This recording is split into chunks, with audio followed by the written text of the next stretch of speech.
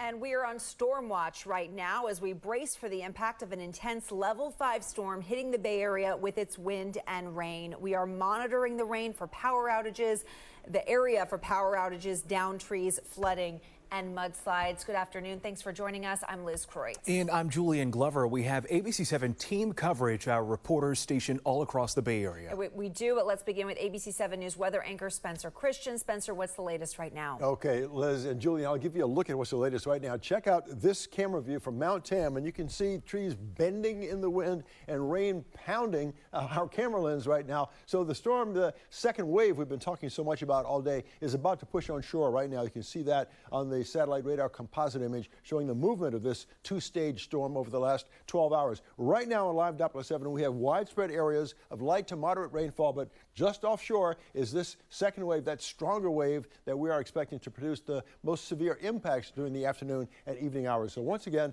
on the ABC7 exclusive storm impact scale, this is a level 5, a severe storm for today and tonight. We expect areas of heavy rain, long periods of heavy rain at times, damaging wind, worst impacts between now and 9 p.m. And of course, the threat of flooding is quite high. Also, the threat of downed trees. One reason for that, of course, is the strong wind gusts right now. These are current surface winds gusting to 47 miles per hour at Half Moon Bay, 24 miles per hour San Mateo, 40 miles per hour at Oakland. And here comes that surge of the next wave of the storm. So we have the wind and the rain and the rain combined here in this forecast animation to show you how strong this system is. Over 58 mile per hour winds at Point Reyes and Half Moon Bay, along with the strong downpours of rain. This pattern with gusts from 35 to over 50 miles per hour will continue into the early evening hours, along with widespread areas of powerful, heavy downpours of rain. That pattern will not start to wind down until tomorrow morning.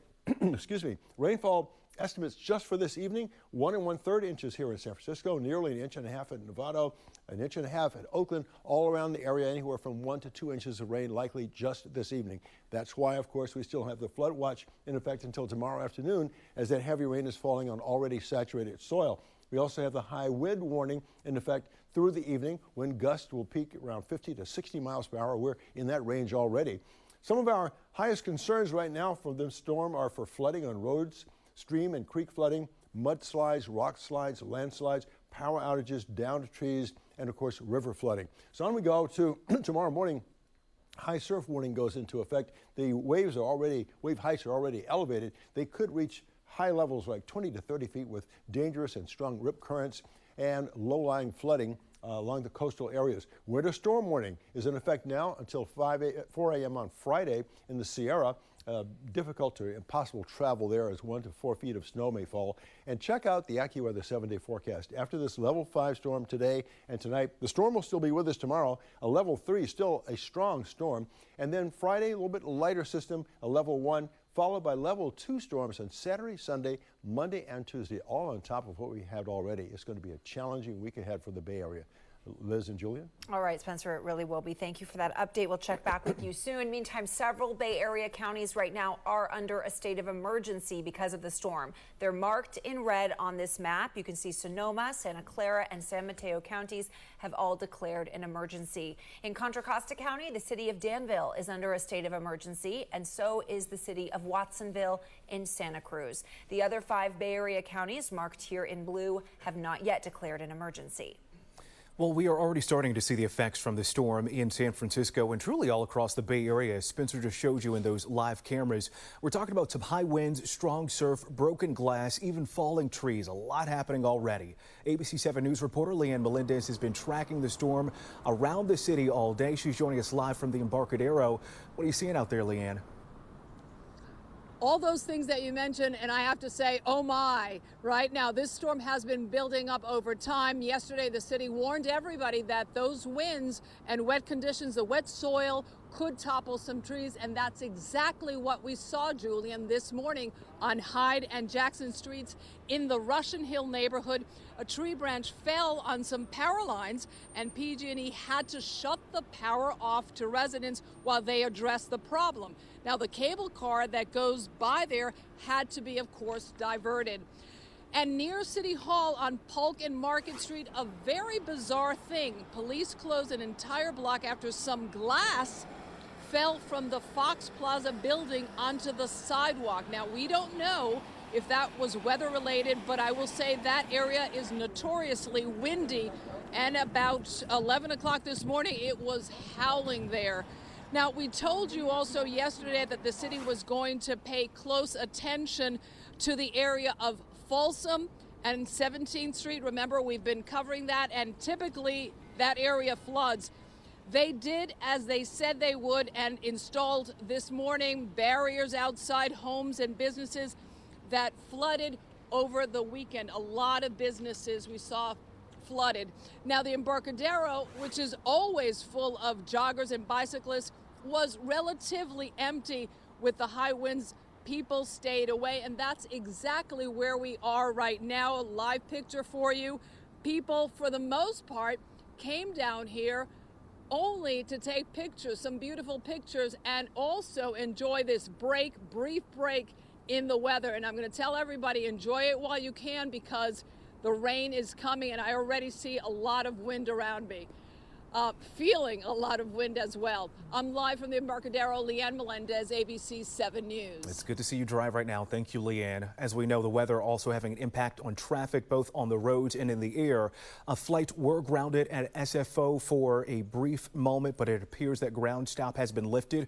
For more than conditions on the road now, let's go to ABC7 News traffic anchor Francis Ding-Lawson. How's it looking out there, Francis? So many of those cameras are so ominous. Yeah, they do look ominous. In fact, Julian, there's quite a few accidents out there, so I'm just going to hit the main problem areas. Here's a live shot right now of the San Mateo Bridge. So you see the winds out there. It is a tough drive. There's a wind advisory on most Bay Area bridges. In fact, on eastbound 92 right now, there's a closure due to a landslide between West Hillsdale and Alameda de las Pulgas. So they're going to try to clear that up in the next couple hours. So watch out for that. And in the meantime, 380 is an alternate. Now, major closures to talk about as well. Wait, high wind advisory first. So all Bay Area bridges, be careful, especially for high-profile vehicles, and you don't want to be in an empty trailer because that's going to whip things around. There's also high wind advisory for the Altamont Pass. And in Sausalito, the Highway 1 connector ramp to 101 is closed due to flooding, so that's going to be out there for a while with more rain coming.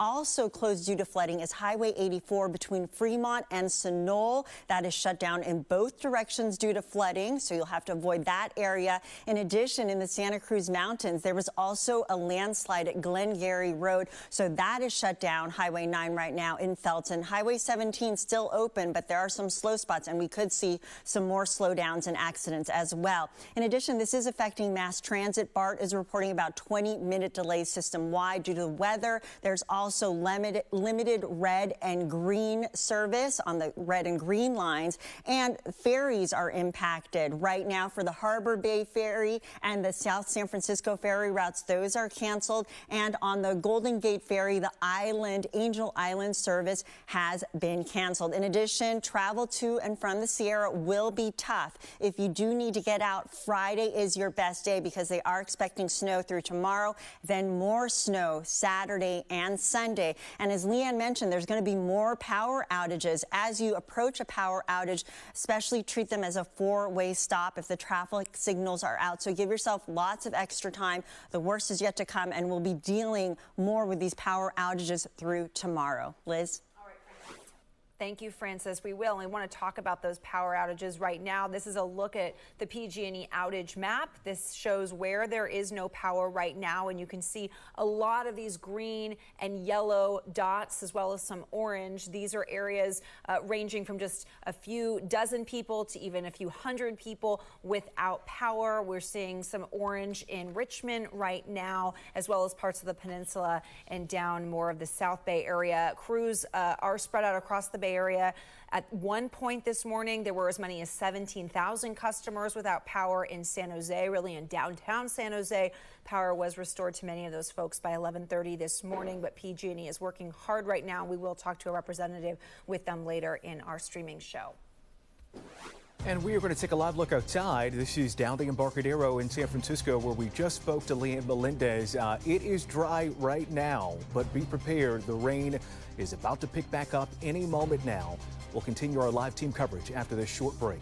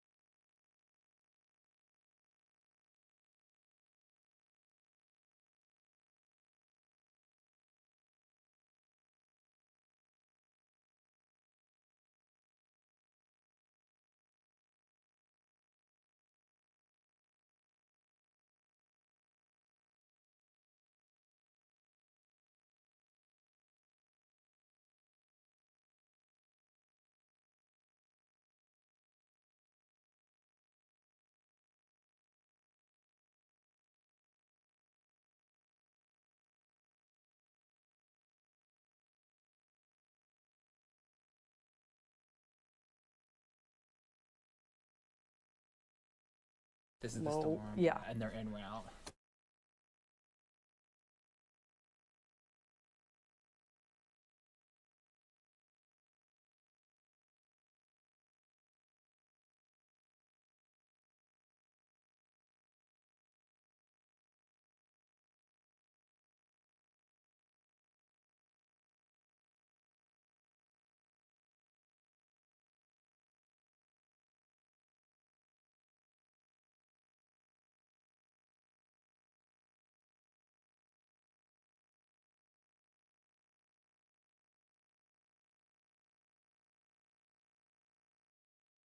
Welcome back to our live team coverage of this level 5 storm slamming the Bay Area. We took you to San Francisco, now to the East Bay, where in Danville, they had some of the worst flooding on Saturday. The fire department, they are rescuing families that were using kayaks to get around. Officials are warning residents that today's storm could be even worse.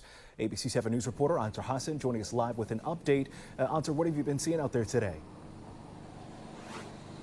Julian, good afternoon. The good news, it hasn't been raining, but the town of Danville has declared a state of emergency following Saturday's flooding. And like you said, they're expecting even more today. The center of it all is right here. This is the San Ramon Creek along Greenbrook Drive in Danville.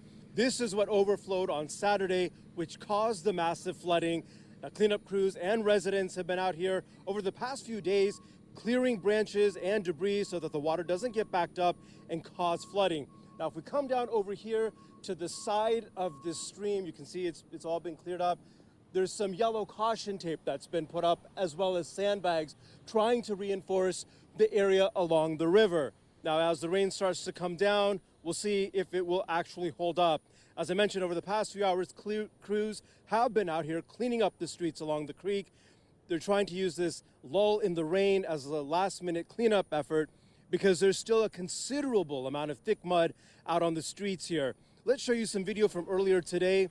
These are homes along the Greenbrook neighborhood area. These homes run parallel to the San Ramon Creek, so residents are bracing for severe flooding. I spoke to one resident, Mr. Lightkicker. He says he watched the creek overflow on Saturday, so he knows what to expect.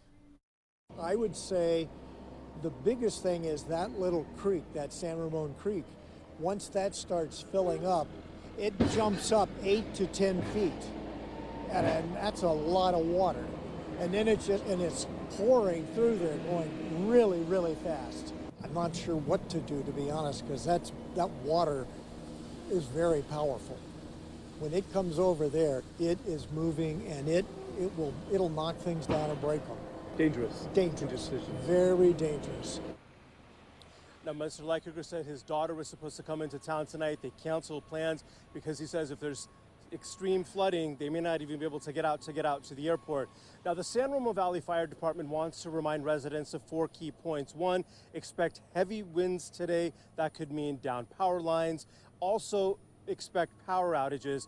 They also want people to stay home if at all possible. And Julian and Liz, one of the things that we've been hearing over the past few days from city to county officials, fire and police, do not drive through standing water. You don't know how deep it is. You don't know what's in that water. The San Ramon Valley Fire Department said on Saturday, just those few short hours, they responded to over 100 emergency calls. They really need emergency crews to be free in case there's more severe flooding. Reporting live in Danville, Ansar Hassan, ABC7 News. Yeah, another reason to stay home if you can and off the roads. Ansar, thank you. Well, let's get another check of the conditions now outside around the Bay Area. Yeah, our ABC7 News weather team fully staffed up right now. We want to check in with meteorologist Lisa Arjun, who's here with more details, and you've been keeping your eye on the different cameras showing vantage points across the Bay Area, Lisa. Yes, Julie and Liz, that's right. We have some very stormy conditions out there, and this picture really does tell the story. From our East Bay Hills camera atop Vollmer Peak, you can see how quickly those clouds are moving and the raindrops on the lens. So we are getting set for some very heavy rain headed our way. Here's a look at Live Doppler 7, where you can see what's offshore. We have thunderstorms offshore right now. Rain is relatively light, and we are looking at a little radar tour here as we go through the North Bay, Sea Ranch, Guerneville. You can notice a thunderstorm offshore there. The atmosphere ripe for thunderstorms, heavy downpours within the next couple of hours. Light rain through San Rafael, Richmond, east of 680 around Liverpool. Livermore, a break around the Bay Shore. But as we get down to Morgan Hill, some scattered light showers, and this is what is to come. That very strong, narrow cold front that will be pushing through the Bay Area. Winds are already quite gusty, and a look at our storm reports all up and down the North Bay into the South Bay. These will include some flooded roads, perhaps downed trees. So we are just getting into it now, and you can see the circulation offshore there, a very strong area of low pressure. And we have actually a hurricane force Air Force craft that is going to go through and check the pressure of this storm. When they get so strong, they do have aircraft that go in and really check how intense it is, and that is exactly what's going to happen from NOAA. As we look at the winds right now, they're anywhere from 20 to 38 miles an hour across the East Bay. Look at Ben Lomond, 52-mile-an-hour winds. And as we go through the next several hours, you'll notice in the next hour and a half or so, the North Bay just getting slammed with very heavy rainfall, anywhere from a ½ inch to an inch an hour in the reds here. And as we look through the 6:30, 8 o'clock time frame, some heavier rain moves through, but 10 o'clock, we still have very heavy rain in the East Bay, the South Bay.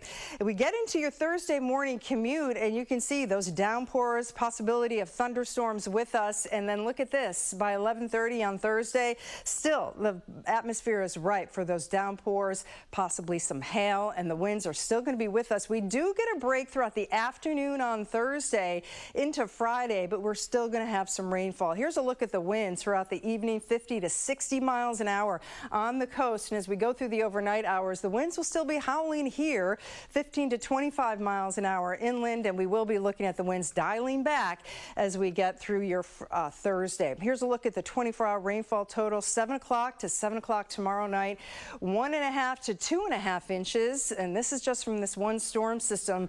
Temperatures in the lower 40s right now in the Sierra Nevada. It is going to be raining before the snow levels drop, 1 to 4 feet above 7,000 feet. Those snow levels lower tomorrow.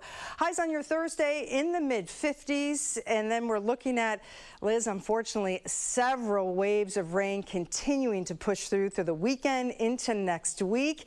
Didn't want to show you this, but as we go through the next week, we are looking at an additional 4 to 5 to 7 inches of rain through Friday the 13th. So you can see a level 5 to a level 3. Our break is Thursday night into Friday. Level 2 systems over the weekend, and they keep coming.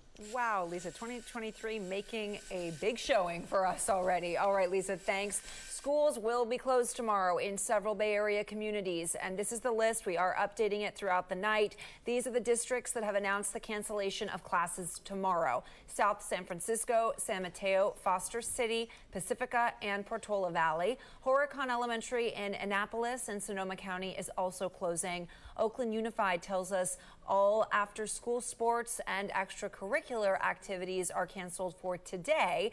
They want parents to pick up students as soon as possible, but right now classes there will be held tomorrow, barring any major changes in the weather. Of course, you can track the storm with the ABC7 Bay Area streaming app on your Roku, Apple TV, Fire TV, and Google TV devices. We also have the latest forecast and live Doppler 7, as well as live coverage of the impact as the storm moves through the Bay Area. We'll take a short break. We'll be right back.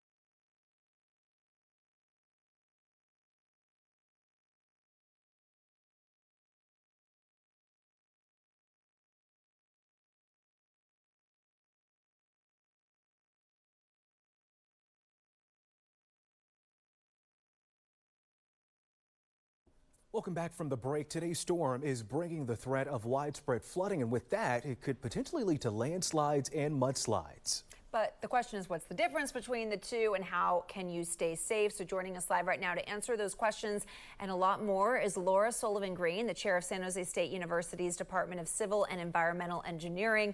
Laura, thank you for being with us today. Let's just start with that question. Mudslides, rock slides, landslides. What do people need to know about all three of those?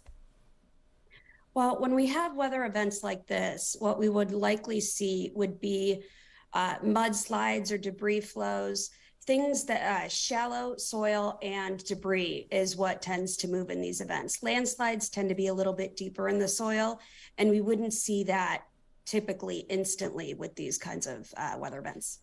I'd love to pick up right there because I think that's a really important point, especially as we're preparing to see rain for the foreseeable future when it comes to our forecast. So if there is not the imminent threat of a landslide or mudslide today, there is still the threat for that in the days to come. Is that right? Yes, as we see these storms come back to back, we're going to see a lot more precipitation. And when you mix water with loose soil and debris, there is a really good chance that you will see movement, especially if you are in an area that has seen movement previously. So what are some of those areas? I know you're down in San Jose. Are there specific areas in the Bay Area that you're watching most closely right now? We see a lot of movement always in the Santa Cruz Mountains and any other, and then in the North Bay a little bit, but I think mostly we might see things in the Santa Cruz Mountains and canyons and things. Is that because of burn scars from the fires? How much of this is that a concern? The burn scars do increase the chance that you'll see movement. The water is unable to absorb into that soil very well because it's been changed by the fire itself, which means a lot of runoff from that, as well as the fact that vegetation has been burned off, and that vegetation is unable to stabilize the soil a little bit. Really great points there, Laura. Obviously, those are areas of concern where there are those existing burn scars. But we also we were looking at the potential of a landslide in Richmond earlier today, where there was a crack in the hillside. How seriously should folks be taking these evacuation warnings or orders when they hear them? If anybody is under an evacuation order, they need to really listen, because once an event starts happening, it's too late to leave. And sometimes we do have evacuation orders and nothing happens because we cannot guarantee event will happen. We're, doing a little bit of a guessing game as well. All right, Laura Sullivan-Green with San Jose State, thank you so much for joining us. We appreciate it. And I'm sure we might have opportunities to check in with you over the coming days, as we're going to see a lot of rain in the next few days here. So thank you for joining us. Thank you. Let's take a live look outside so you can see the conditions as they're happening right now. You're looking at the city, and it's a little wobbly right here because the winds are beginning to pick up, something that our ABC7 News team of meteorologists has been forecasting for days now. We'll have much more weather coverage in our live team coverage after this short break.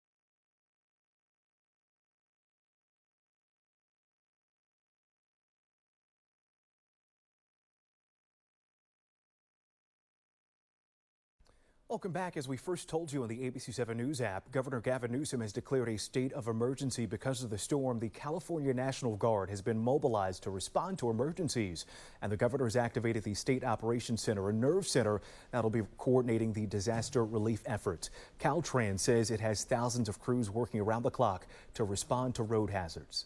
We will be proactively closing roadways if we feel the conditions are unsafe. So we urge the public to please be patient, utilize our Quick Map app for more information, and it's already been mentioned previously. I will say, if you can, stay home, stay dry, and stay safe.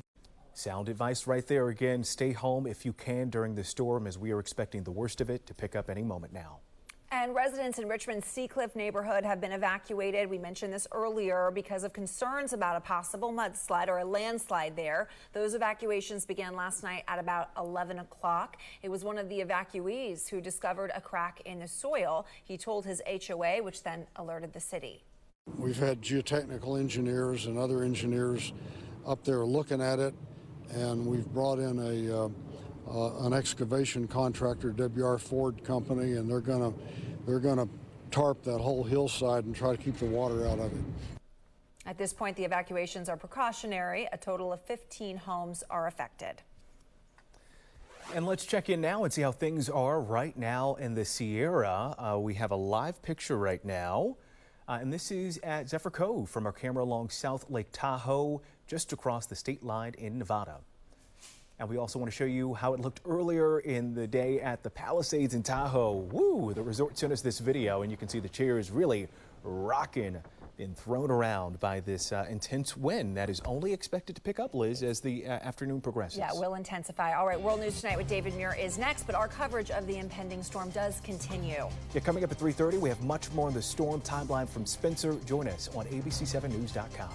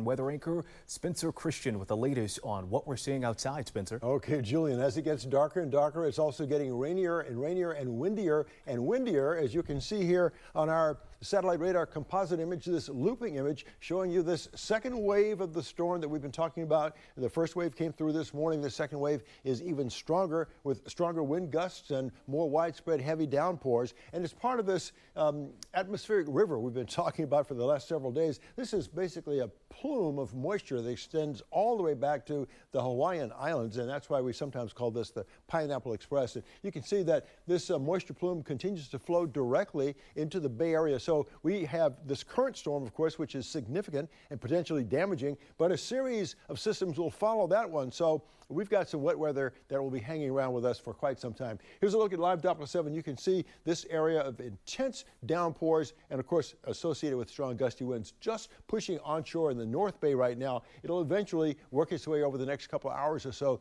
through all parts of the Bay Area. So we'll animate it a little bit and show you what the movement is like, moving from the west to the east, and a little bit of a northward motion there as well. All parts of the Bay Area are getting light to moderate rainfall right now, but heavier rain is on the way for all of the Bay Area over the next few hours and right on through the evening commute.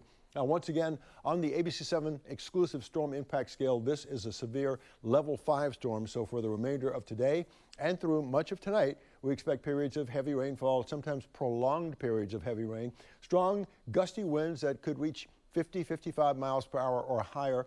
The worst impacts will be between right now and 9 p.m.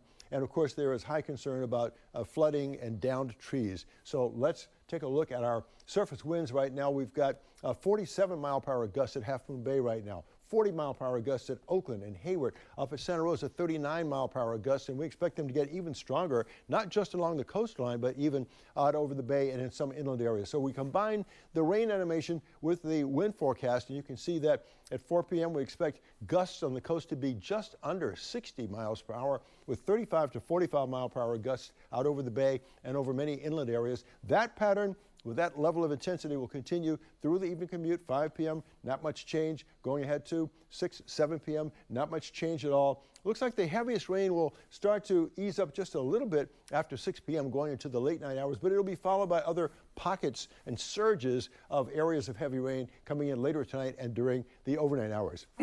Excuse me. Losing my voice here. We've been talking about this storm all day.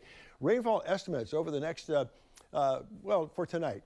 Through this evening, we expect an additional 1 1/3 inches here in San Francisco, about 1.5 inches at Oakland, and you can see all around the area, anywhere from 1 to 2 inches of rain expected for the remainder of this evening. 1.6 at Fairfield, 1.68 down at Fremont, nearly 2 inches of rain likely to fall tonight in Mountain View. Up in the North Bay, nearly 2 inches at Santa Rosa. It's going to be a soaking storm, and that is why we have this flood watch still in effect until tomorrow afternoon, because all this rain is falling on already saturated soil from the weekend storm, and the saturation is just going to continue.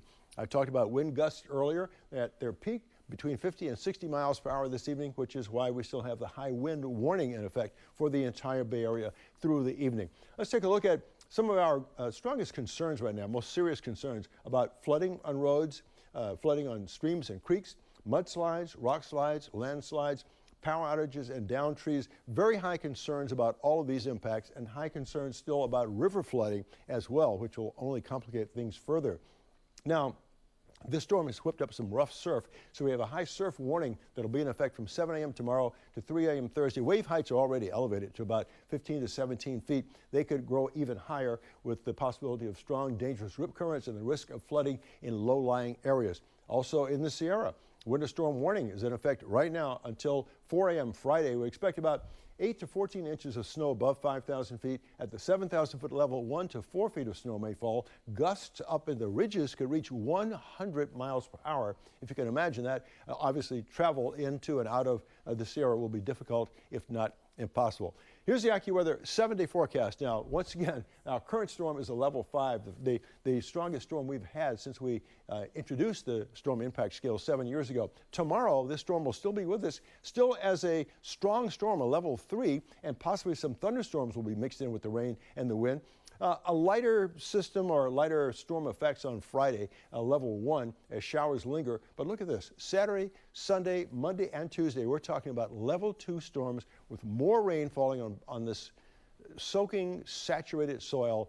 It's going to be a very, very challenging time for commuters, for all of us, and anything that we hope to do outside over the next 7 days. Julian and Liz? Yeah, and it's something we haven't really been used to in recent years, so certainly need to take precautions, Spencer. Thank you. Here's a look now at the PG&E outage map. It shows areas where there is no power right now, and you can see a lot of yellow, green, orange dots there. These all represent anywhere from a few customers affected up to several hundred or even thousands of customers affected. I know in the Richmond area, there's a big outage there. Also down near Monterey and Pebble Beach is an outage of more than 5,000 customers without power down by just north of Carmel. So we are continuing to monitor power outages. Crews are spread out for PG&E across the Bay Area. At one point this morning, there were as many as 17,000 customers without power in San Jose. Power was restored to many of those folks by 11:30 this morning, and those power outages in the South Bay happened during the weaker part of the storm this morning. That doesn't necessarily bode well for what could happen as we get into the more intense part of the storm tonight. ABC7 News reporter Dustin Dorsey is live in San Jose with a look at the impact so far. Hey, Dustin. Yeah, hi, Liz, and we have some more good news. It may not look like much, but those red blinking lights mean power has been restored to this intersection. It's been dark for most of the morning and into the afternoon today. And it wasn't really the rain, obviously, that was causing much of the impact as much as the wind was. And, you know, thankfully, like kind of normal for some of these storms, we think it's going to be bad and things are coming to be worse coming up. So my photographer and I were joking that we're playing a little storm bingo today, and we were checking off the list. We saw the lights that were out, power out, bringing up those power outages. And then it continued to show us some different problems. Just down the road, though, a snapped tree branch brought power lines down at 3rd and Martha Street. And neighbors listening to the wind howl before hearing what was an unfamiliar noise. It felt like there was an earthquake, but it didn't quite seem like there was an earthquake. And then I looked out front, and this tree had a huge branch fell down. And then I looked out, and the power lines were down. And so the guys across the street came out, and they took care of it. I guess it's pretty fortunate to live across the street from San Jose Fire, and it is those SJFD crews and PG&E that were able to clear out those down lines and the broken branch and get the road back going with no injuries reported. We're still seeing, as you saw on that outage map, about a couple hundred to maybe about 1,000 customers that may be out of power. As you know, that is only going to intensify as the evening progresses and rain continues to come into the area, as well as that strong wind. For now, live in San Jose, Dustin Dorsey, ABC7 News. All right, Dustin, thanks so much. Well, as we know, the weather is having impacts on traffic, too, both on the roads and in the air. Flights were grounded at SFO for a brief moment, but we're hearing that ground stop has been lifted. We want to get a check on the conditions right now. Let's get to ABC7 News traffic anchor Frances Ding Lawson. Hey, Frances. Hey, Julian. We're getting numerous reports to the CHP about debris on the roadway, bumpers, trees, limbs, that sort of thing. Here's a live shot right now of the San Mateo Bridge, so you can see how difficult it looks. There's a wind advisory for many Bay Area bridges. In addition to that, in San Mateo, eastbound 92 near Alameda de las Pulgas, there's a landslide right now. They hope to clear that up in the next hour or so. So street routes may be a best alternate for you, or 380. So be careful if you're driving across any of the bridges. Also the Altamont Pass, where there's a high wind advisory, especially if you have a high profile vehicle or empty trailers. It's not recommended to be driving those at this time. And then we'll start in the North Bay. We have lots of major closures right now. Highway 1 in Sausalito closed on the connector ramp to 101 due to flooding. That's been out there for a while. And also farther north, Highway 1 has been reported closed due to a down tree north of Fort Ross, but then there was another down tree reported north of Jenner. So we'll keep you posted on that. It's going to be a tough drive either way in that area. Also in the East Bay, Highway 84 closed between Fremont and Sunol, and this is going to be closed all the way until Friday evening. So at this point, 680 is an alternate. You'll want to avoid those spots. And in the South Bay, we also have some problems due to landslides on Highway 9 just south of Felton, or in Felton at Glengarry Road. We also had some other trees down reported on some roads in that area. So avoid driving altogether if you can. And if you're taking mass transit, also not easy on BART, still reporting about 20-minute system-wide delays, and there is limited service right now on the red and green line. So just a heads up, you're going to need extra time no matter what you do. And then ferries have smartly canceled some of the service. For the Harbor Bay and South San Francisco ferry, those have been canceled. And also Golden Gate Ferry to Angel Island has been canceled. I know folks are going to try to drive to and from the Sierra. It's going to be difficult, and tomorrow will also be a tough day. Friday will be your best bet because they are expecting more snow this weekend, Saturday and Sunday. So definitely have your chains or be prepared for long closures and big delays. With all the power outages that are happening and will continue to happen through tomorrow, don't forget to treat the traffic lights as a four-way stop if they are out. So good luck out there. Try to stay safe. Liz. All right, Francis, thank you. And don't forget, you can track the storm with the ABC7 Bay Area streaming app on your Roku, Apple TV, Fire TV, and Google TV devices. We also have the latest forecast on Live Doppler 7, as well as live coverage of the impact as the storm moves through. Julian, it does seem like a lot of people have been heeding these warnings, though we're not seeing a lot of traffic on the road. Seems like people are staying home, so that is some good news right now. No, that is certainly a silver lining. Like you mentioned earlier, I've also been hearing from friends that were going to the grocery store last night or really early this morning and seeing the long lines then. That's when we wanted to see them before the worst of the storm that we're expecting any moment now will begin to roll through the Bay Area. Absolutely. All right, thank you all for joining us for this live extended coverage of this Level 5 storm. I'm Liz Croyce. And I'm Julian Glover. For Spencer, Lisa, Francis, and all of us here at ABC7, thank you so much for trusting us with providing you this important information on this unprecedented storm that we're experiencing here in the Bay Area. We'll be back here for ABC7 News at 4 in just 15 minutes.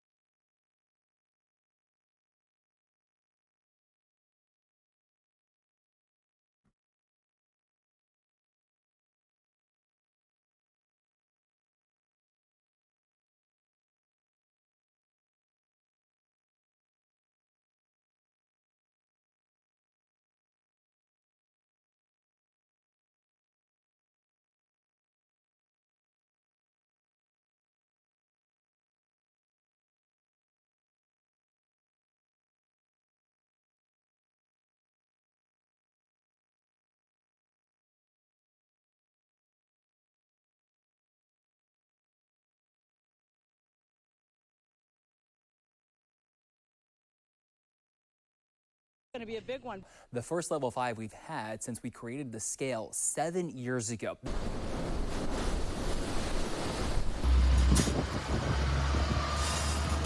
This is a storm they predicted, and it's coming to fruition. They're planning for the worst possible case.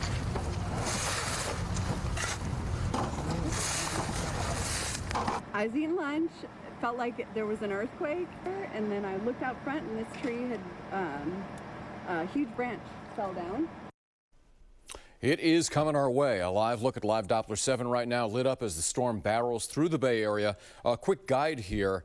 The darker the color, the more intense the rain. So light green would be just a drizzle. Anything you see in red, that is as intense as it gets, and yellow would be right in between those two. With that, we say good afternoon. Thanks for joining us. I'm Larry Beal. And I'm Amma Dates. We have crews all over the Bay Area bringing you the very latest throughout the evening. Look at them all. From breaking details to the information you need to stay safe, we have got you covered. And that includes weather team coverage with Spencer Christian, Drew Tuma, Lisa Arjun. Let us begin our coverage this afternoon with Spencer and a look at what is happening right now. Spencer. Okay, Larry, once again, we're going to give you a look at the exclusive ABC7 storm impact scale. As you may know by now, this is a severe level 5 storm. Today, heavy rain, damaging wind, worst impacts will be felt between right now and about 9 p.m. Flood threat is high, and also the threat of downed trees. Now let's take a look at our satellite radar composite image. We've been talking about the second wave of this storm. You can see it now pushing onshore, especially up in the North Bay. But before we get to that, notice the number of storm reports. We've had numerous storm reports throughout the day. Lots of trees down, especially in the North Bay. Move down to the Santa Cruz Mountains in the South Bay. We see numerous reports of downed trees and localized flooding. And you can see why we have flooding, because the rain is now getting really intense and falling on top of already saturated soil. Let's take a look at where some of the heaviest storm activity is right now in terms of intense rainfall up in the North Bay, from Hillsburg to Santa Rosa down to Novato and San Rafael. And this heavy rain is going to reach all parts of the Bay Area over the next couple hours, so the evening commute is just going to be a mess. These are some of our major concerns. We have very high concerns for today for flooding on roads, stream and creek flooding, mudslides, rock slides, landslides, power outages, and downed trees. That's happening already. And of course, high concerns for river flooding. Now let's go over to meteorologist Drew Tuma to pick it up. Drew, what's coming next? Yeah, and Spencer, over the last 60 seconds, we just had a flood advisory issued for the entire city of San Francisco and San Mateo County. As that wall of water is about to move in, we are going to see areas of flooding over the next several hours. This atmospheric river, it is pointed right at us right now, and it's about to cross over the Bay Area. Winds have been an issue all afternoon. Look at Oakland right now. We're gusting close to 50 miles per hour. It's a similar story in Half Moon Bay right now, and these winds will increase over the next couple of hours. So it's heavy rain. It is strong winds coming our way. We have a high wind warning in effect for the entire region for the threat of winds gusting 50, 60 plus miles per hour. Also have a flood watch. We are going to see a lot of areas flood over the next 5 to 6 hours as this atmospheric river moves through. It's going to drop a lot of rain in a short amount of time. So we're watching the Russian River very closely in Guerneville. It will have 2 crests. Flood stage is 32 feet. The first crest at 11 p.m. Thursday, and then a higher crest. Watching this one on Sunday, getting very close to 40 feet, at 40 feet on the Russian River at Guerneville. That is major flooding. So here's future weather as you go about the evening. By 6:30, it is just heavy rain right on top of us. You see these pops of red on your screen. That is rain falling at 1.5 inches per hour. That's a lot of rain coming in a short amount of time. Even by 8:30, we still have these pockets of heavy rain as this atmospheric river slowly crosses through. So the best thing you can do right now, if you do not have to be outside during this storm and just stay where you are, that's the best thing you can do, because this heavy rain is going to move in over the next couple of hours. Rainfall estimates tonight, we're estimating 1 to 2 inches of rain. It's not out of the question to see even higher amounts than this. So we are now getting into the worst part of this storm, Larry and Amma, with heavy rain, strong gusty winds, and we'll track that threat through the rest of the evening. When Spencer Christian comes back, he'll take a closer look at the next 7 days. I'll give you an idea. The rain is not letting up anytime soon, guys. All right, Drew, thank you. So we have our reporters all across the Bay Area bringing you the latest from weather hotspots. All evening long, we will have these live reports. Yeah, let's go to ABC7 News reporter Suzanne Fawn, who is live in Alameda County. Already starting to feel, and I can see your hair is blowing around there. The wind is really whipping up. We are in Emeryville tonight, and the wind is fierce. Gosh, I am fighting to stand up in this wind. My legs are spread out, and I've got to push myself forward to stand up straight. You know, the wind is so fierce that I'll hold this out. You can see how much it's gusting there. Now, the water over here, super choppy, and behind me, the trees are swaying in the gusty winds. Everywhere we went today, the conditions were challenging. The wind was so intense on the bay today, by some estimates, 20 to 30 miles per hour. Even so, daredevils like this windsurfer decided to hit the water in Alameda. We were thinking about kite surfing, but we saw the conditions and we're like, gust to 60, probably not. Well, my wife and I were the ones who discovered the scarp up there. Miles away after neighbor John Baker found what appeared to be a crack in the hillside yesterday, authorities, including geotechnical engineers, swooped in to assess the threat of a possible landslide in Richmond. I mean, they're planning for the worst possible case at like a less than 10%, but it's still smart to do it, right? Out of abundance of caution, Richmond police evacuated residents in the Seacrest neighborhood, and crews prepared to tarp the whole hillside to try and keep water out. And because of the wind, the saturated soil, and the runoff from the storm, Alameda County Sheriff's Department put out a warning later today, warning people living in some rural areas. These areas are Licari Road, Palomares Road, Niles Canlin Road, suggesting that those people perhaps leave their homes for their own safety. That's the latest live in Alameda County. Suzanne Fawn, ABC7 News. All right, Suzanne, thank you. A spattering of power outages so far. You can see them in the highlighted areas on this PG&E map. We expect that we're going to be seeing a lot more of this as the evening continues. Utility crews out all across the bay. At one point this morning, there were as many as 17,000 customers without power. That was in San Jose, but power has been restored for most of them. Yeah, and ABC7 News reporter Dustin Dorsey is our South Bay guy. He's been monitoring the power outages in the South Bay. Yeah, Dustin, what is the situation there right now? Yeah, thankfully things are getting better as the evening progresses. Of course, that's when the next phase of the storm will come in, so it's just the right time to get lights like this one restored. As we drove around today, we saw kind of a mixed bag of things, as you might expect. Things that since the rain wasn't too strong, the wind certainly was, and you know that knocked off some power outages. Some lights were down, a couple dozen that we saw throughout the downtown area, including near San Jose State University. And at that point there, luckily we're in winter session, so nothing was really impacted on campus. But just down the road at 3rd and Martha Street, a snapped tree brought down power lines, and it startled a neighbor who was enjoying her lunch. It felt like there was an earthquake, but it didn't quite seem like there was an earthquake. And then I looked out front, and this tree had a huge branch fell down. And then I looked out, and the power lines were down. And so the guys across the street came out, and they took care of it. Those guys, of course, San Jose Fire, along with PG&E, that cleared the road and was able to get everybody safe and sound as we continued the day. Now I want to bring you back to this. We are here at San Fernando and 10th Street. The lights are blinking. That means it turns into a three-way stop, or a four-way stop, I should say. That means typical stop sign rules apply. We've been standing here for a few hours. You can kind of see it right here. People are just blowing through without really stopping. Please, for your own safety and the safety of the others, four-way stop rules apply. Keep everybody safe, especially as the rain and wind continues this evening. For now, live in San Jose, Dustin Dorsey, ABC7 News. All right, Dustin, thank you. And in general, everybody just needs to drive a little bit slower. Just be aware. A little bit more cautious. Yeah, just take it. There's no reason to be rushing through as Dustin says goodbye. Let's get to San Francisco now. And ABC7 News reporter Leanne Melendez standing by. Hi, Leanne. Hi, I'm going to add to that common sense, by the way. But you know what they say, Larry, better rain than snow. But then again, ask me that in a few hours to see if that's true or not. Now, as the storm has been building, the city has also responded to a few emergencies. And this afternoon, we were lucky enough to go inside the city's emergency operations center. It was fully activated because of this storm. That means every agency is there to provide a coordinated response, a coordinated effort.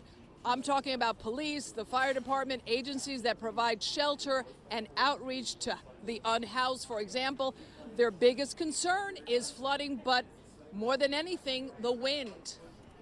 The ground is saturated. We fully expect that we're going to have lots of trees down.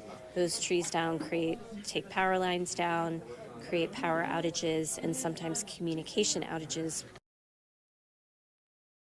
Some of that already this morning on Hyde and Jackson Streets in the Russian Hill neighborhood. A tree branch fell on some power lines and PG&E was called in. They had to shut the power off to residents while they addressed the problem. Meanwhile, the cable car that goes through there had to be diverted. Now, we also told you yesterday that the city was going to pay close attention to the area of Folsom and 17th, right? We remember that. That area typically floods. They have paid attention by putting large barriers outside homes and businesses that flooded over the weekend. In the meantime, we're here live on the Embarcadero. Earlier, we saw the water going over the seawall. Very dramatic. Right now, it has calmed down because of the low tide. People have been coming out here to take pictures and take advantage of this sort of lull. But again, we're expecting, a lot of rain, and for the most part, people have been avoiding this area, and that's pretty smart of them. I'm live in San Francisco. Leanne Melendez, ABC7 News. Leanne, thank you. Stay dry. I'm sure it's going to get a lot windier and rainier as we continue here for the next few hours. Speaking of the winds, high winds having a significant impact on flights at San Francisco International Airport. Some flights have been delayed, others diverted and canceled. So far, 84 cancellations, delays averaging about an hour and a half. We're also seeing arriving flights divert to San Jose, Sacramento, and Los Angeles in some cases. Minimal impact to Oakland, Mineta, San Jose, and Sonoma County airports so far. All right, a live look from our Exploratorium camera where you can see a couple drops on the lens there. Looks pretty calm, but things are about to get intense. You can see Live Doppler 7 in the corner of your screen there. Our weather coverage will continue in just a few minutes. The ABC7 Storm Impact Scale. Today, be prepared for a Level 5 severe storm. Expect heavy rain and flooding, plus strong winds down trees and possible power outages. Storm Watch, live 24/7 wherever you stream ABC7 News.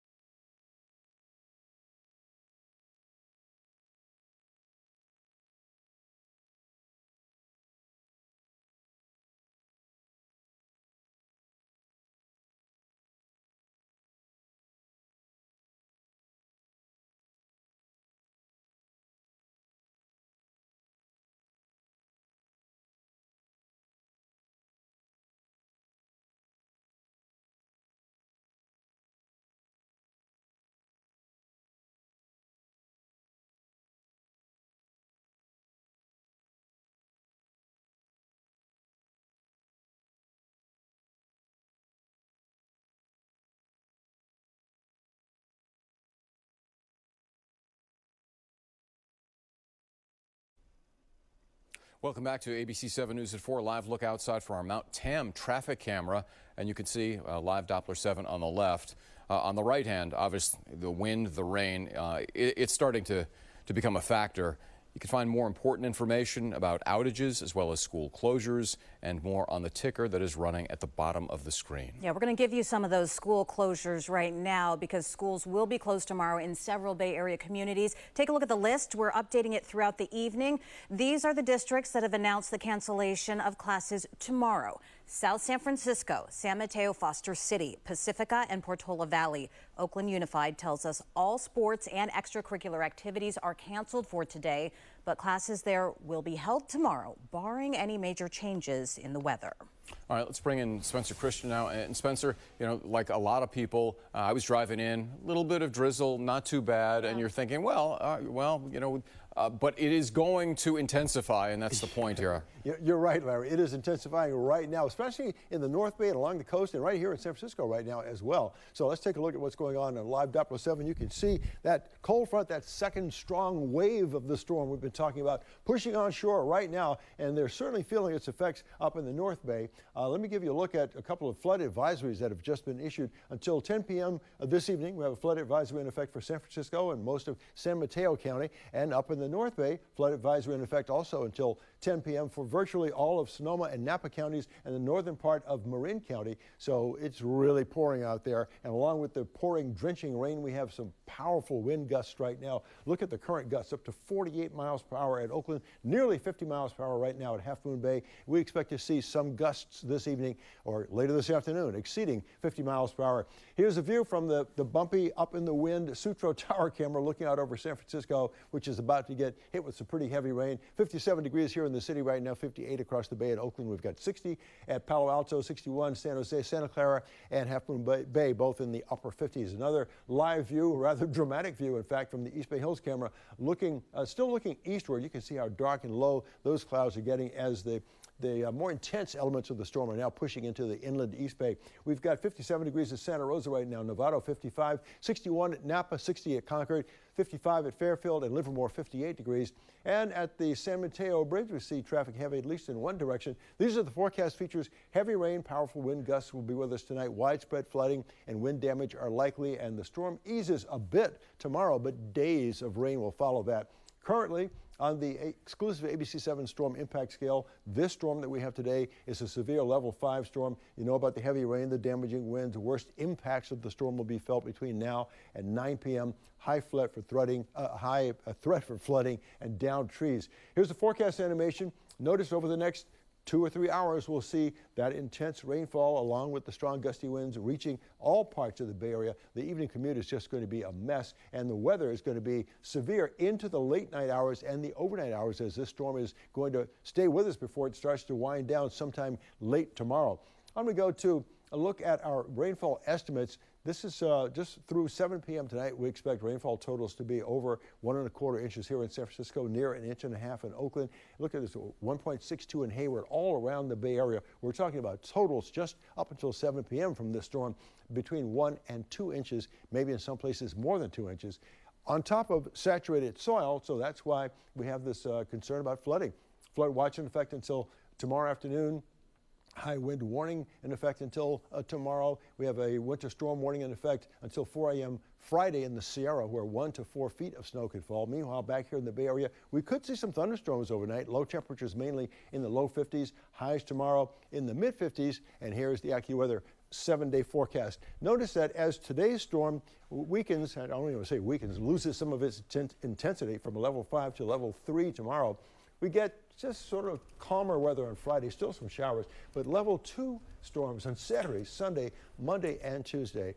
It's hard to imagine how much flooding we might have with all that rain. I was going to say, you bumped it up. It wasn't a 2 yesterday, right? For ones, right? Yeah. We increased the intensity, or the forecast for the intensity. Yeah. Wow. Yeah, so the ground saturation is really going to be a problem in some areas. Big problem, along with maybe mudsliding and landsliding and all the other factors. Yeah. All right. Goodness. Thank you, Spencer. Okay. You know, I did notice, though, not as many people seem to be on the road, so maybe good they're news. heeding the warnings. Yeah. Francis Dinglotzen is tracking traffic in the storm. What are you seeing on the roads right now, Francis? Yeah, Amma, that's right. I think people have heeded the warning. Not as many folks on the road. Lots of things have been canceled, but this is just the beginning of the storm. And here's a live shot of 101 in San Rafael where things are starting to intensify. We just got word of power lines down at Lucas Valley Road and Nicasio Valley Road, so that is shut down. Highway 1 has reopened north of Jenner and also at Salt Point, where there was a little bit of a down tree blocking all lanes of Highway 1, but now they have one-way traffic controls in the area. So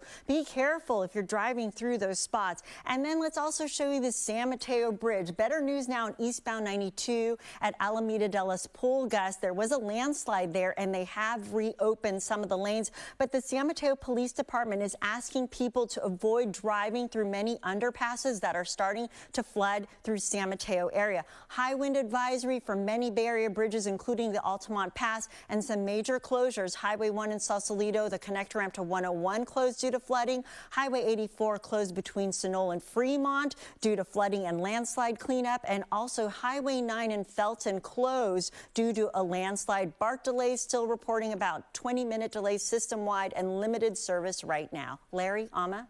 All right, thank you, Francis. And one thing we should point out, because looking at the bridge situation there, coming over the Bay Bridge today, really started to get windy. So if you're in one of those SUVs, a higher profile vehicle, just be careful, slow down, drive safe. Absolutely. All right, ABC7 News reporter Cornell Bernard is live in Sebastopol. He's been tracking issues today in Sonoma County. Cornell.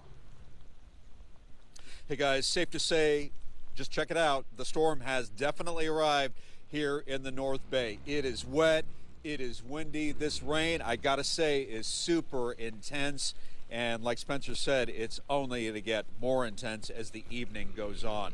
We are in the town of Sebastopol tonight, where folks are definitely getting ready for possible flooding, especially here at the Barlow Shopping Center. Now, metal floodgates are going up this afternoon. We saw that happening just a short time ago to protect businesses from flood damage in case Laguna de Santa Rosa overflows. Parts of downtown saw flooding back here in 2019. In Cotati, PG&E working to restore power to 5,000 customers after a tree fell into power line today near Railroad and Willow Avenues. The power coming back on, but more outages are expected across the North Bay tonight. And on the Sonoma coast, trees were down on Highway 1, closing the road near Timber Cove, Fort Ross, and Jenner. Firefighters say they have been responding to toppled trees since dawn. Just on Timber Cove Road has been 4 or 5 trees, so Highway 1's been shut down intermittently. Caltrans is out trying to do their best to keep it clear. And tonight, all eyes on Santa Rosa Creek, which is rising by the hour. Part of the stairway into the creek, in fact, was partially underwater at 2 p.m. So far, the creek is staying within its banks, but that creek has definitely flooded before. Sonoma County has now opened its Emergency Operations Center, monitoring the storm, which has definitely arrived. They are cautioning people to stay off the road. We talked to a firefighter earlier. He told me, will we see flooding tonight? Yes. Will we see downed trees tonight? Yes. Will we see spinouts across the region? Definitely. So that is the plea that officials are making tonight. Please stay off the road. They're also monitoring river levels on the Russian River in Monterey, in Guerneville tonight, and folks are definitely concerned about that. We're live in Sonoma County. Cornell Bernard, ABC7 News. All right, Cornell, thank you. ABC7 News reporter Luz Pena is live along the peninsula. Luz, how's it looking there? Emma, well, this is the calm before the storm. This entire area flooded over the weekend after the Belmont Creek overflowed. We're seeing now that city officials closed multiple streets here in Belmont as a preventative measure ahead of the worst part of the storm. Even though there is no rain right now, the winds are picking up, and business owners in this area say they are as ready as they can be. I had water piling up through the front patio up to the door, and we are on an incline, and it still managed to get to the door. So this time we managed to put boards around, hopefully to block the water. We have sandbags ready, and hopefully it'll just divert it. We're running out of sand. We're hoping that we can get more sand delivered soon. We just put 12 tons, 6 over here, 6 on the other side, and as you can see, they're going really, really fast, and the lines are getting longer and longer.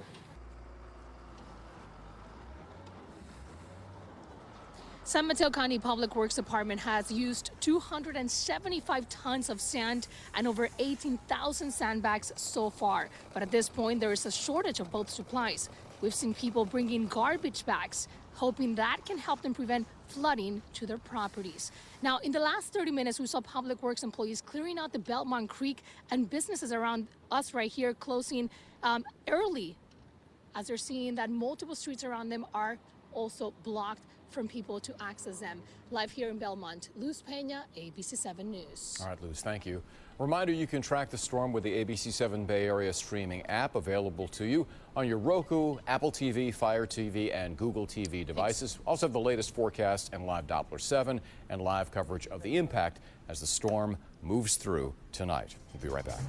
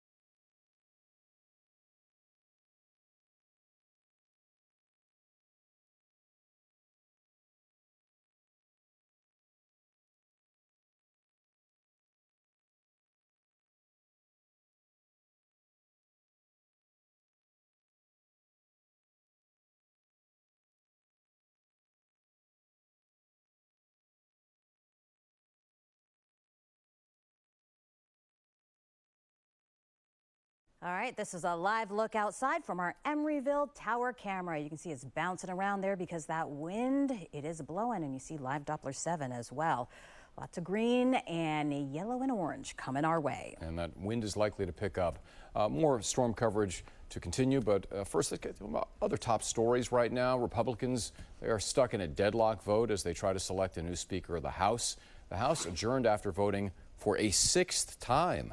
And Representative Kevin McCarthy was still not able to secure a majority vote. 20 GOP members are withholding their votes against McCarthy. A nominee needs a total of 218 votes in order to win. And Rick Singer, remember him, the man behind the college admissions scandal, was sentenced to 3.5 years in prison today. His scam, widely known as Varsity Blues, bribed celebrity and wealthy parents to admit their children into prestigious universities. Singer pleaded guilty to multiple counts of conspiracy. He'll be sentenced, or it will begin his sentence on February 27th. Another Bay Area tech company is slashing jobs. Today's Salesforce chairman Mark Benioff announced the San Francisco-based company will be cutting 10% of its workforce and reducing its real estate footprint. Benioff took responsibility for hiring too many people during the pandemic as company revenue accelerated. Take a live look now at our Golden Gate Bridge camera. You can see rain is coming down. We're seeing more of the initial storm effects in the North Bay, which is what is anticipated and what you'll see on Live Doppler 7 as our weather coverage continues in just a few minutes. And for a full list of storm resources like sandbag locations, warming centers, shelters, all you have to do is go to abc7news.com/takeaction.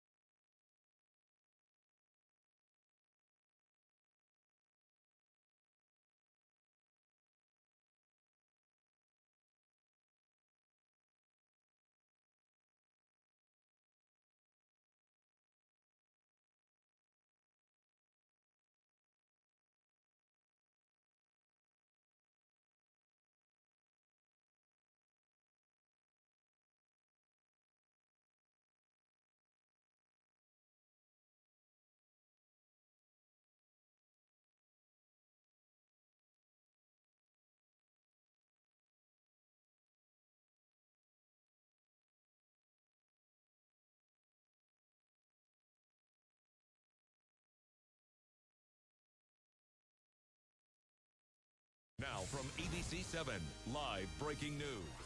And we continue to follow the storm and the expected damage that we anticipate here in the Bay Area. A level 5 major storm. We've never had that before. We haven't, so let's head right to Spencer Christian and Drew Tuma for all the weather information you need to know.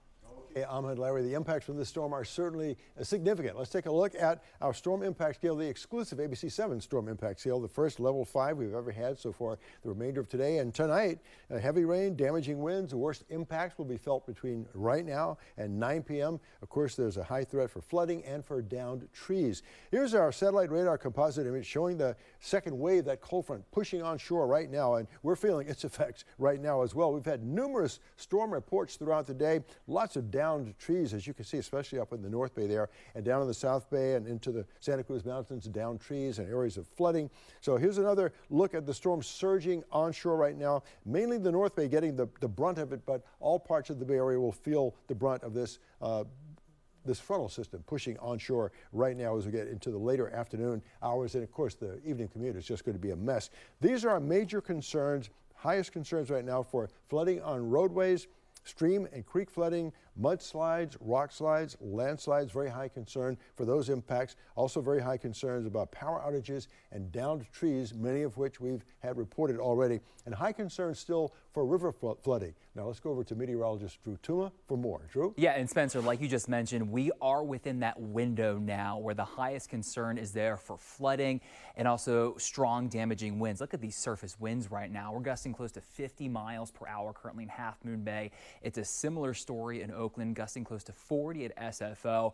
And combine that with the rain moving through, it's just a recipe to have a mess of the evening over the next several hours. Winds in our hills, not out of the question that some of these spots could gust close to 80 miles per hour as this atmospheric river moves through. Here's Future Tracker wind gusts. I mean, watch the timestamp here.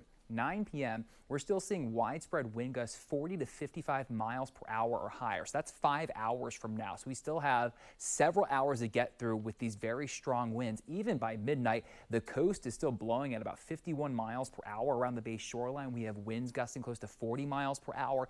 It's not until the early morning hours tomorrow, behind the cold front, the winds will gradually back off. So this is a pretty long duration wind event we have here, and thus we have a high wind warning in effect for the entire region. Wind gusts 50 to 60 miles per hour or higher. We've already seen trees come down. More will come down this evening, and we'll see more power outages thanks to the winds. A flood watch is also in effect. The National Weather Service has really issued a flood advisory across much of the Bay Area as well as this atmospheric river moves through, because we are going to see flooding, especially on our roads, our streams, and our creeks. We've been talking about how our soils are so saturated from the previous weekend storm and some rain from the days past. So everything that falls right now is really going to run off our land, right into our roads and into our streams and creeks. That's what we're watching. Future weather just showing you we're within this heavy rain through the next several hours. Rainfall estimates, I mean, this is all falling within about a 4 or 5 hour window right now, 1 to 2 inches of rain, and that's why the flood threat is very high. When Spencer Christian comes back, I'll take a closer look at this storm on Live Doppler 7 and show you a very wet 7-day forecast. He'll be joined by Lisa Argent in just a few minutes. Alma? All right, thank you, Drew. Several Bay Area counties are under a state of emergency because of the storm. They're marked in red on this map. Sonoma, Santa Clara, and San Mateo counties have all declared an emergency. In Contra Costa County, the city of Danville is under a state of emergency. So is the city of Watsonville and Santa Cruz. The other 5 Bay Area counties marked here in blue have not yet declared an emergency. Let's get to the South Bay now, and ABC7 News reporter Zach Fuentes. Look at some of the efforts to keep the most vulnerable of our population, that would be the unhoused, safe during the storm. And Zach, you know, if you don't have shelter in a situation like this, it can be really rough. It can be deadly, Dan. And so that is really the focus today by city officials, by nonprofits, is to make sure that the unhoused can get into shelter. They say they have about 2,000 beds available right now, but the areas that they're focusing in are waterways like the ones we're along right now. This is Guadalupe River Park. The SAP Center is just behind the camera, and we'll show you some of these waterways. You see a lot of the encampments up here. As these waters rise, that, of course, will become deadly. And, of course, there are also a lot of trees in this area, too. Now, we'll take you to some video from earlier today showing some of the efforts that have been made to try to get people into shelter. At least one local nonprofit has been bringing a shuttle bus around to waters along places like Coyote Creek, Penitencia Creek, right here at Guadalupe River to bring them to shelter. Those are the areas that are of the most concern right now in the city of San Jose. And Brand New Mayor Matt Mahan said this morning that there are more than 2,000 beds for unhoused to shelter, and VTA is offering free rides to those shelters. People can bring whatever they can carry. And police, city officials, and volunteers have been walking up and down the waterways, up and down these corridors here to try to urge people to evacuate. Take a listen to what they had to say to us today. But we're doing all we can to really express how grave the situation is. People think that they'll wait until the police come, and we're like, oh, you'll be dead by then, you know, because the water will rush out or the banks will, you know, cave into the creek. It may sound harsh, but that's what police are echoing too, that if it gets to a point where there's a safety issue, they won't even be able to forcefully evacuate people because of the waters, of the safety issues. So they are really trying right now to tell people about the mandatory evacuation order. They do say that they have some vehicles that can plow through a certain amount of feet of water, several feet of water, but that's not a situation that they want to be in. So right now, everybody is taking advantage of the somewhat calmer conditions compared to the rest of the Bay Area to get in here and get people to safety. We're going to continue to monitor everything that's going on here in the South Bay and everywhere else. Right now, live in San Jose, Zach Fuentes, ABC7 News. All right, Zach. Thank you. All right, now to the East Bay and ABC7 News reporter Ansar Hassan. Ansar.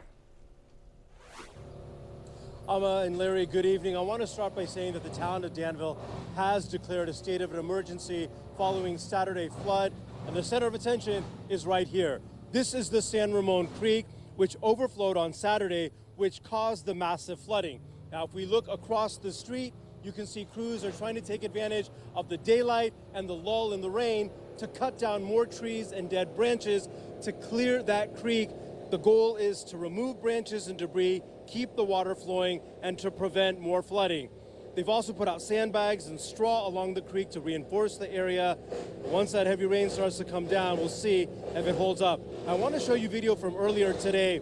For the past few hours, crews have been working to clean streets, which are still covered in thick mud from Saturday's storm. This is video of the Greenbrook neighborhood. These homes run parallel to the creek. I spoke to one resident, Merle Kicklighter. He says he watched the creek overflow Saturday, so he knows what to expect. I would say the biggest thing is that little creek, that San Ramon Creek. Once that starts filling up, it jumps up 8 to 10 feet. And that's a lot of water. And then it's pouring through there, going really, really fast. I'm not sure what to do, to be honest, because that water is very powerful. When it comes over there, it is moving, and it'll knock things down and break them. Dangerous. Dangerous. Very dangerous. Now, Mr. Kickletter says his daughter was supposed to visit him this weekend. They changed plans because they said if there's severe flooding, they don't know if they'll be able to get out to get to the airport. Now, the San Ramon Valley Fire Department wants to remind residents of 4 key points. First, there will be a lot of heavy wind tonight. There could be down power lines, down trees. The other thing is to expect power outages. Also, they're saying if you can, to stay home. And finally, we have been repeating this all day, to stay away from standing water. They got 100 phone calls, emergency calls on Saturday. In the couple of hours when they had that heavy flooding, they said they really need to keep emergency crews available for the real severe emergencies. Reporting live in Danville, Ansar Hassan, ABC7 News. Ansar, thank you. Hopefully people learn from Saturday, because you don't want to get your car stuck in the middle of some standing water. You don't realize how deep it is. Yeah, absolutely. All right, well, we continue to monitor this situation, and we will have the latest on the weather when we come back after a short break.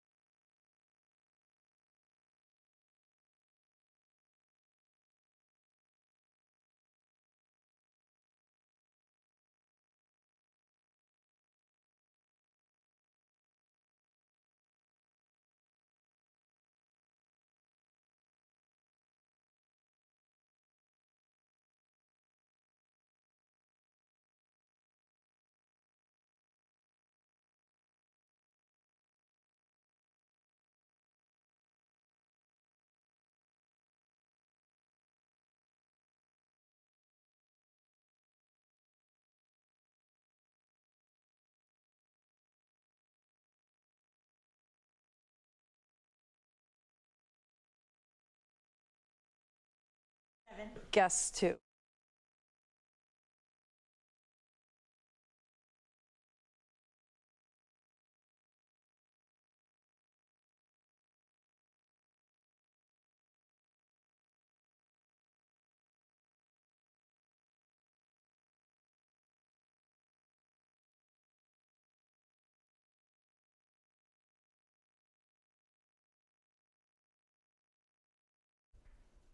All right, let's take a live look outside San Mateo Bridge. You can also see live Doppler 7 on your left-hand side. Bridge, you know, if you're heading to the East Bay, doesn't look too bad. No, but you see all the rain's about to be coming in. I actually am happy to see that people are driving relatively slowly on the bridge, because that is not often the case.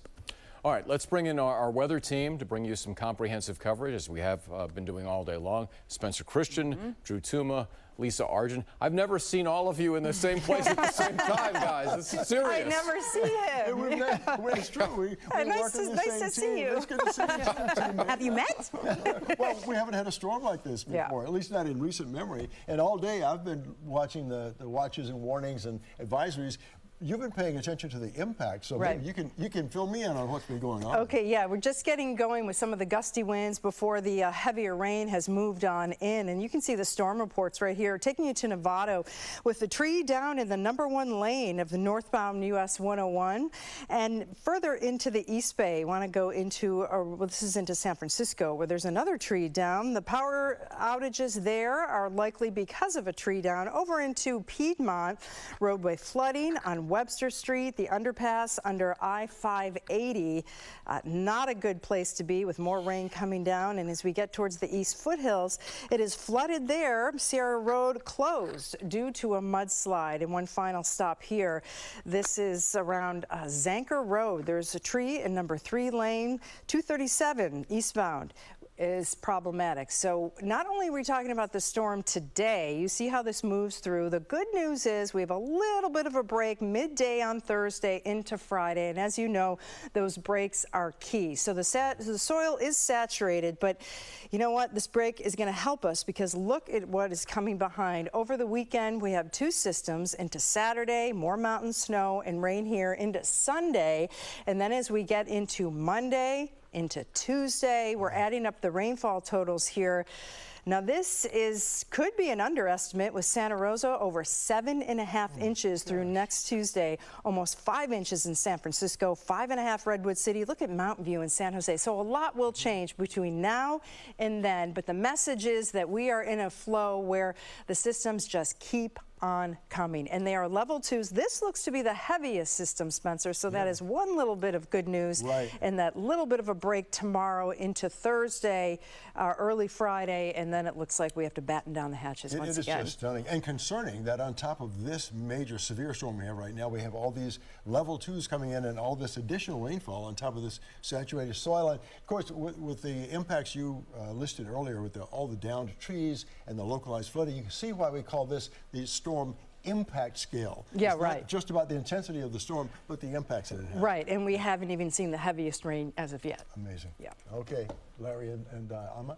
All right, Spencer, thank you, along with Lisa. And that's the problem. The ground can't possibly absorb the amount of water we're going to see in the next week. Exactly. And obviously it's going to spill into the roads, and then you have traffic issues. Yes, hopefully we don't have any major traffic issues right now. Francis, I'm going to call you out, though. I love that you're wearing your rain boots in studio. She is prepared. I am. I've got my umbrella, my raincoat, and you know what? Driving conditions are just going to get worse because it's getting darker. The rain is going to get heavier and more intense. The storm drains are going to get clogged. We're going to see lots of ponding. Here's a live shot right now of the MacArthur Maze, and you can see how difficult it is. The camera's blowing around. There's already an injury crash in the maze, but a lot of folks are doing a good job being off the roads. You just do not want to be caught in this type of mess. And a live shot of 101 in San Rafael, where we already had some power lines down reported. Lucas Valley Road, Nicasio Valley Road, portions of Highway 1 near Jenner and also Salt Point have one-way traffic controls now because of some downed trees. A landslide has been clear on eastbound 92 in San Mateo. Here's a live shot of the Richmond-San Rafael Bridge, so you can see it is quiet. And the CHP has also issued a wind advisory for many Bay Area bridges. They're also saying high-profile vehicles, especially empty ones, should avoid the Richmond-San Rafael Bridge and other bridges because you get really blown around. The major issues we've had that are ongoing is Highway 84 closed between Fremont and Sunol. This one won't be reopened until about Friday evening.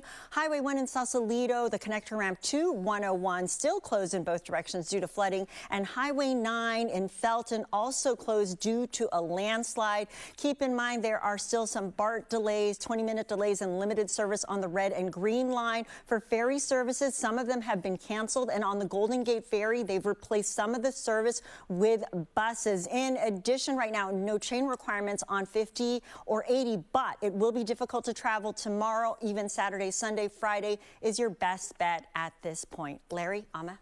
All right. Thanks so much, Francis. Obviously, the North Bay is going to be the first to feel the impact of the storm. Let's get to ABC7 News reporter Tara Campbell. Yeah, looking quite wet out there, Tara. Oh, yeah, and really, truly gusty here. We're just even getting this live shot up has been a challenge. These wind gusts are now coming more powerfully. You can see the rain is really starting to come down here. We're out on Limitor Road, and you can see behind us, this road actually has been closed. It looks like they do have it open to some residents. They have a lock that they seem to have a code. They can get in if they need to, but for the general public, this road has been blocked off. Now, Highway 1, on our way up here, it was starting to get messy. We were going over multiple branches. The rain was starting to pile up on the road a bit more, but it's since we've been here, the last probably 15 minutes, the weather really has turned. We're starting to see what we believe to be that system with these high winds starting to come through. As we've been setting up here, we also believe we heard a tree come down, a large thud, and we've been getting reports of trees being down and being cleared out. We're also getting reports of power outages in this area. Larry and Ama. All right, Tara, just stay safe and stay dry. Get inside if you can. All right, let's take a live look from our San Rafael tower camera. You can see it is frozen. Actually, it's frozen. Actually, yeah. Yes. So we're keeping an eye on the roadways, though. Francis is on top of it, and our weather team checking the weather. Live Doppler 7 there on your screen as well. We'll be back in just a few minutes.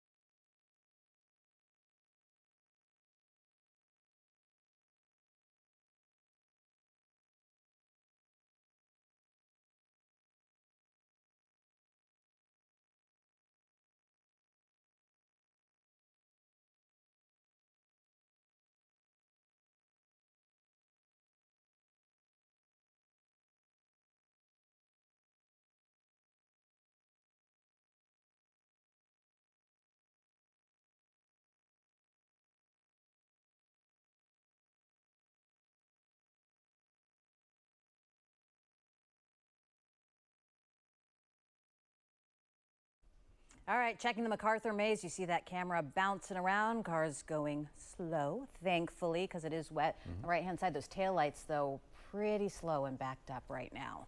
Take it easy out there, everyone. Now, today's storm is expected to cause even more power outages than the last downpour that we had on New Year's Eve. 7 on your side's Michael Finney joining us now with contact information if you happen to be left in the dark. Michael. Yeah, Larry, let me start with this. Because the soil is so saturated, PG&E is expecting more trees to fall onto power lines, and that means you're more likely to lose power. So what do you do if your power goes out? PG&E says you should call and report the outage because that can help them locate the problem and get it resolved. Now, the number to call is 1-800-743-5000. PG&E says it has 1,300 workers ready to handle power outages. So we do encourage customers, if they have any questions regarding a power outage or if they see damaged equipment, don't hesitate. Please give us a call. Safety is our #1 priority, so we want to ensure that not only are our customers safe, but we want to be able to restore power as quickly as possible to them as well.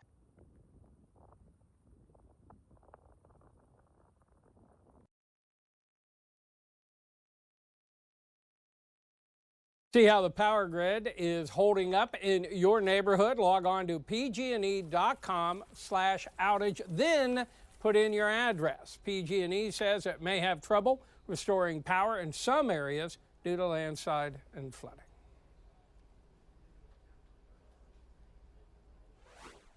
All right, Michael, great info. Thank you.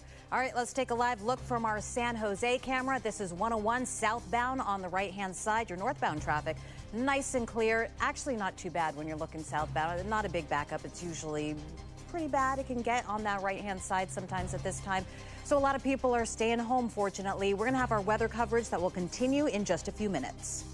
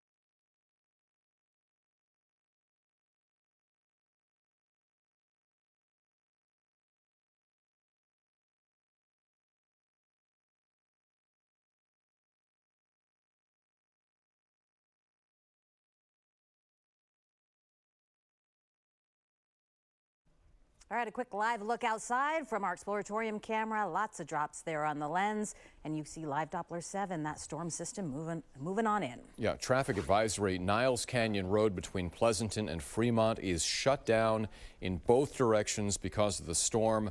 There's not just one, but there's dozens of landslides in that area that have made the two-lane road impassable at this point. Now, 15 homes in Richmond's Seacliff neighborhood have been evacuated because of concerns about a possible landslide. A resident discovered a crack in soil on one of the hillsides. At this point, the evacuations are precautionary. For a list of all the storm resources out there, like sandbag locations, warming centers, shelters, go to abc7news.com/takeaction. All right, that is going to do it for ABC7 News at 4. Thank you for joining us. I'm Anna Date. I'm Larry Beal. Our weather coverage continues in just a few minutes with the latest forecast. We'll have updates all around the Bay Area as we expect this storm will intensify as we go hour by hour into the night. And we'll be right here.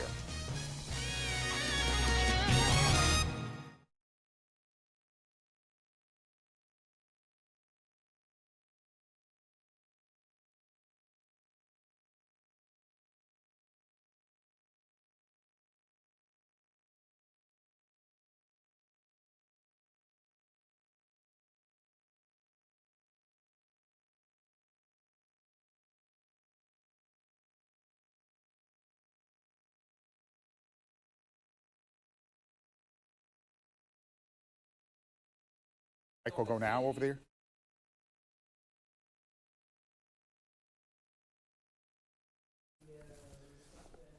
Hello, hello. Yeah.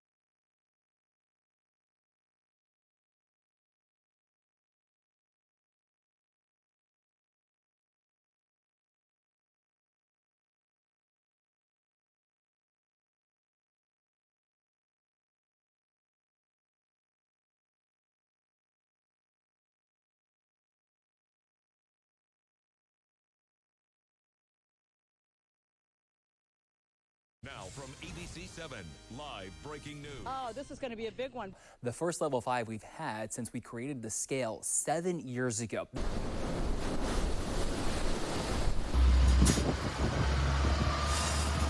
This is a storm they predicted, and it's coming to fruition. They're planning for the worst possible case.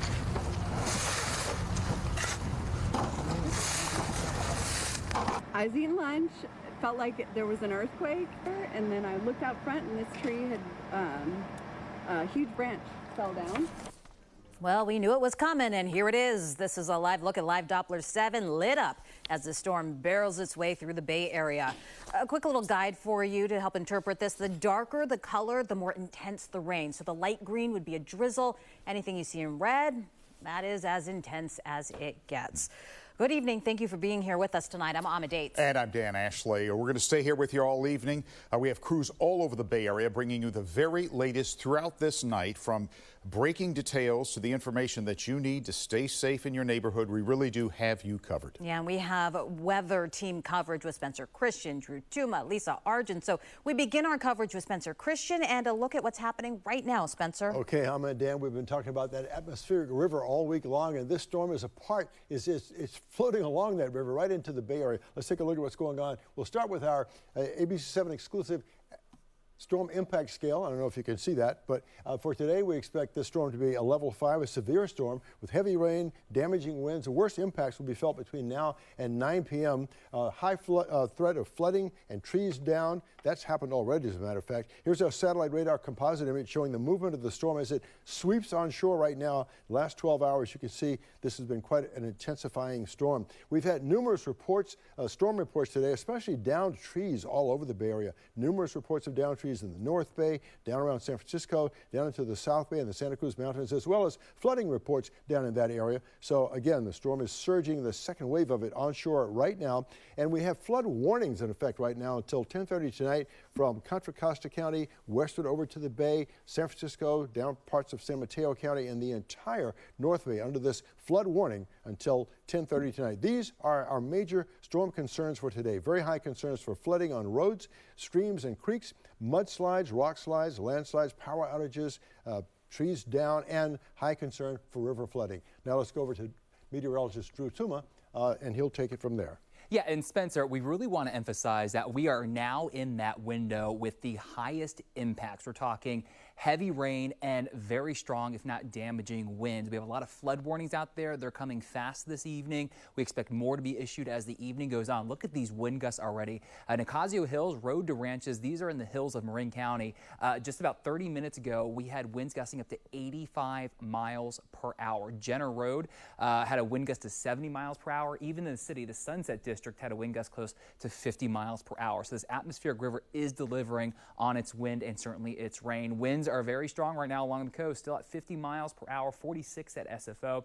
Area-wide, we have these winds gusting 20 to 30 miles per hour in a lot of spots around the Bay shoreline. You go up in elevation, the winds are stronger. We're finding areas exceeding 50 miles per hour. Just a few minutes ago, Oakland Hills had a wind gust exceeding 45 miles per hour. And there's the threat that winds in our hills, we've already seen it, they could gust over 80 miles per hour. We have just seen that in Marin County. So it's for that fact, a high wind warning is in effect. Trees are coming down. We have power lines coming down under these conditions. We can see winds gusting 50 to 60 miles per hour, if not higher than that. And this is a pretty long duration wind event. By 9 p.m., still 4 hours from now, we're still underneath these high winds as this atmospheric river moves through. It's not until the early morning hours tomorrow and close to sunrise, these winds will begin to back off as this cold front moves through finally. We have a flood watch in effect. You can kind of just throw this away because we have flood warnings now being issued for all of the North Bay, San Francisco, San Mateo County, Contra Costa County, and a flood warning is about as bad as it gets. It means we are seeing flooding on our streams, our creeks, on our roads, and we do expect that to continue as the evening goes on. Here is future weather. You can see that heavy rain, those pops of yellow and orange, and those reds indicating heavy rain falling at 1 to 2 inches per hour, creating those issues with flooding on our area roadways, our streams, our creeks.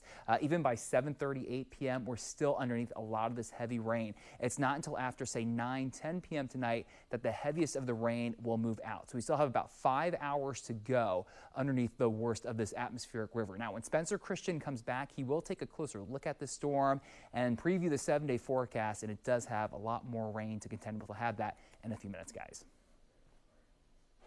Drew, Spencer, thanks very much. There have been reports, as Drew just talked about, downed trees, road closures, and more, and that's only going to accelerate as this evening progresses. We have reporters across the Bay Area bringing you the latest from the weather hotspots. Yeah, and ABC7 News reporter Suzanne Fawn is live in Alameda County, where the winds were gusting earlier. Suzanne, how is it now?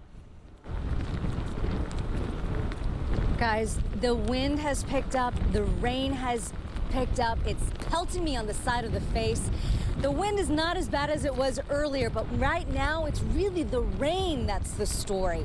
In the distance, you can see the water, very choppy, very fast moving, and of course the trees just swaying in the wind here. Everywhere we went today, these conditions made it tough to travel. After neighbors found what appeared to be a crack in the hillside yesterday in the Seacliff neighborhood in Richmond, authorities, including geotechnical engineers, moved in to assess the threat of a possible landslide. We have an incipient slide up on the hill above me, and it's hard to tell how serious it is or whether it's going to be exacerbated by rain in the future, but the city has taken precautions. They've evacuated 15 homes just right behind me. I mean, they're planning for the worst possible case, at like a less than 0.1%, but it's still smart to do it, right? In Alameda, this man scrambled to secure his Christmas lawn ornaments, trying to grab and secure them before the wind carried them away. And on the water, daredevils braved the conditions. Meanwhile, the rain returned again, pummeling the region. In San Leandro, this is eastbound 580 at the 150th Avenue exit. Caltrans says it's a problem spot. On Saturday, pumps there failed. Roads and cars were underwater. It's clear for now, though, thanks to a new pump that was just put in. And with the rain and the wind picking up, it's tough to see, it's tough to hear. In the distance, that Bay Bridge behind us, you can barely see it. Now imagine what the conditions must be for the drivers. All day, authorities have been telling people, stay home if you don't have to travel. Don't go into work if you don't have to. And now we can really see why. That's the latest live here in Emeryville. Suzanne Fawn, back to you. All right, Suzanne, thank you. Wind gusts are starting to pick up along the Sonoma coast. This is video shot in Jenner this afternoon. Look at that. Caltrans and the Highway Patrol have closed State Route 1 in the area off and on because multiple trees have fallen. All right, now to the North Bay, and ABC7 News reporter Cornell Bernard reporting live for us there, which is obviously a very intense spot. Cornell? Hey, Dan and Emma, yes, the storm has definitely arrived. There is no doubt about that, and it is already packing a punch. It is wet, and it is super windy. That's the definite thing that we have noticed here really in the last hour. Now, we are in downtown Sebastopol tonight, where the rain is definitely here. It is pounding Sebastopol, testing storm drains across the city. The rain is expected to be intense into the evening, as Spencer said. Really incredible to see, although staying home is really your best and safest bet tonight. And earlier we saw a very empty northbound Highway 101 in Marin County. It appears that many folks have heeded the advisory to stay home, to stay off the roads if you can. First responders are monitoring creek levels in the area, including a nearby lagoon, which flooded parts of downtown Sebastopol back in 2019. Sonoma County's Emergency Operations Center is now open. They are monitoring all things weather. They are monitoring downed trees, accidents, and river levels on the Russian River, which are reaching flood stage tonight. We are live in Sonoma County. Cornell Bernard, ABC7 News. All right, word is coming down. Thank you, Cornell. PG&E is working to restore electricity to more than 5,000 homes and businesses in Cotati and Sonoma County. Authorities say a tree fell onto power lines in the area of Willow Avenue and East Railroad Avenue. In the South Bay, a lot of outages so far there today. ABC7 News reporter Dustin Dorsey is live with the very latest. Dustin. Yeah, Dan, this morning there was around 17,000 outages. That quickly got cleared up by PG&E. Around 1 p.m. it was around 8,000 outages. Now if you look at the outage map, everything's in the green to yellow frame, which is outages that range anywhere from 1 to around 500 customers, and that's spread out across the city of San Jose. So things are getting a little better right now, but as you can see, the weather is certainly not. The rain really coming down for the first time today, as well as the wind that we've seen all day long. And here's what we saw when we drove around. There was power outages, about a dozen lights out around the downtown area, especially around San Jose State. Luckily, nothing with winter classes was impacted there on campus. But just down the road at 3rd and Martha, the wind took its toll on some of the older trees in the area, pulling down tree limbs, knocking out power lines. It was certainly a surprise for neighbors this afternoon. It felt like there was an earthquake, but it didn't quite seem like there was an earthquake. And then I looked out front, and this tree had a huge branch fell down. And then I looked out, and the power lines were down. And so the guys across the street came out, and they took care of it. San Jose Fire and PG&E cleared out the downed tree and the power lines and got the road back up to operation very soon thereafter. And if you continue to see any downed power lines, of course, don't drive over them. And if you run up to any of those without power lights or street lights that you saw right there. Four-way stop rules apply. That's a really important to note. We've been driving around today and seeing people not following that rule. It's going to be definitely dangerous as the night continues and the sun, as it already has gone down. So be safe on the roads across the area. For now, live in San Jose, Dustin Dorsey, ABC7 News. All right, Dustin, thanks very much. Let's show you a live look from our Bay Bridge Toll Plaza camera where you can see pretty slow here this evening. Ordinarily, it would be very busy at the toll plaza, but people seem to be paying attention to the warnings to try not to drive if you don't need to. Our weather coverage will continue in just a moment. Stay here with us. The ABC7 Storm Impact Scale. Today, be prepared for a Level 5 severe storm. Expect heavy rain and flooding, plus strong winds down trees and possible power outages. Storm Watch, live 24/7 wherever you stream ABC7 News.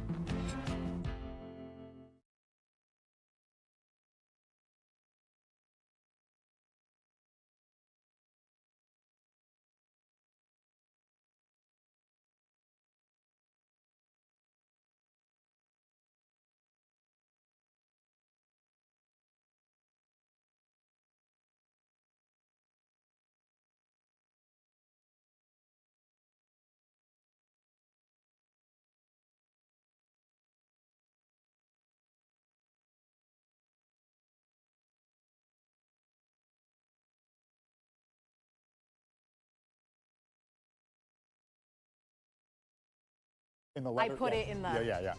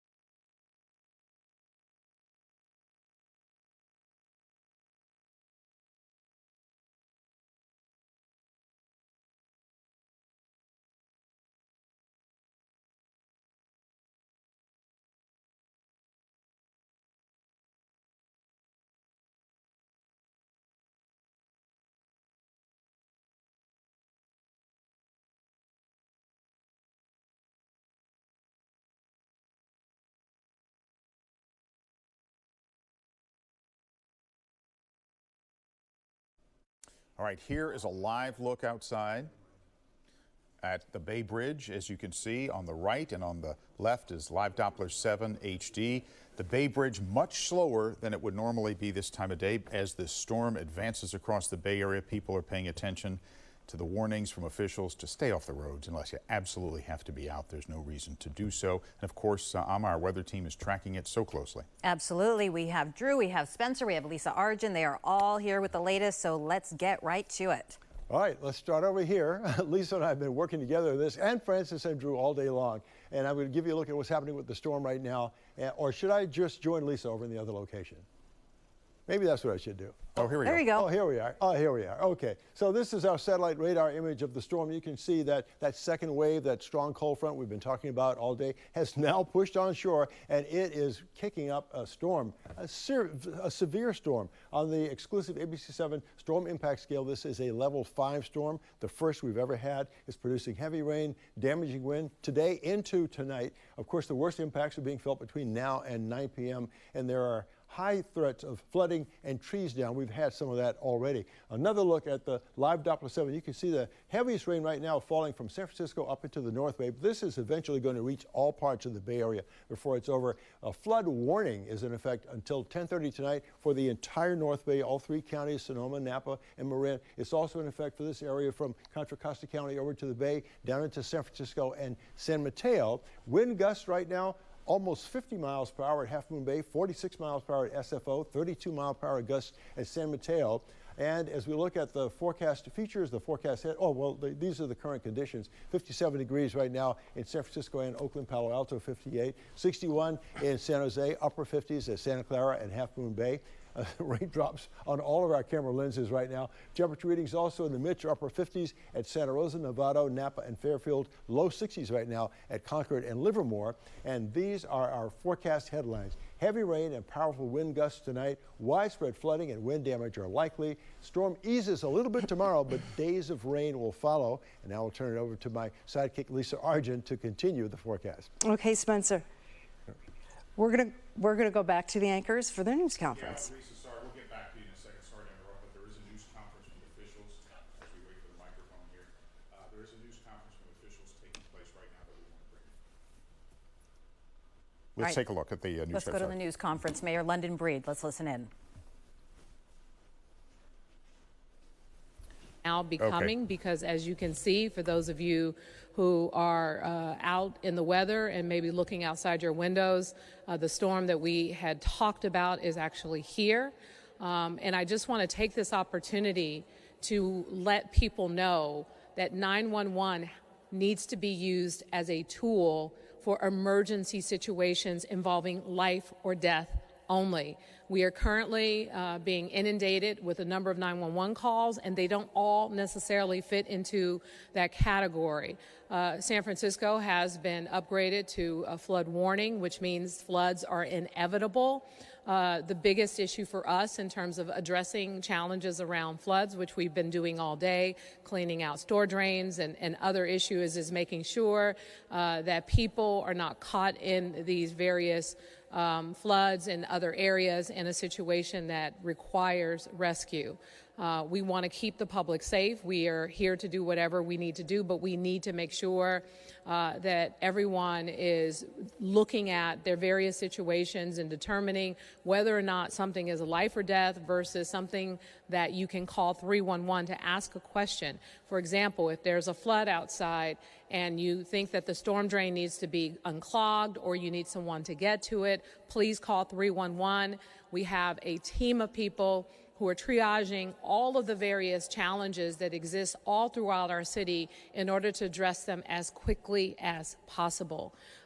We want to remind people that at this time, if at all possible, we want people to stay indoors. We want them to stay home because we want to start to reduce the number of people who are out in traffic.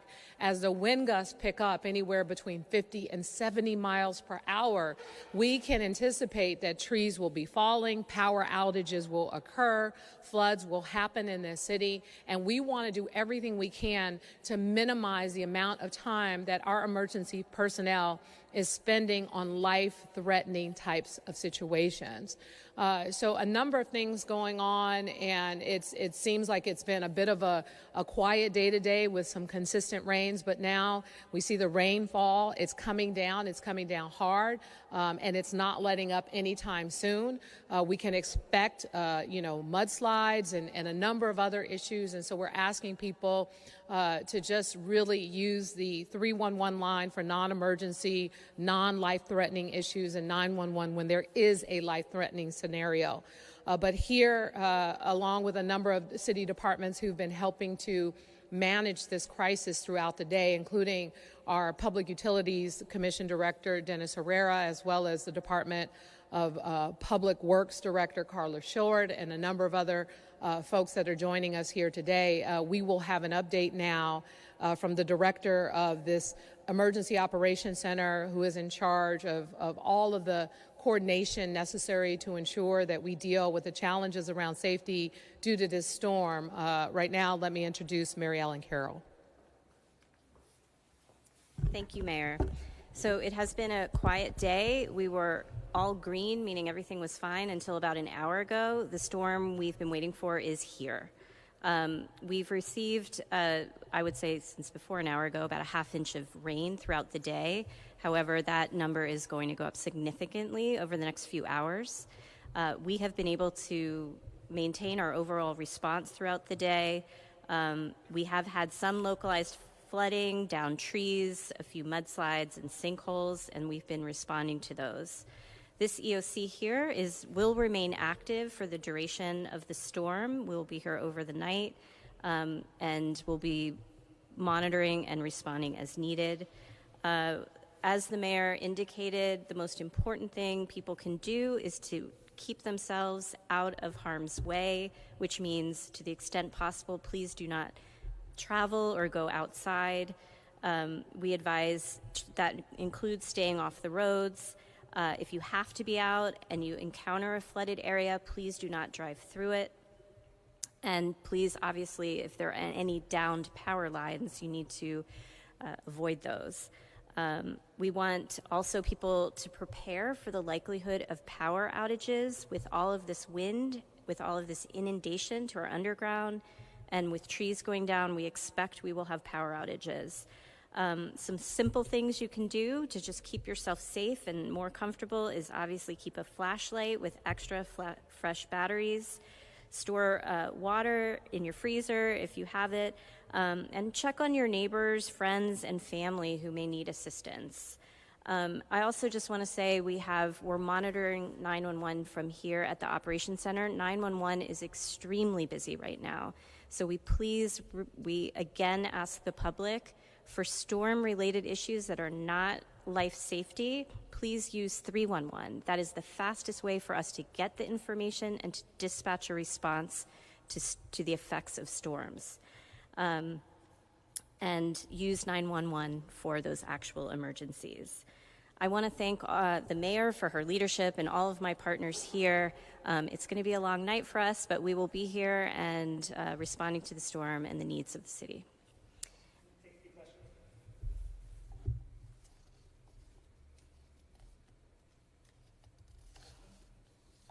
All right. Okay. Thank you. Okay, you're listening to the mayor and operations people, emergency operations folks and city managers describing the response so far to this weather emergency affecting the city and the entire Bay Area. As you heard, everything was fairly calm all day until about an hour ago, and things have really begun to intensify as anticipated. Yeah, and they're, of course, warning everyone to, if you can, just stay out of harm's way.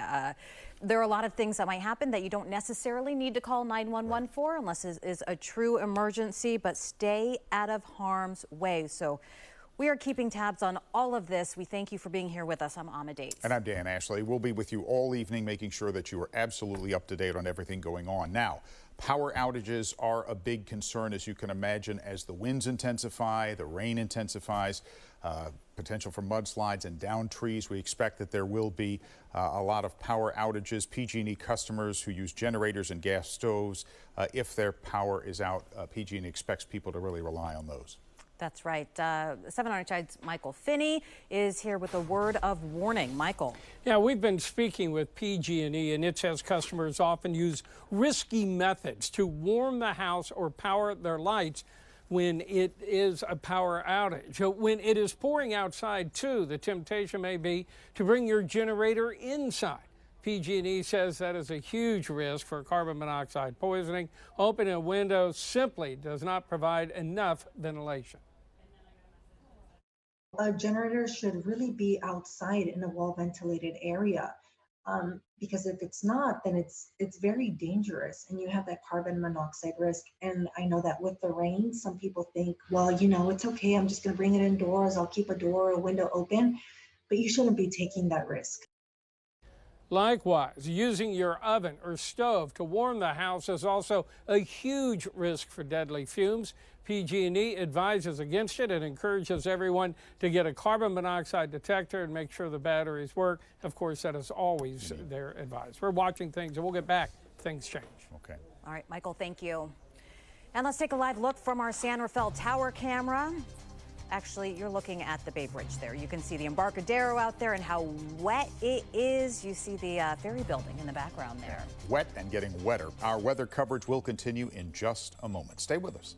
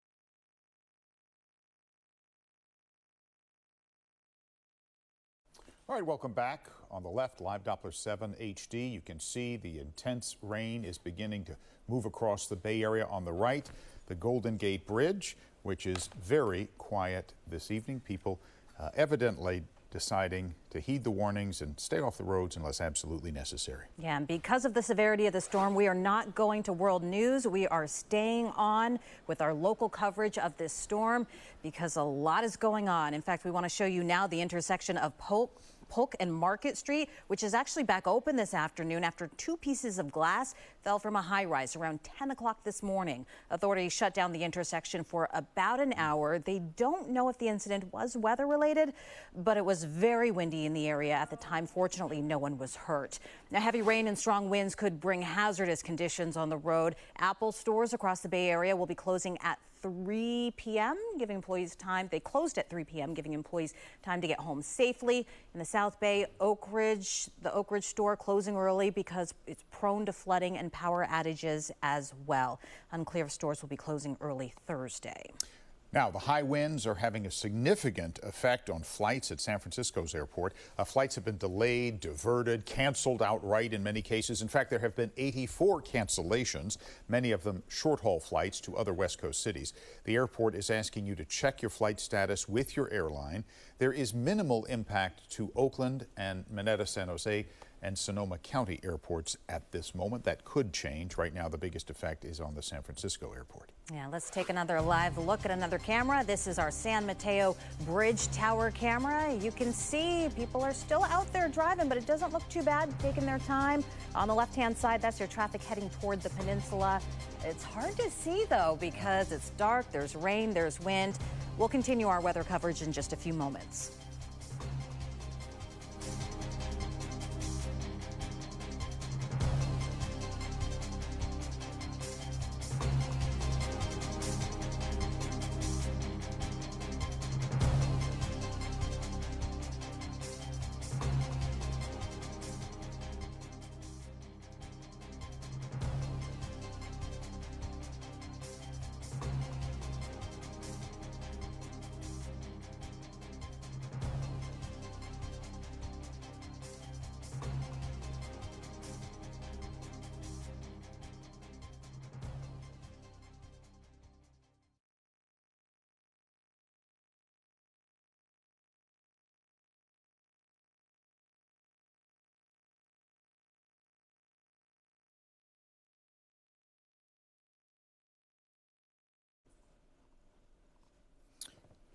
All right. You're watching ABC7 News Live Storm Watch coverage tonight. Dan Ashley along with Amadeus. Thank you for being with us. We're here with you all evening as this weather intensifies. We have coverage with Spencer Christian, Drew Tuma, and Lisa Argent, our weather team, for you tonight. Yes, they are tracking it all. Let's start with Spencer Christian and look at what's happening right now, Spencer. Okay, Dan, you know, we've been talking all week long about this atmospheric river, and our current storm has been flowing on that river and is now landing here in the Bay Area. Let me give you a look at what's going on. The satellite radar composite image shows, well, actually, this is the atmospheric river that has been flowing directly into the Bay Area from all the way out in Hawaii, which is why we sometimes call that atmospheric river a Pineapple Express. Let's talk about the storm impact scale, the exclusive ABC7 storm impact scale. First time we've ever had a level 5. This is a severe storm, as you now know. So for this evening, we expect more heavy rain, damaging winds. The worst impacts of the storm are being felt right now and will continue through about 9 p.m. Flood threat is high. Trees are down already over much of the Bay Area. Here's a satellite radar composite image of the storm as it surges onshore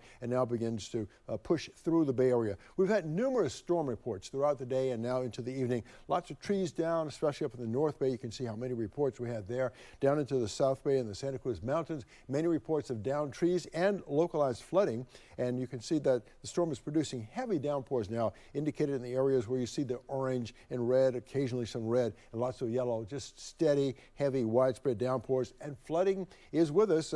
Here's a flood warning and flood advisory. The area in red is the area covered by the flood warning. That's all of the North Bay, Contra Costa County, San Francisco, San Mateo counties, and the area in green covered by the flood advisory. There may very well be some flooding in those areas as well. So on we go to our highest concerns about the storm's impacts. We have very high concerns about these impacts: flooding on roads, stream and creek flooding, mudslides, rock slides, landslides, very high concerns about those impacts, power outages and downed trees, and we have high concerns about river flooding. And now let's go over to meteorologist Drew Tuma for the remainder of the report. Drew? Yeah, and Spencer, we knew instantly once this atmospheric river was going to hit us, it would cause flooding right away. And that's what we're seeing right now. Once that heavy rain moved onshore, the flood warning started popping up, the flood advisories as well. And that's a huge reason why we labeled this storm a level 5, a severe storm, the highest ranking on the storm impact scale, because the soil is just so saturated right now. As soon as that heavy rain came, it started to flood areas. Right now, winds are also an issue. They are strong. They will remain strong through the rest of the evening. They're not going to calm down until early tomorrow morning. Winds in our hills, they are strong too. We had wind gusts in the hills of Marin County exceed 80 miles per hour. And that's the threat we're under tonight, is that these strong winds are with us as this atmospheric river moves through. We're underneath that high wind warning still this overnight tonight to early tomorrow morning for those winds gusting 50 to 60 miles per hour. I've been looking on social media. I've seen numerous videos of trees falling down. We'll see more of that as the hours go on, and also power outages as well. Future tracker wind gusts by 10 p.m. We are still seeing pretty fierce winds gusting 40 to 50 miles per hour. And again, it's not until this cold front moves through early tomorrow morning, in the wake of it, the winds are going to calm down. So by 7 a.m., It's not as windy, but it's still pretty gusty out there with winds 20 to 30 miles per hour as we head towards noon tomorrow afternoon. Here is future weather. You can see we're just inundated with this heavy rain right now. We talked about this being the worst time period. Now through about 9-10 p.m. for heavy rain causing flooding on our roads, causing flooding on our streams and creeks, and also creating those very strong winds. And that's exactly what we're seeing right now. The heaviest of the rain is likely pushing out of here after 10 p.m. But now what we're seeing on the latest guidance is even early tomorrow morning, we're tracking scattered downpours. By 5 a.m., look at this. We're still seeing pops of red behind that cold front. So we're not out of the threat for some downpours even later on tonight to early tomorrow morning. Rainfall estimates, again, we're likely going to wind up with 1 to 2, even higher than that, inches of rain overnight tonight with this storm system. That's why the flood threat is so high. When Spencer Christian comes back, he'll take another look at the storm on Live Doppler 7 and show you a pretty wet 7-day forecast. We'll have that in just a few minutes. Dan and Ama. Thank you. Well, no corner of the Bay Area will be untouched tonight. We want to turn your attention now to the South Bay. Yeah, that's where ABC7 News reporter Zach Fuentes is live with the latest on the efforts there to help the unhoused during the storm. Zach. There had been a lot of efforts while there was still some daylight and not much rain to make sure that the people who are most vulnerable were able to get to shelter. That, of course, being the unhoused who are living along parts of creeks throughout the South Bay, like the one we're at right now. We're at Guadalupe River Park. It's one of the areas that have officials most concerned, along with Coyote Creek and Penitencia Creek. We'll take you to some video now of the officials, of nonprofits going out trying to get people to the more than 2,000 beds that are out and that are available here in the city of San Jose. Now, Matt Mahan, the new mayor of San Jose, said that VTA is offering free rides for people to be able to get to those shelters. They can bring whatever they can carry. And of course, nonprofits have been out. At least one had a shuttle bus that they were going to different parks throughout the area along the waterways that are of the most concern, trying to get people to go to those shelters. Police have been coming around here with loudspeakers in multiple languages, telling people that they have that option to evacuate. They're asking people to do that. We'll take you to some sound now of one of the unhoused response advocates that we spoke with as they were trying to get people out to safety. Just told them I got a shuttle, let's go. I'll take my shuttle right now and grab my guys and ready to start helping, you know. Because, you know, when it starts getting worse, it's going to be harder for them to get out. It's going to be harder for us to get in, too. That is exactly why they were trying to take advantage of the time they had. It is now starting to rain here pretty steadily. We'd had some sprinkling and some rain on and off today, but now it's coming down and now it is dark. So it is a lot harder for people to go in and get people to safety. There's a mandatory evacuation order. Police said that they were going through telling people about that order, trying to get them out. But they said if it ends up being a safety issue, they're not really going to be able to forcefully evacuate people out. So their messaging has been all day for people to evacuate and take advantage of those shelters. Of course, they're going to be a lot of services out here, and they have multiple resources to go in and try to save people, but it's hopefully a situation that they won't find themselves in, that really nobody will find themselves in if all goes well throughout this really bad storm we are expecting. Right now, live in San Jose, Zach Fuentes, ABC7 News. Okay, Zach, thank you very much. All right, moving now to the East Bay and ABC7 News reporter Ansar Hassan. Ansar, last time we saw you, it didn't look like it was raining much yet. Yeah, a lot has changed in the past hour. That rain that we've been talking about, it's definitely starting to come down. I want to start by telling everybody that the town of Danville has declared a state of an emergency, and we'll show you why. Just where we're at is the San Ramon Creek, which overflowed, which caused the huge flooding that we saw in these neighborhoods. Now, this is one of the parking lots that has been flooded since Saturday. Crews are still trying to pump out some of that water, and now they'll have to incorporate the rainfall that's coming down now as well. Want to show you video from earlier today. Crews tried to take advantage of the dry period to cut more trees along the creek and remove branches and debris. The idea is to keep that water flowing and to prevent any flooding from happening. Now, they've also put out sandbags and straw along the creek to reinforce the area.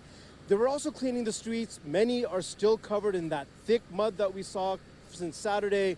Some of the homes on Greenbrook run parallel to that creek, so residents there are worried about it overflowing again, and also about the ground, which has been saturated from Saturday, and how it will hold up tonight. Taking some more precautions, more sandbags, you know, yes, like I said, they're actually taking down some trees in our neighborhood as well. Yeah, they're because of, like I said, he's right on the creek. You know, because that saturated dirt in the water, trees are falling. Are they concerned that the soil is so saturated? Absolutely, yes, yeah, definitely, yeah, definitely concerns there. Like I said, we've seen trees falling and more than usual. You know, we're not used to all this. Now you can see that crews are trying to clean the drains right there behind us. The San Ramon Valley Fire Department has 4 main points that they want people to remember for tonight. First, that there will be likely heavy winds, which could cause down power lines and trees. The other thing, they're asking people to stay home if at all possible and to expect power outages. And again, one other thing, guys, that we have been talking about for the past couple of days, can't repeat it enough. Do not drive through that standing water. Fire officials say you don't know how deep that water can be. You don't know what's in the water. They really need their emergency crews cleared for real severe emergencies, especially related to any flooding that we might see. So important advice that they want people to adhere to. Reporting live in Danville, Ansar Hassan, ABC7 News. All right, Ansar, thank you. And power crews are responding to widespread outages. You see them here on this map. It's the areas that are highlighted. This is the PG&E map. The orange squares and red triangles indicate the larger power outages. And there's been a new big outage that's developed in the last 30 minutes in Daly City with thousands of people without power. Earlier this morning, power was knocked out to some 17,000 customers in San Jose. The lights are now back on, though, for most of them. If you lose power, remember you can still watch ABC7 News live on your phone. We're streaming through the ABC7 Bay Area app. Download it right now. You'll be able to keep tabs on everything happening through our newscasts and our app all evening. All right, let's take a live look from our South Beach Tower camera. You can see the Bay Bridge there, traffic moving all right tonight. We will continue our weather coverage in just a few minutes. The ABC7 Storm Impact Scale. Today, be prepared for a Level 5 severe storm. Expect heavy rain and flooding, plus strong winds down trees and possible power outages. Storm Watch, live 24/7 wherever you stream ABC7 News.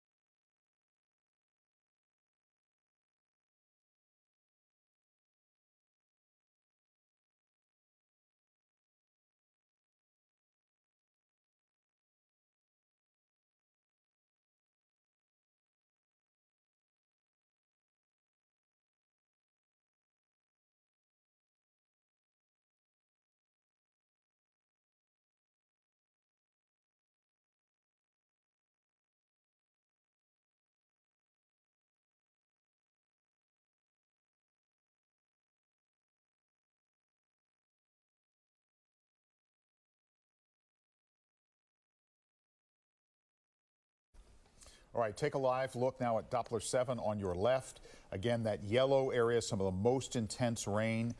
The winds have picked up dramatically as this storm now is really settling in over the heart of the Bay Area, over San Francisco, and moving to the east. And you look at the Emeryville camera looking at the highway. Fairly busy. Officials have been telling everyone all day, try not to drive if you don't need to. Don't go out in this if you do not have to. People are adhering to that advice, but as you can see from our Emeryville camera, it is still busy out there. All right, let's check in again as the storm intensifies with Spencer Christian and Lisa Argent. Guys, this is tag team weather today. And the weather that we're having right now warrants it. Let's take a look at what's going on with our satellite radar composite image, and you can see that the storm has swept onshore. That second wave we've been talking about, that stronger wave of the current storm. So the exclusive ABC7 storm impact scale indicates that this storm is a severe Level 5 storm with heavy rain and damaging winds continuing into the evening and nighttime hours. Worst impacts being felt between now and 9 p.m. The flood threat is high. The trees are down already, so the threat of more trees falling is with us as well. Here's another look at live Doppler 7. You can see it's just intense rainfall pounding the central part of the Bay Area, as indicated by those areas in orange and red. Now we have dangerous flooding already. A flood warning now covers virtually the entire Bay Area, the North Bay, the East Bay, the South Bay, and the peninsula, as the rain continues to fall on this already saturated soil. And of course, it's being accompanied, the rainfall is, by powerful wind gusts up to 49 miles per hour right now at Half Moon Bay, 46 mile per hour wind gusts at SFO. All around the Bay Area right now, we have gusts ranging from 25 to about 45 miles per hour or higher. And these are our forecast headlines, because this storm is going to be with us for a while. Heavy rain and powerful wind gusts tonight. Widespread flooding and wind damage are not only likely but happening right now. And the storm eases just a bit tomorrow, but even after that, there'll be days of rain to follow, Lisa. Yeah, and there are reports of trees down, Spencer, in San Mateo with some road closures. So this is going to be happening all throughout the night. So that's the thing you have to remember, that it's going to be dark out, and as we go through the next several hours, you can see still under the yellows and reds, but by 9:30, a lot of those yellows pushing to the east, and it looks like we get a little bit of a break past the midnight hour, 2 o'clock, but you know what? More rain headed our way early tomorrow morning. We can see those downpours, the possibility of a thunderstorm. The winds will begin to ease throughout the day, but check out the rain that continues throughout the 3 o'clock hour. Offshore, it's moving into the South Bay, the Bay Shore. North Bay looks like it's going to get a little bit of a break, but then by late tomorrow night, 11 o'clock, it is raining there. So looking at the rainfall estimates for the next 24 to 30 hours, an additional 1 to 2 inches. And so you can see how the South Bay and the Bay Shore gets into this throughout the next 12 hours or so. So our high winds today, anywhere from 50 to 60 miles an hour, but up through Nicasio, we saw wind gusts of over 80 miles an hour. So yes, we're still looking at some very dangerous conditions in the Sierra. Temperatures are very warm. The snow levels are high.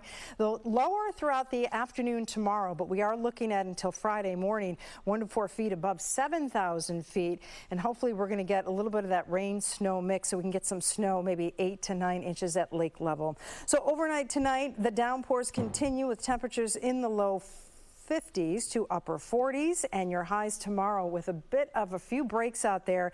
Scattered downpours with us, mainly in the mid 50s. Here's a look at what to expect as we go into your Thursday and Friday. A bit of a break, but look what happens Saturday. This is going to be a level 2 Sunday, another strong storm. And then as we get into Monday and Tuesday, this is just not letting up. So we are looking at several days, several more inches of 4, 5, 6. Sonoma Coast could see in excess of 10 inches of rain by next weekend. The AccuWeather 7-day forecast, our level 5 system today turns into a level 3 system tomorrow. Our biggest break, or our most widespread area where we'll have some dry conditions, will be Friday. Then we get right back into it the weekend into next week. Drew? Dan. Yeah. Okay. Thank you, Lisa. Spencer, thanks very much. Drew in the background there. Our entire weather team hard at work for you tonight. Let's turn now to Francis Dinglassen, tracking traffic out in this storm. Francis, what are you seeing out on the roads right now?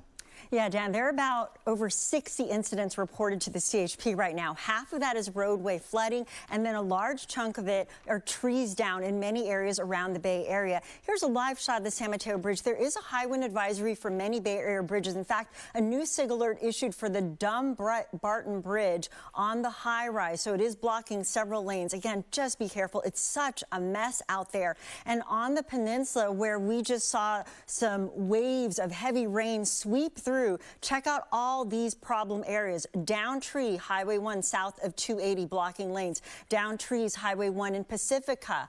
A car came down on a tree on southbound 280 at Hickey. You really do not want to be on the roads if you can avoid it. Also, down trees blocking several lanes southbound 280 in Millbrae. So you can see these are just some of our biggest issues. There's so many more problems out there. Also, Highway 84, we've been talking about this for a while, closed between Fremont and Sunol until Friday evening. That's the latest estimate.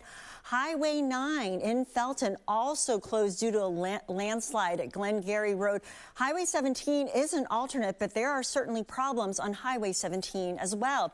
And in San Francisco, also down cables due to down trees are causing lots of delays on many Muni lines, including streetcars and buses. BART is now reporting major delays with limited service on the red and green line. And the San Francisco Bay and Golden Gate ferries have some service changes, including some cancellations for the Harbor Bay and South San Francisco routes. And the Golden Gate ferry has also canceled the Angel Island service today and tomorrow. And I leave you here the shot of San Francisco. Again, just many down trees everywhere around the Bay Area. And I just hit some of the biggest ones for you. Dan? Okay. Francis, thanks very much. All right, let's take a live look from our San Jose tower camera. Yep, you can see the rain on the lens there. This is 101 southbound on your right. 880 going up over the top. It looks like things are going smoothly so far as Francis was checking our traffic, but we're going to keep it here and on top of the weather and the traffic, so stay with us. We'll be back after this.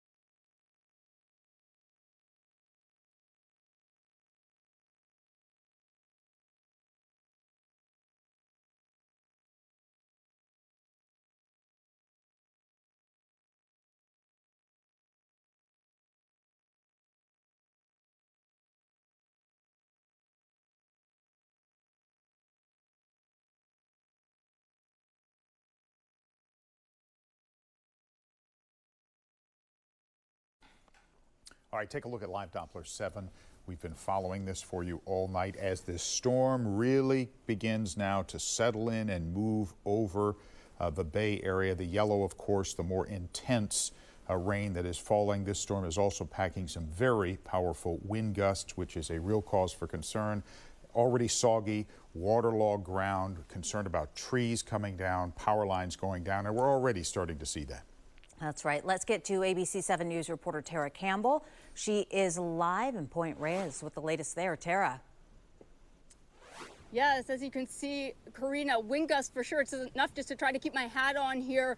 Power outage all around this area. We were just over at Inverness where there were power outages there.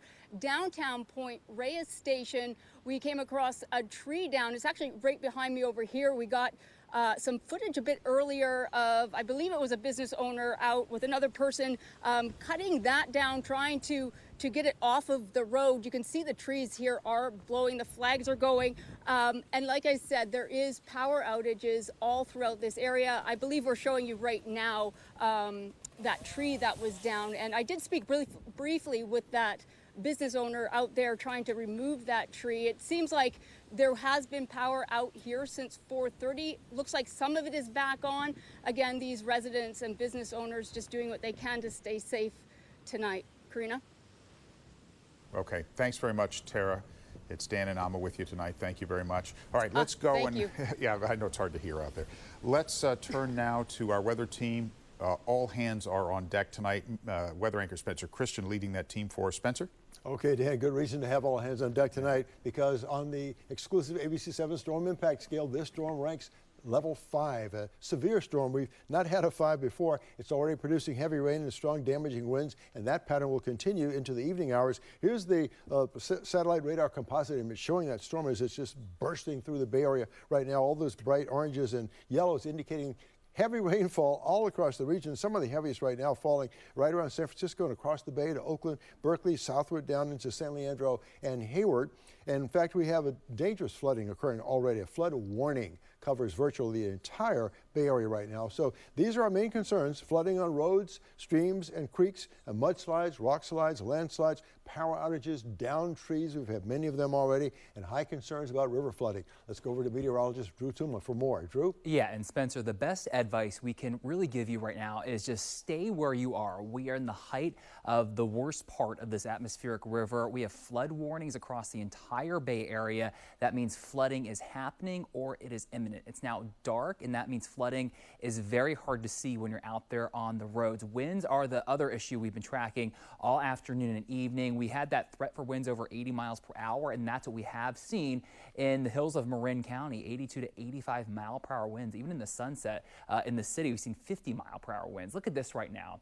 San Francisco, we're gusting to 44 currently, near 50 in Half Moon Bay, 39 in Santa Rosa, the same in Napa, and these winds will be with us through the rest of the evening. They are not going to weaken until tomorrow morning. So that means the threat of more trees coming down is there as more rain falls. That just weakens the soil around trees, just makes it easier for them to topple. Winds in our hills are even higher, where we see those winds gusting as high as 80 miles per hour. Dan, Alma? Okay, Drew, thanks very much. Remember, you can track the storm on the ABC7 Bay Area streaming app anytime. Find the latest forecasts and live Doppler 7, as well as live coverage of the impact as this storm continues to move through. All right, that is it for this breaking news edition of ABC 7 News at 5. I'm Amma Dates. And I'm Dan Ashley. We appreciate your time. Stay here with us. We'll take a quick break and be right back with more breaking news coverage for you on this storm in just a moment.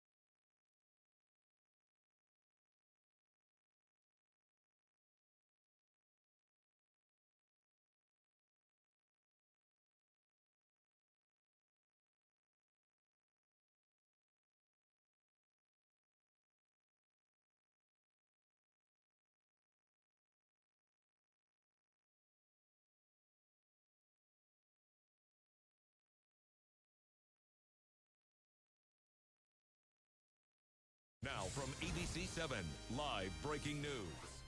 And the strongest part of the most severe storm ever ranked on the exclusive ABC7 News Storm Impact Scale is hitting the Bay Area right now. Good evening, I'm Amma Dates. And I'm Dan Ashley. Thanks for staying here with us. A 5 is as high as you can go on our exclusive storm impact scale, and this storm is really packing quite a punch. Yeah, we are seeing lots of rain moving through. The threat of an extended deluge has the entire Bay Area under a flash flood watch. It's already covering some roads, making for dangerous driving conditions. And take a look at this. This video was taken by our camera on Mount Tamalpais just a little while ago. You get the idea, right? Looks like a hurricane happening up there. Let's go up to the Sierra. It's brutal in the higher elevations. Check this out. Palisades Tahoe shared this video of blizzard-like conditions. And you hear the wind. This is what it was like in Jenner along the Sonoma County area today, coastline. The wind just ripping through, and it was enough to bring down a bunch of trees. Yeah, just what we were fearing. We have put a team of weather experts to work tracking today's level 5 storm, including ABC7 News weather anchor Spencer Christian and ABC7 News meteorologist Lisa Arjun and Drew Tuma. All right, but let's start with weather anchor Spencer Christian tracking this storm last few days and, of course, tonight. Oh, yeah, of course, tonight, Dan and Amber, you're right. And what a storm we have. Here's a look at our satellite radar composite image. You can see that storm just pounding the Bay Area right now with, of course, heavy rain and powerful wind gusts, as we pointed out before on the exclusive ABC7 storm impact scale. This is a level 5 severe storm, the first level 5 we've ever had. So for the remainder of tonight, we expect more heavy rain and damaging winds. The worst impacts will be felt between now and about 9:15 and 9:30 p.m.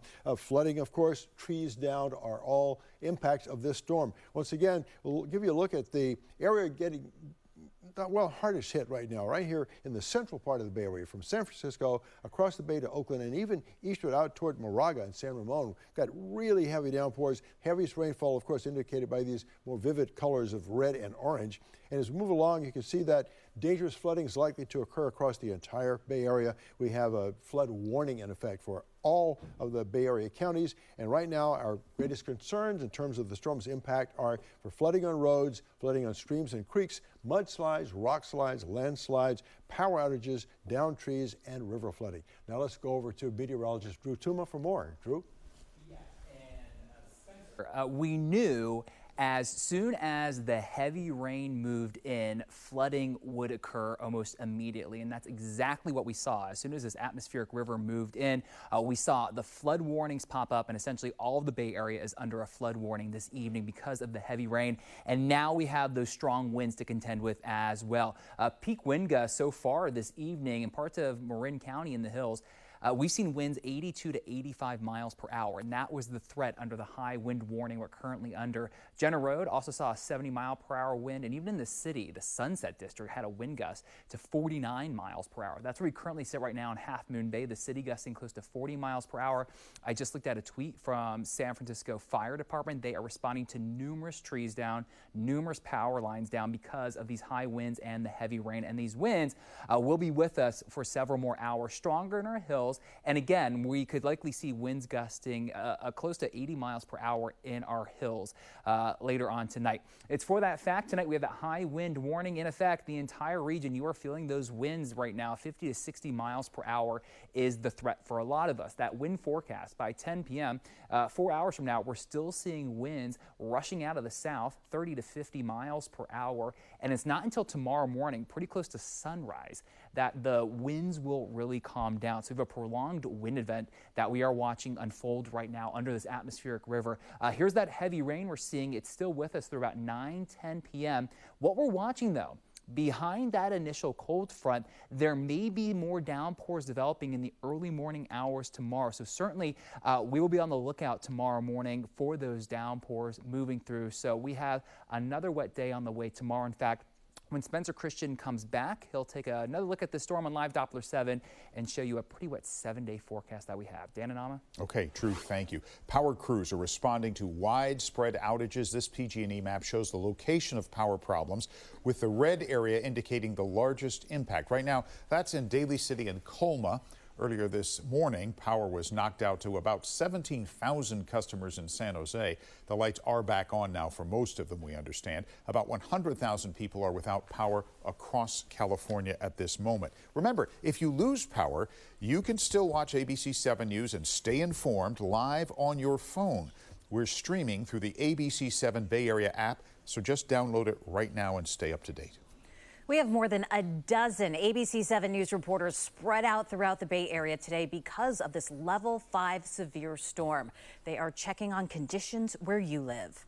And today's level 5 storm is rolling into the North Bay, bringing strong winds to the Sonoma coast and heavy downpours to Sebastopol. Yeah, and that's where ABC7 News reporter Cornell Bernard is continuing our live team coverage for us tonight. Cornell, what's it like there? I can see the rain's really coming down. Yes, for sure, Dan and Amma. Good evening. Yes, the storm has arrived. It is already packing a punch here in the North Bay. We've seen heavy wind heavy rain here in Sebastopol really for the last 2 hours, and flooding is certainly a possibility. And just a few minutes ago, the lights went out to most of the downtown area. We are seeing what appears to be quite an extensive outage here in downtown Sebastopol. Now, earlier we shot some VO just in the last hour, rain pounding Sebastopol tonight.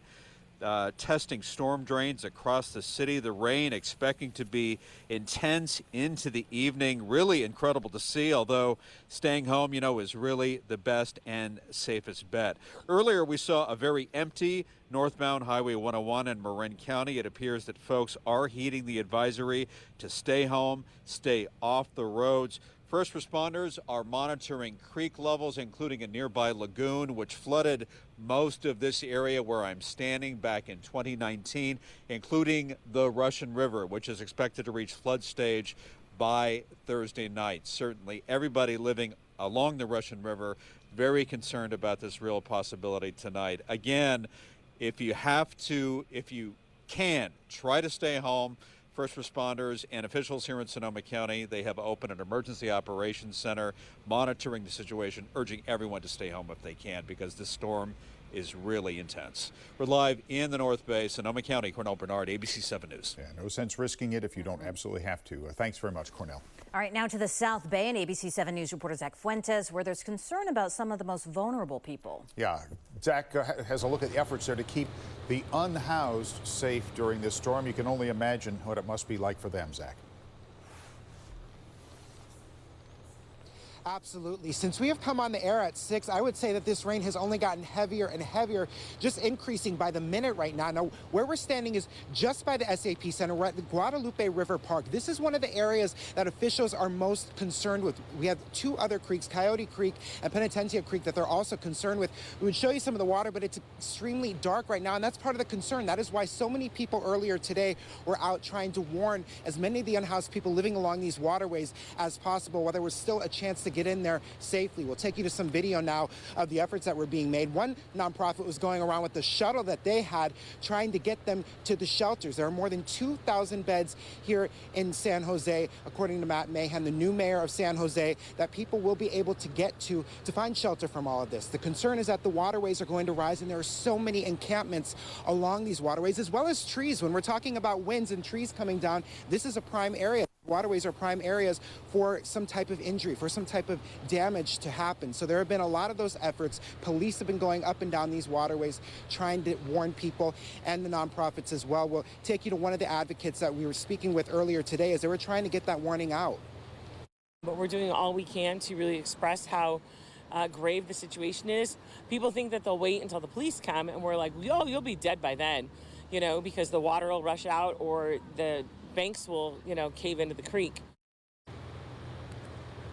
And the police have been coming around here. We've heard them on loudspeakers in multiple languages telling everyone to get out, telling them what their options are. Hopefully many people have done that. We haven't seen too many people walking along this waterway, so hopefully some people have heeded that warning and are out of these conditions into the shelter, because police said although the evacuations are mandatory, they're not going to be able to really forcefully get anybody to evacuate because it will become a safety issue. So right now, the advice is the same as Cornell was saying earlier in the North Bay. Just stay off the roads, stay out of the way here if you can, be safe. And of course, there are those shelter spots available. We have more information on our website, and we're only going to continue to stay here in the South Bay and monitor all the conditions and everything that's happening. Right now, live in San Jose, Zach Fuentes, ABC7 News. We sure will. Zach, thank you very much. All right, now to Alameda County. People there are seeing the effects of the wet and windy weather. Yeah, ABC7 News reporter Suzanne Fawn has been tracking the conditions all day long. She's live in Emeryville. Suzanne? Guys, we are just being pummeled by the rain and pushed all over the place because of the wind. We were all over Alameda today. In Richmond, we were there in a neighborhood where about 15 homes were evacuated, and we saw geotechnical engineers on the hillside. They were worried about the possibility of a landslide. We were in San Leandro. We were also just all over the place, seeing people scrambling to pick up their lawn ornaments, people worried about the water, people worried about the roads. All day today, we saw people, and we're starting to understand now why people are bracing themselves for these weather conditions. Now, here's a closer look at where we were in Alameda today. This is video of Emeryville, where you can see the water is pretty choppy. Then you see the rain. More of it seems to be coming with each passing minute. The rain, of course, is a big concern for many parts of the East Bay, and gusty winds, of course, making for rough, choppy waters. Now, it didn't matter if you were on the water or on the roads. Storming conditions made it tough for people to get around, and as you can imagine, these conditions making driving pretty challenging, pretty dicey. On the freeways, we saw signboards that said severe weather and avoid travel. All day, authorities have been telling people stay home. If you can, try and avoid driving, and this is why. The rain and the wind will continue for some time, and we know that it's going to get worse before it gets better. And tonight, we've seen and heard the reports on social media and through word of mouth. People are talking about their lights flickering at home in Oakland. We read about a report of a pine tree down in somebody's driveway and the lights being out, the power being out in Oakland. Also, we've heard about an underpass at Webster and 34th Street flooding. And of course, that is why tonight the city of Oakland has issued a local state of emergency, one of many local state of emergencies that have been issued across the region. For now, we're live tonight in Emeryville. Suzanne Fawn, ABC7 News. All right, Suzanne, thanks very much. You can see the wind really howling where Suzanne is in Emeryville. Absolutely, and the storm is threatening to overflow creeks. Yeah, here's ABC7 News reporter Luz Pena in Belmont and San Mateo County. Luz? Dan, it is pouring right now here in San Mateo County, and the biggest concern in this specific area is the Belmont Creek to my right. It is very close to overflowing, and you see the signs behind me say flooded. That's what city officials did a couple hours ago. They placed these barriers here to prevent drivers from crossing over this area, because over the weekend, this entire area flooded due to the overflowing of the Belmont Creek. Earlier today, I spoke to several residents who were getting ready with sandbags and business owners who had to close early because they're afraid of flooding in the upcoming hours. Well, I work at Carbon around the corner, and our building almost flooded on the last storm, so we just want to protect the property, get some sandbags out. How many do you got so far? 9. We grabbed 15 earlier. I'm going to bring another 15 today. We're just going to shut down tonight and call it a day and lock up and put all the sandbags up, and hopefully nothing happens. Now, San Mateo County Public Works Department has used 275 tons of sandbags and over 18,000 sandbags so far. I'm sorry, 275 tons of sand and over 18,000 sandbags. But at this point, there's a shortage of both supplies. We've seen people bringing even garbage bags, hoping that can help them prevent their businesses and properties from flooding. We're running out of sand. We're hoping that we can get more sand delivered soon. We just put 12 tons, 6 over here, 6 on the other side, and as you can see, they're going really, really fast, and the lines are getting longer and longer. I just spoke to a city official who was driving by this area, checking that everything that you see behind me is still standing, and I asked him, how much longer do you believe that it's going to take before the Belmont Creek overflows? And he said maybe about 30 minutes. So we're going to keep a close eye on that creek and get back to you. Live here in Belmont, Luz Pena, ABC7 News. All right, Luz, thank you so much. Keeping a close watch on everything. We are indeed, and we'll leave you with a quick live look outside at our Emeryville camera. Traffic along 80. As you can see, it's busy, but it is moving. We'll be back with more Storm Watch coverage in just a moment.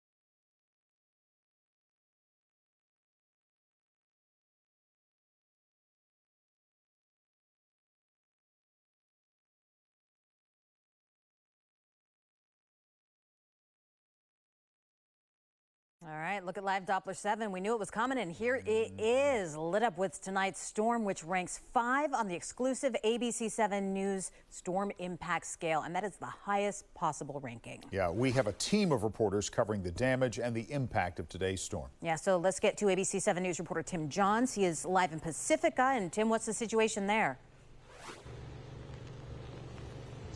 Yeah, Dan, Amma. Now, I cannot emphasize enough just how treacherous the conditions are here along the coastal communities. Just driving down from our station in San Francisco this afternoon along Highway 1 and 280, we saw several downed trees, many of them blocking parts of the freeway. CHP, various police officers out there trying to keep traffic flowing, trying to keep people safe. But of course, those first responders also dealing with these very, very treacherous conditions. And just here in Highway 1 in Pacifica, I'm going to show you guys just this tree over my shoulder. There's a massive tree or two that has fallen right there. You can see the officer there trying to alert people as they come around the bend here, right along the side of the ocean. The wind, the rain continuing to pound down, and these are conditions we are seeing up and down the coastline.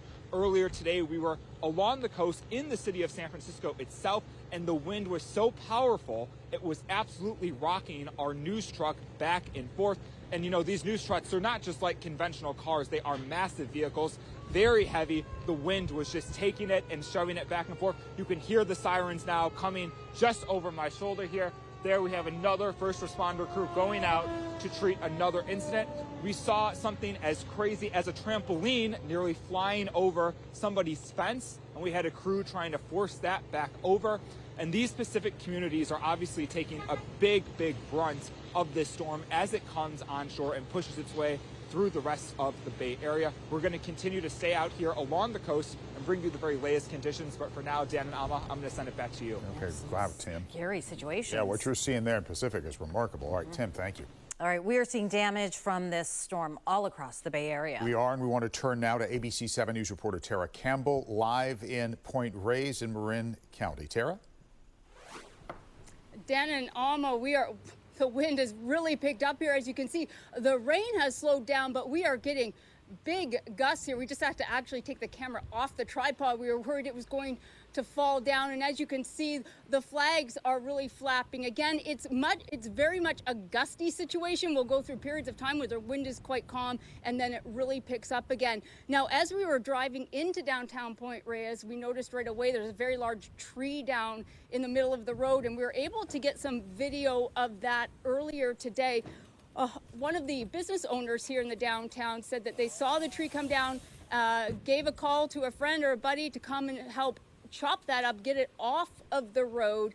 Not the only business impacted by this storm tonight. Just outside the market here, they've closed early. They said they lost power at around 4:30 this afternoon and were working off of generators. They said they're closing at 6 o'clock tonight instead of 8 o'clock. Their point was they want all of their employees to get home safe. And we were out there on those roads earlier, and they were saying, really, officials are saying to stay off these roads, and we certainly experienced that earlier with a lot of down branches, and these winds now are going to be a challenge for everybody on these roads. So if you don't need to be out there, don't be out there. Dan and Alma. All right, Tara, thank you. All right, again, we are tracking this storm as it continues now to really move across the entire Bay Area. Yep, and we have our entire weather team on it. Spencer Christian is here with the latest. Spencer. Okay, Alma, it is moving and moving forcefully. Here's a look at live Doppler 7. You can see we've got pounding heavy rainfall, heaviest activity right now over in the inland East Bay. So from Concord down to San Ramon, over to Livermore, farther south down into Fremont, not necessarily inland East Bay there, down to Milpitas. We've got heavy, steady downpours that are just drenching. The storm, as you know, on the exclusive ABC7 Storm Impact Scale is a level 5, a severe storm. The first level 5 we've had. Heavy rain and damaging wind will continue tonight, producing widespread flooding. In fact, dangerous flooding. We have a flood warning in effect for the entire Bay Area, not just for selected regions. So here's our forecast animation starting at 7 p.m. Notice the downpours continue. 7, 9 p.m. You see those reds and oranges indicating some of the heaviest rain we can expect from this storm. 9 p.m., 10 p.m., pretty much the same picture. And don't forget, these downpours will be accompanied by gusts up to 50 miles per hour at times. So this storm continues overnight into tomorrow. We'll have the full AccuWeather 7-day forecast a little bit later. Amma? All right, Spencer, thank you. And for a list of storm resources like sandbag locations, warming centers, shelters, go to abc7news.com/takeaction. All right, leaving you now with a live look outside from our Mount Sutro camera in San Francisco. You barely can see the city lights. It's so murky out there. We'll be back with more coverage of this storm moving in tonight.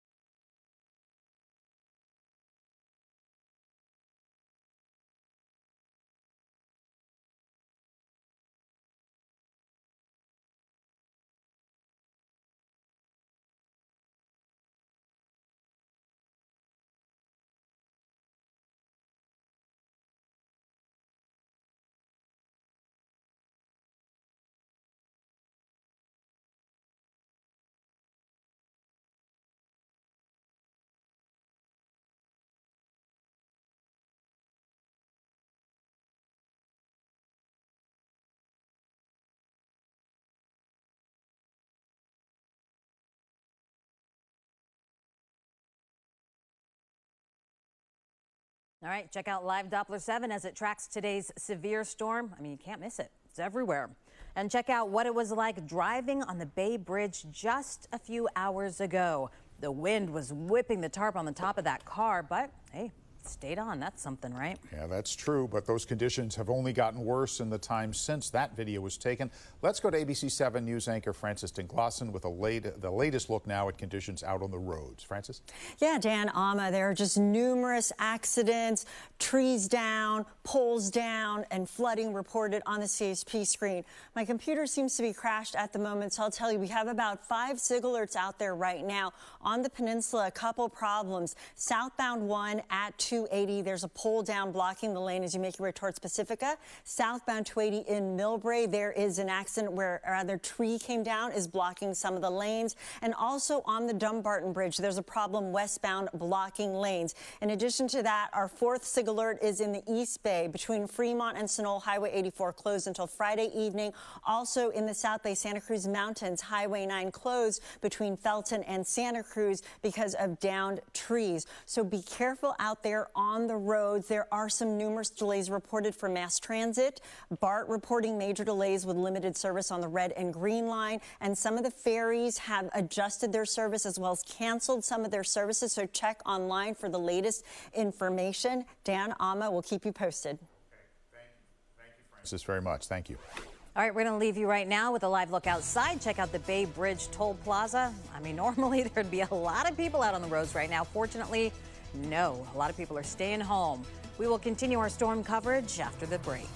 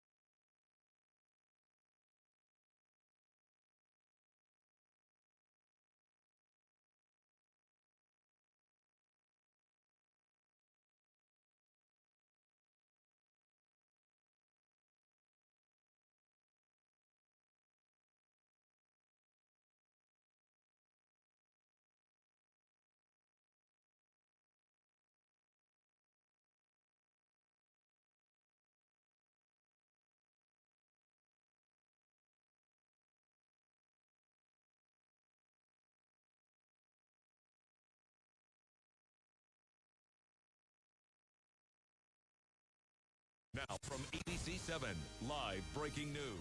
All eyes on Live Doppler 7 as a severe storm sweeps across the Bay Area. It ranks 5 on the ABC7 News exclusive storm impact scale. That's the highest possible ranking. And in fact, it is the first time we've ever seen a storm rank this high. We've been using the storm impact scale for 7 years to help you understand how strong and impactful weather systems are. And because of the severe storm, we are doing extra coverage tonight. At 7 p.m., we'll continue our newscast on our live stream, which you can watch on the ABC7 Bay Area app for your smart TV. We'll be with you as this storm moves across the Bay Area. And Spencer Christian is tracking it very closely. Yes, Spencer, what's the latest? Well, Emma, the latest is we still have pounding rain and strong gusty wind all across the Bay Area. As you can see on Live Doppler 7, the areas in green indicate a light to moderate rain, well, more moderate than light, and the yellows and oranges and reds indicate heavy, steady, widespread rain across most of the Bay Area right now. Let's close in on this part of the East Bay where the heaviest rain at this moment is falling, but there'll be heavy rain hitting other areas as the night goes on. So, as we pointed out on the exclusive ABC7 storm impact scale, this storm is a level 5, a severe storm for the remainder of the night and into tomorrow. We expect periods of heavy rain, damaging winds. Worst impacts will be felt between now and 9 p.m., although it'll still be a severe storm even after 9 p.m. Flooding and downed trees will be with us as well. In fact, dangerous flooding is all over the Bay Area right now. A flood warning covers all of the Bay Area counties right now. So you can imagine just how intense this storm is and will continue to be. Here's a little bit of forecast animation starting at 7:30 this evening. Notice we don't see the reds and oranges leaving the area until after midnight when we get just a little bit of weakening in the storm, but that certainly won't be the end of it. Here's a live view from Emeryville, looking at traffic, of course, and these are our forecast headlines. Heavy rain and powerful wind gusts will be with us through the night into early tomorrow morning. Widespread flooding is likely, as is wind damage. Storm eases a little bit tomorrow, but several days of rain will follow. That's not the end of it. Dan and Amma. All right. Thank you, Spencer. All right. Meteorologist Lisa Arjun is here as well, tracking this for us with more information. Lisa. Yeah, Dan and Amma, the winds have certainly been an issue. We've seen the reporters all out in the field. Current surface winds, check it out. We had 49 miles at SFO. Now we're about up to 40 miles from Santa Rosa to Novato and down along SFO. A little bit lighter into the East Bay, but there are stronger gusts, and we go up in height about 1,000 feet. And look at Woodacre, 54-mile-an-hour winds. Ben Lomond at 55 miles an hour. Check out Hawkeye, 63 miles an hour. So we had 85-mile-an-hour wind gusts near Nicasio, and you can see Atlas Peak. So extremely dangerous and gusty winds on saturated ground. And so those routes are very shallow. And so we're definitely looking at some trees down, some mudslides. We have high winds tonight, 50 to 60 miles an hour all throughout the overnight hours. And if we look at the rainfall throughout the night tonight into the day tomorrow with those heavy downpours, the possibility of thunderstorms, we're looking at anywhere from 2 inches Half Moon Bay, better than that on the peninsula, and about 2 inches up in the North Bay. And as we take you through the next several days, that little break that Spencer talked about through the overnight hours, well, we're focusing on that because as we get through the rest of Thursday, we still have scattered showers. Friday, we're looking at a system offshore, and you know the answer to this is that it's coming our way. This is going to bring in a level 2 system on Saturday, looking at more rain on Sunday. We're talking at least an inch or 2 with each of these systems, and then you'll notice as we go into next Monday, that's about the 9th. This is January 10th into Tuesday.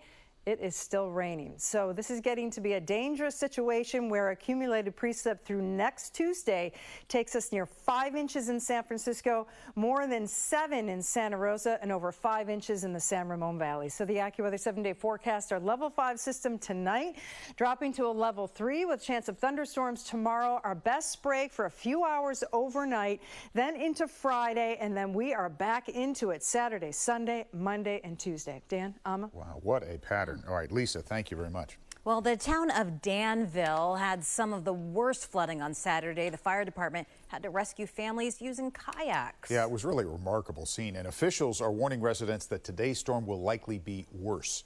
ABC7 News reporter Unsur Hassan is live in Danville, where it has started coming down. Unsur.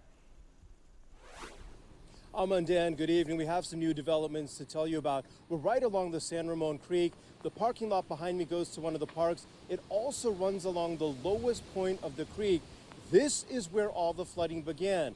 I just spoke to residents just a short while ago. What they're telling me is that emergency crews have been struggling to clean out the storm drains, so they broke the fence and are using tractors to dig trenches so that any overflow can be pushed back into the creek. Again, this is important because this is where all the flooding began for this part of the neighborhood.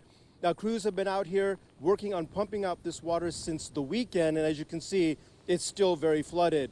The cleanup crews have made some progress along the creek. Earlier today, they cut back more trees and removed branches and debris to keep that water flowing to prevent more flooding.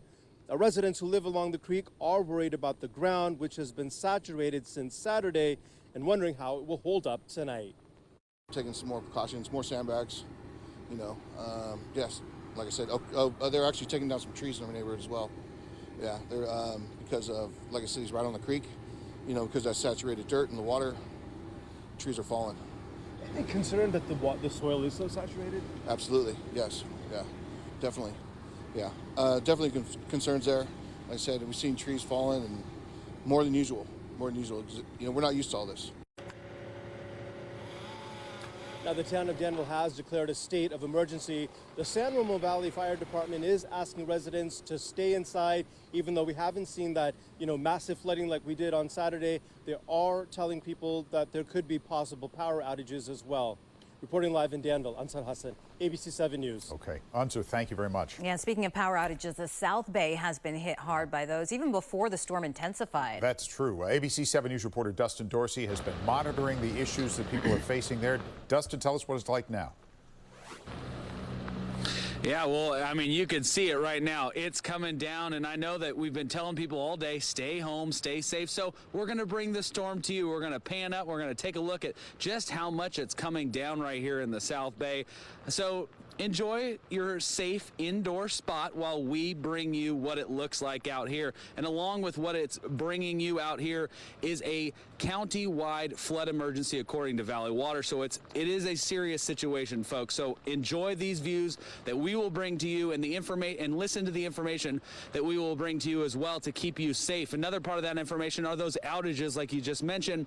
This morning we saw 17,000 outages across the San Jose area. By mid-afternoon it was down to 8. The latest update that we just got from PG&E is around 4,400 outages. So thankfully the numbers are going down. We'll just have to see what things are going to look like as the evening progresses. Of course, the bulk of this rain and wind is going to come in for the rest of the night. We saw already down power lines, snapped tree branches. So the conditions are expected to get even worse as we continue on. So once again, enjoy the sites that we bring you. Stay home, stay safe, and listen to all the warnings that are out there. For now, live in San Jose, rainy San Jose, Dustin Dorsey, ABC7 News. Yeah, all right, Dustin, thank you. It's really coming down there. Well, some dramatic video came into the ABC7 newsroom just a short time ago.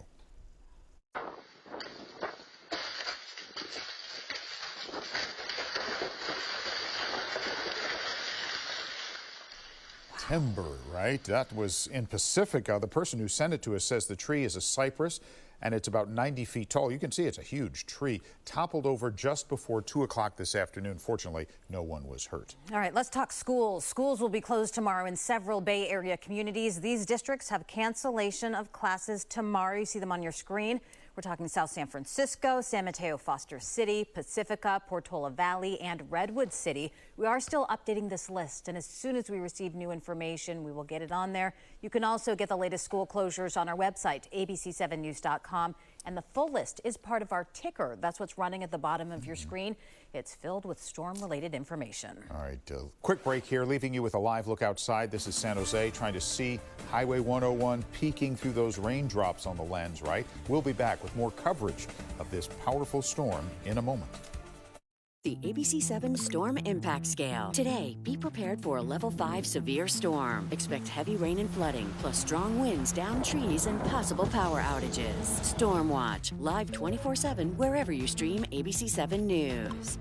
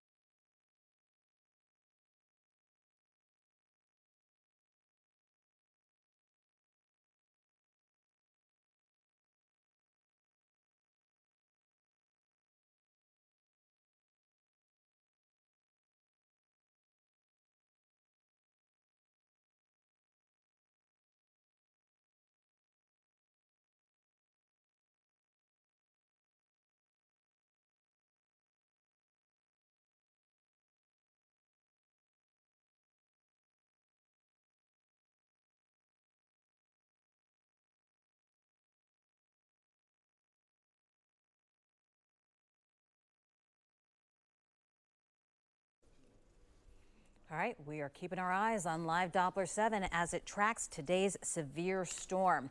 And today's storm could cause landslides and mudslides. That is part of the big concern. How can you tell the difference between the two, and how is the movement of soil affected during this time? Laura Sullivan-Green, the chair of San Jose State University's Department of Civil and Environmental Engineering, explains. Well, when we have weather events like this, what we would likely see would be mudslides or debris flows, things that shallow soil and debris is what tends to move in these events. Landslides tend to be a little bit deeper in the soil, and we wouldn't see that typically instantly with these kinds of weather events. As we Laura Sullivan-Green with San Jose State. Now, even as more Bay Area folks braced for expected flooding today, others are still cleaning up from the mess from the New Year's Eve storm. I mean, that was just days ago. Right. Yeah, among those is a woman who has dedicated herself to educating the public about their insurance rights. Yeah, 7 on Your Side's Michael Finney is here with her story. Michael? Yeah, this is really interesting. Now, many of you are going to recognize Amy Bach from previous stories I've aired on insurance matters following disasters just like what we're seeing here. The executive director of the insurance rights nonprofit United Policyholders estimates her home in San Francisco's Inner Sunset suffered $50,000 in damage in the New Year's Eve storm. Water seeped through her windows, soaking her floors, leaving cracks in her walls, and potentially causing mold issues. She now suspects her homeowner's insurance won't cover the damage. Like so many homeowners, she's deferred maintenance due to other financial needs. What a storm like this does is reveal vulnerabilities. If you have an older home like we do, you know, it reveals vulnerabilities. So I think, you know, with the drought, we had probably a lot of people had just didn't, you know, maybe deferred maintenance, didn't, you know, I kind of thought, yeah, we should probably replace our windows, but they're working, so why replace them? Remember, she is one of the foremost experts on home insurance. She said she would have to prove the storm caused the damage to the windows, which led to the flooring, to get her home insurance to cover it. She suggests if you don't really have a chance to get your claim approved, think twice about filing. Now, Bach believes even a claim denied could go against your record, although insurance industry spokespeople deny this. She also says flood insurance is relatively cheap. It's worth getting a quote to make an informed decision, but getting a quote today isn't going to help you much because it generally takes 30 days before a policy goes into effect. Yeah, that's a great point. All right, Michael, thank you. All right, let's leave you now with a look outside in Walnut Creek. You can see rain falling on the camera lens there. Back here with more coverage of the storm hitting the Bay Area right now.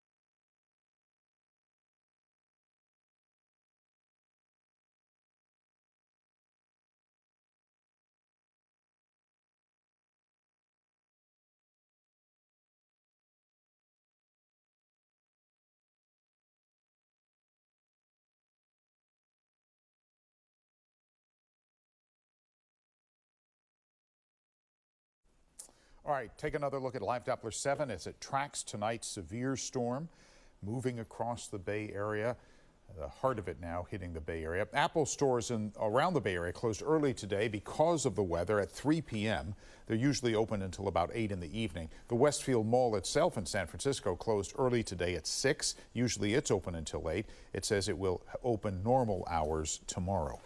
All right, so take a look at this video. It's believed to be transformers exploding or arcing in San Rafael this evening. So if you look closely as that video slows down, you can see those white flashes there happening in the distance. The event was said to go on for about 10 to 15 minutes near the Canal neighborhood. It's said to come from power outages in that area. And power crews are responding to widespread outages. This PG&E map shows the location of power problems with the red area indicating the largest impact. Right now, that's in Daly City and Colma, as you see here on the map. About 100,000 people are without power across California.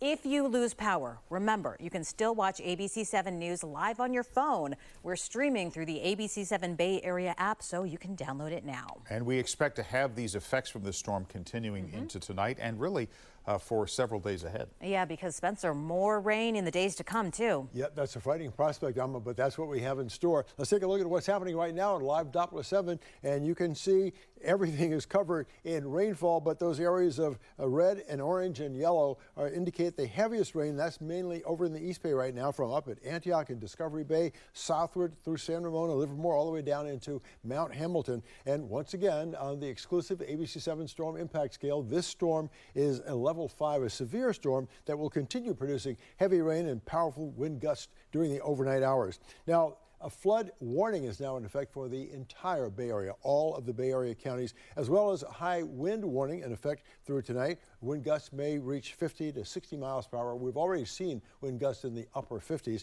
So on we go to the forecast animation starting at 7:30 this evening. Notice those reds, oranges, and yellows don't disappear for the next couple hours. In fact, they expand as we expect more heavy rain to blanket the entire Bay Area through the next couple of hours before the storm begins to ease up just a little bit during the overnight hours. Rainfall totals by 11 o'clock tonight from this storm today will range anywhere from about 1.5 inches to over 2 inches of rain in most Bay Area locations. So you can see why we have such an incredible risk of flooding.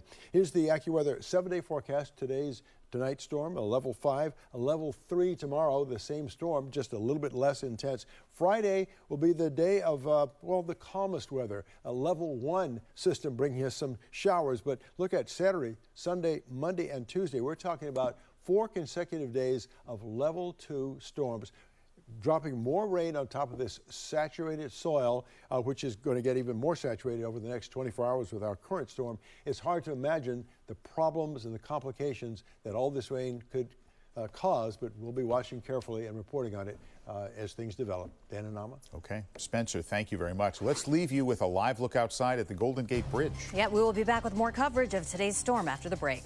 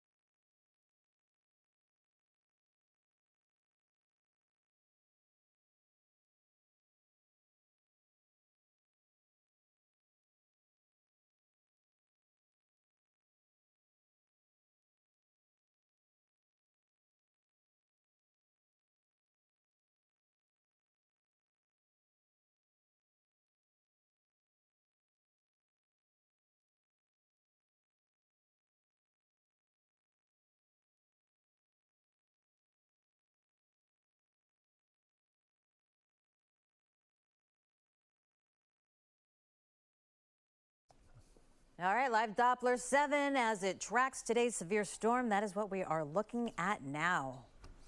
And lots of green, yeah, lots of yellow too, very intense. Yeah, continuing to move east. All right, take a look at this video just in a few minutes ago to the newsroom. Oh, Wind wow. gusts, isn't that crazy? So strong, it knocked over the canopy of this gas station. This happened a short time ago in Daly City.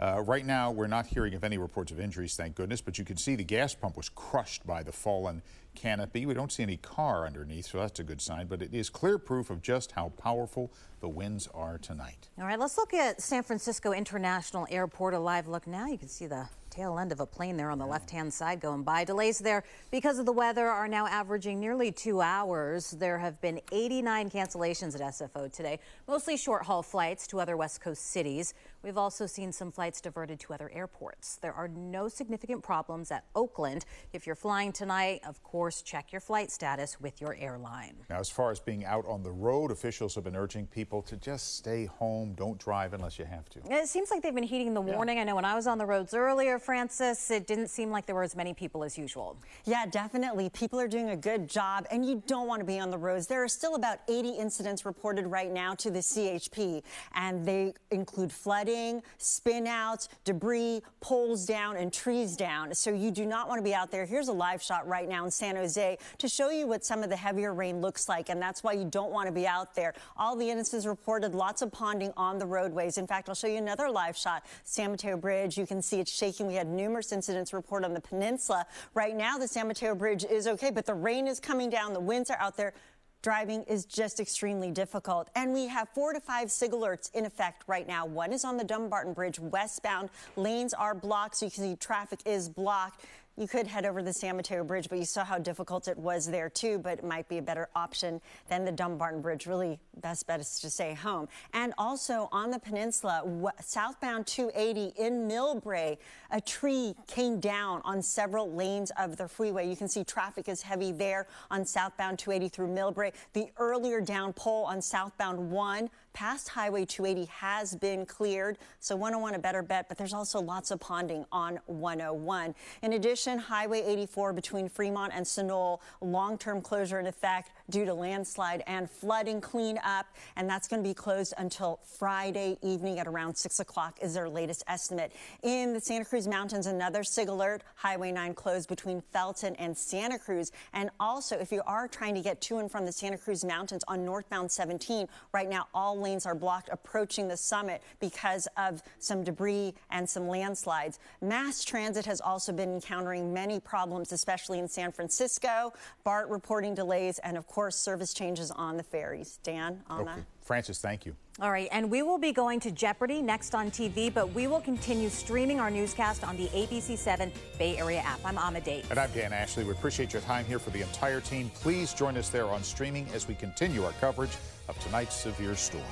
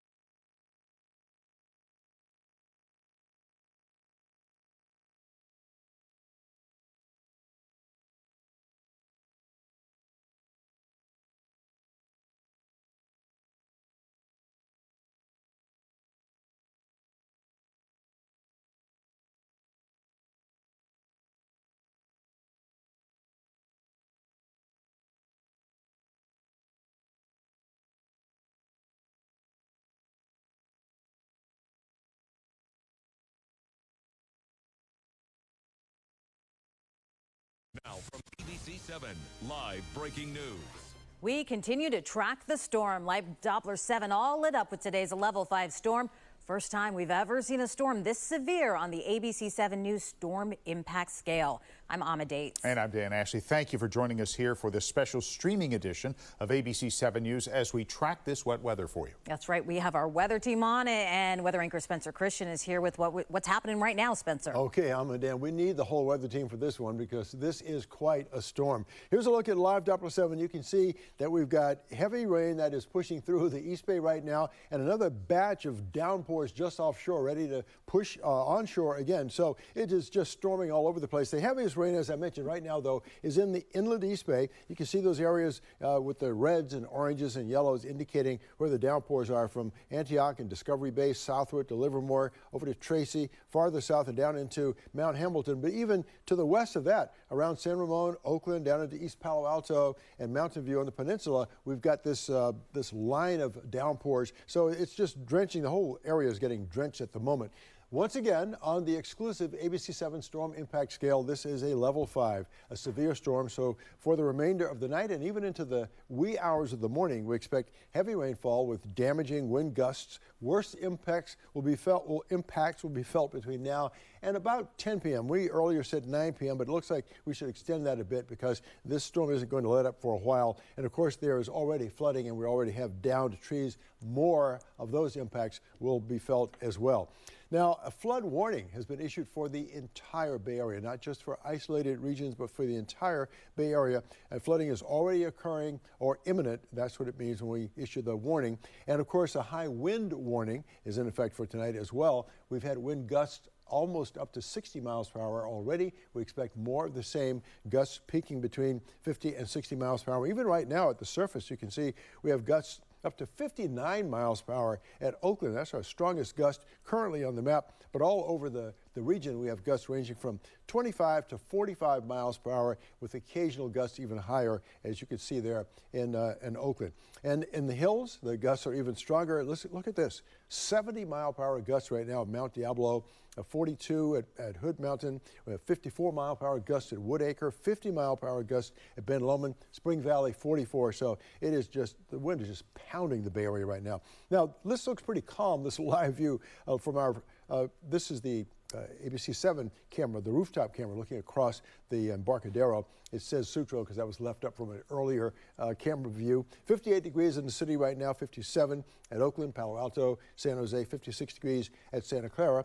And here's another view, sort of, from Walnut Creek as the raindrops are just pounding the camera's lens. Other temperature readings right now, 57 degrees at both Santa Rosa and Novato, 59 at Napa. Concord 58, mid-50s at Livermore and Fairfield right now. And on we go to one more live view of the shaky Emeryville camera being bounced around by those wind gusts. You can see the traffic is light, which is good. We don't need to be on the roadways right now if we don't have to. These are our forecast headlines. Heavy rain and powerful wind gusts tonight. Widespread flooding and wind damage are likely. Storm eases tomorrow, but there'll be several days of rain to follow. And here is our forecast animation starting at 8 o'clock. Notice once again, all these areas of vivid colors, orange and red and yellow. The rain is pouring heavily all over the region. Dan? Okay. Spencer, thank you very much. And Lisa Arjun is also on our weather team, and she is tracking the storm as well. Lisa?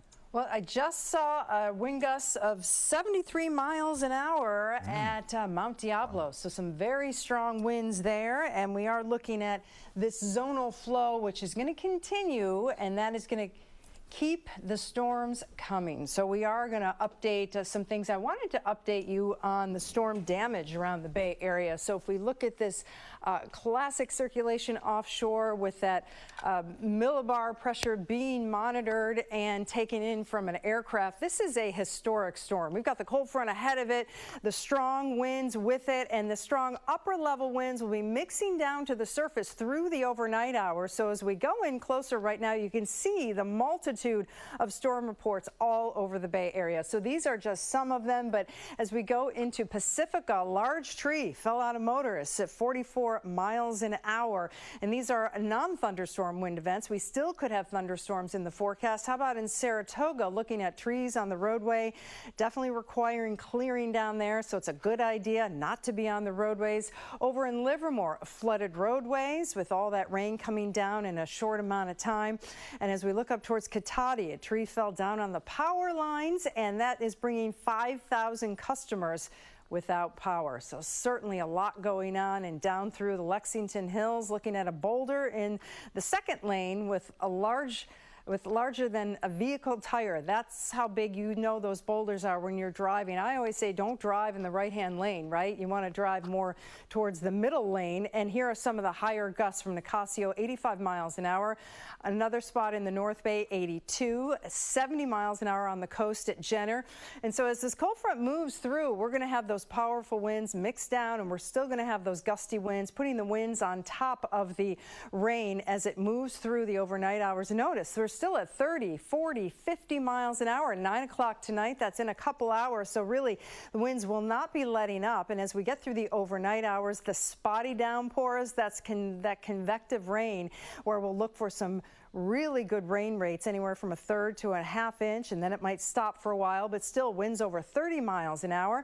Taking you through the early morning hours on the coast, over 40 miles an hour. The temperatures are in the low 40s. I wanted to update you in the Sierra Nevada, where we had those rising snow levels. So right now it's cloudy. We're going to be getting the rain, and then we're going to see the snow level kind of fluctuate between 5,000 and 6,000 feet. But we are still looking at 8 to 14 inches above 5,000 feet and several feet above 7,000 feet. Taking you through Sunday, it's going to be once again that heavy cement, where we're looking at about 2 feet of snow, possibly more. And this is a zonal flow that continues to bring a conveyor belt of storms through the weekend into next week, with only some small breaks, mainly through the night on Thursday and perhaps on Friday. These rainfall estimates, out of control, with over 5 to 7 inches as we get about 6 days out. The AccuWeather 7-day forecast. So the rain and wind tonight continues into tomorrow, the scattered downpours. And as we get into your Friday, that's your best bet to get out and do some cleanup. Still some light rain will be falling, but over the weekend, level 2 systems, and then the Monday and Tuesday system looks like a warm system again, with those snow levels rising. Back to you. Just a remarkable pattern, Lisa. Thank you. Let's update the power outage situation. Now, this PG&E map shows the location of power problems, with the red area indicating the largest impact. That's in Daly City and Colma. About 4,400 people in the South Bay are in the dark right now. PG&E says tens of thousands of customers are without power at this point because of the storm. And remember, if you lose power tonight or over the next few days, you can still watch ABC7 News live on your phone. We can keep you up to date there. We're streaming through the ABC7 Bay Area app, so just download it now and you'll be prepared. A tree fell onto a family's car as they drove on Larkin Street near Grove Street in the Civic Center area, not far from City Hall in San Francisco.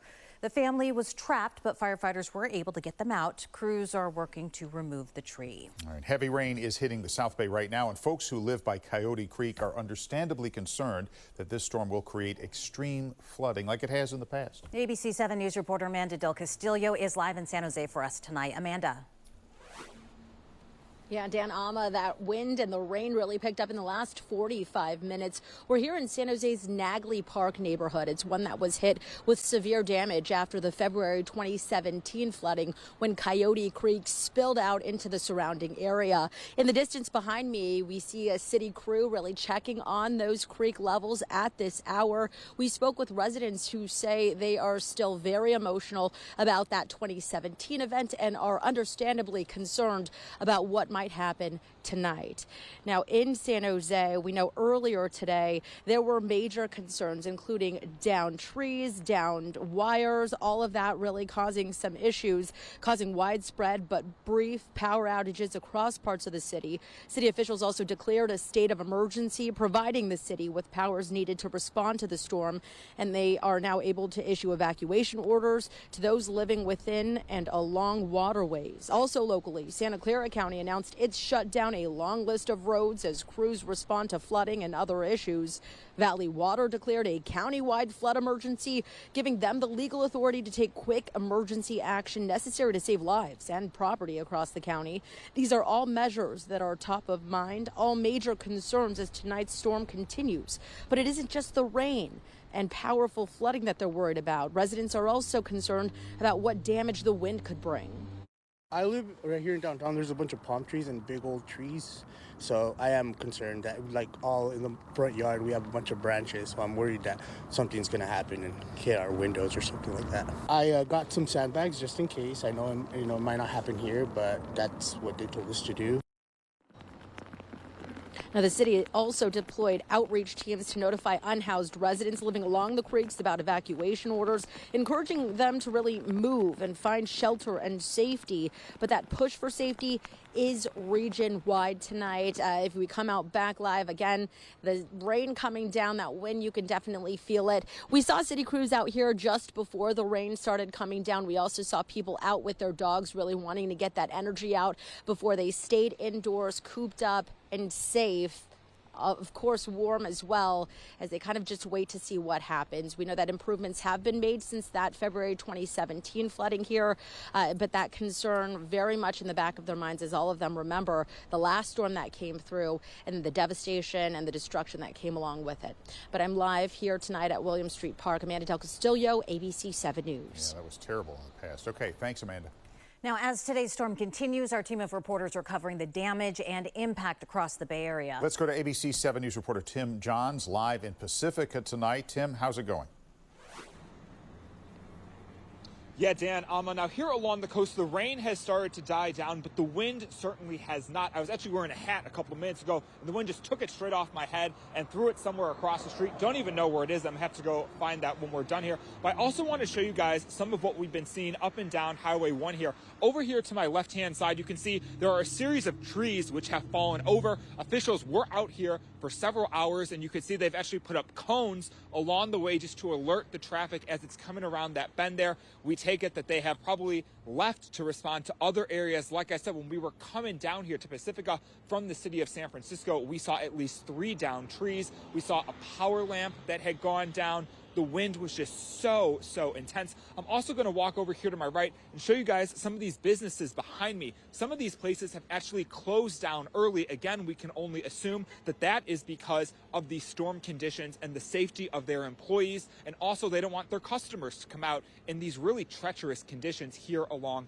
the coast, not just here in Pacifica, but further north in San Francisco and all the way down to Half Moon Bay.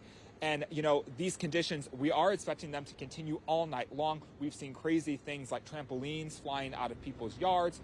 And everyone is just urged to stay home if they can. Use the utmost caution if you do have to go out and just try to ride out this storm. We're going to stay out here along the coast to bring you guys the latest conditions. But for now, Dan, Alma, back to you. Okay, great work, Tim. Good luck finding your hat. Thank you. All right, well, the storm has led to an evacuation, forcing several people in Richmond out of their homes because of threats of a possible landslide. Yeah, it was concerned that there could be a real problem there. ABC7 News reporter J.R. Stone was there and is live now in El Cerrito, where we just received some reports of storm damage. J.R.? Yeah, and Dan, up until 15 to 20 minutes ago, the rain was really coming down. I can tell you the wind is still extremely powerful out here. I'm about to show you a tree that fell down, but just know we would have gotten closer to that tree, but there are power lines still up in the air. There are other high trees up in the air. So for safety reasons, we are keeping our distance. As I do step away and you look into the distance, you can see that large tree that just fell in the middle of the yard. I talked with the homeowner a little while ago. She told me all of a sudden she heard a loud sound and then all of her power went out. It just happened so suddenly. She is okay. That is the good news, but it did fall on her car. It did not damage her home. PG&E crews were just out here up until around 10 minutes ago. They said they got to get that tree out first. Tree group comes in here, gets that tree out, and then they can get the power. But it has been like this at so many different locations. I do want to go to some of the video that we shot earlier tonight when that rain was really coming down in the Richmond area. This is an area that we have been closely monitoring all evening long because there are 15 homes, and the people inside of those 15 homes who have evacuated out of mudslide fears. 2 streets in that neighborhood, that Skyline neighborhood, are closed off, and people aren't able to go back in there. But at this point, the hillside was still intact, and that certainly is the good news. But those officials keeping a close eye on that hillside this evening. Back out here live, you're looking at that tree here in El Cerrito. There have been a number of reports of downed trees like this, not only here in El Cerrito, but all across the East Bay. As we were doing interviews earlier, you could hear those sirens from the fire trucks really going from one location to the next. As we were driving on some of the highways, you could feel that wind. So if you don't have to go out and if you don't have to go on those highways, the best recommendation is to not go out, is to stay home, because it is extremely windy outside. Reporting live in El Cerrito, J.R. Stone, ABC7 News. All right, JR, thank you so much. All right, let's leave you as we take a quick break with a live look outside at San Francisco International Airport. Flights, number of them were affected by today's weather. That's right. We will be back with more coverage of today's storm.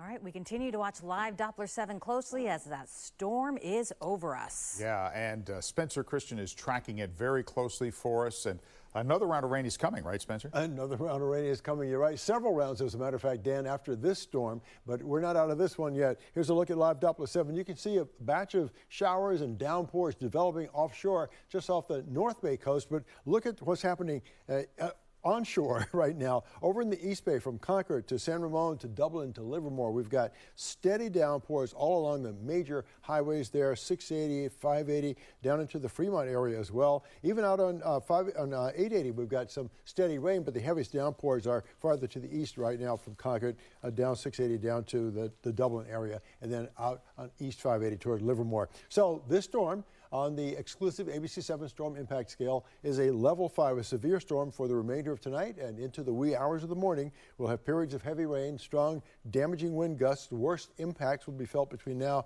and probably about 10 p.m. Flooding and downed trees are elements or impacts of this storm.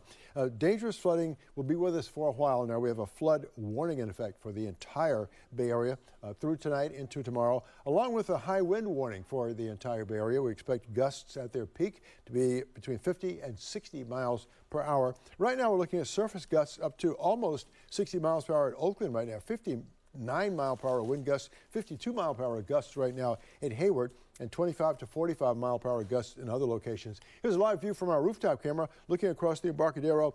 Sort of calm here right now, but it won't be for long. 56 degrees here in San Francisco, 57 in Oakland, Palo Alto, San Jose, Santa Clara, 56. Another view, sort of, from Walnut Creek, where the raindrops are covering the camera lens pretty much. 57 degrees at Santa Rosa, Nevada, Napa 59, mid to upper 50s at Fairfield, Concord, and Livermore.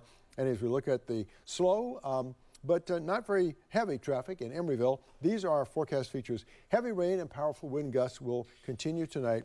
Widespread flooding and wind damage are likely. and the storm eases just a bit tomorrow, but we'll have several days of rain to follow. Here's our forecast animation taking us into the late night hours. We won't see the heavy downpours taper off until well into the early morning hours. Rainfall estimates by 11 p.m. tomorrow, anywhere from about an inch and a half to over 2 inches. So we're just going to get a drenching. Meanwhile, in the Sierra, winter storm warnings in effect until 4 a.m. Friday. We expect 1 to 4 feet of snow above 7,000 feet. Travel in and out that area obviously difficult to impossible. Overnight lows mainly in the low 50s. Highs tomorrow mainly in the mid 50s. And here's the AccuWeather 7-day forecast. Tonight's level 5 storm will lose some of its intensity. It'll be a level 3 tomorrow, which is still a very significant, strong storm. The day of lightest weather activity will be Friday when we have showers. But then on Saturday, Sunday, Monday, and Tuesday, 4 days in a row, we expect level 2 storm activity with more rain falling on this terribly saturated soil already. We are not out of the woods yet, Dan and Amma. Yeah, by no means. All right, Spencer, thank you. Well, the South Bay has been hit hard by power outages even before the storm intensified. Yeah, ABC7 News reporter Dustin Dorsey is monitoring things there. He is reporting live for us. Dustin?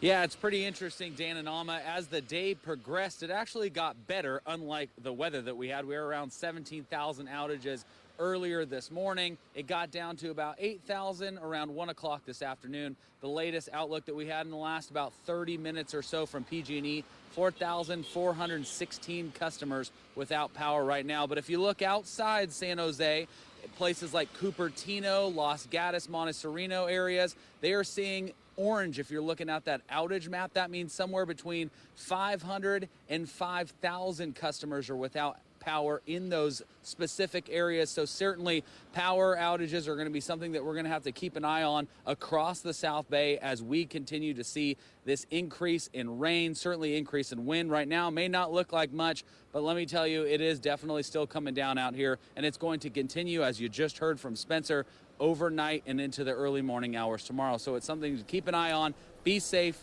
be careful, and we will keep you updated. For now, live in San Jose, Dustin Dorsey, ABC7 News. Okay, Dustin, thank you.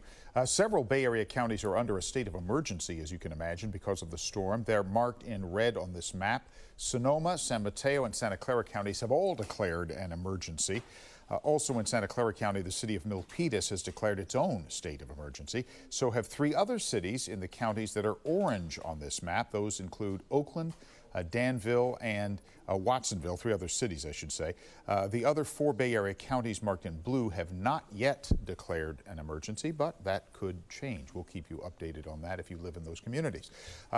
Governor Gavin Newsom declared a state of emergency for California to help with response and recovery efforts going forward. Agencies at the State Operations Center are working really around the clock, responding to whatever disasters might happen. So state government is very much involved. This is an extreme weather event, and we're moving from extreme drought to extreme flood. What that means is a lot of our trees are stressed after 3 years of intensive drought. The ground is saturated, and there is significant chance of downed trees that will create significant problems, potentially flooding problems, potentially power problems. That is really the signature of this particular event. We are also monitoring additional storms that could arrive this weekend. All right, leaving you with a live look outside. Very quiet at the Bay Bridge Toll Plaza, as you can see. Almost like it was during the pandemic, right? Just nobody out on the roads. We'll be back with more coverage of tonight's powerful storm in the Bay Area now. Stay with us. The ABC7 Storm Impact Scale. Today, be prepared for a level 5 severe storm. Expect heavy rain and flooding, plus strong winds down trees and possible power outages. Storm Watch, live 24/7 wherever you stream ABC7 News.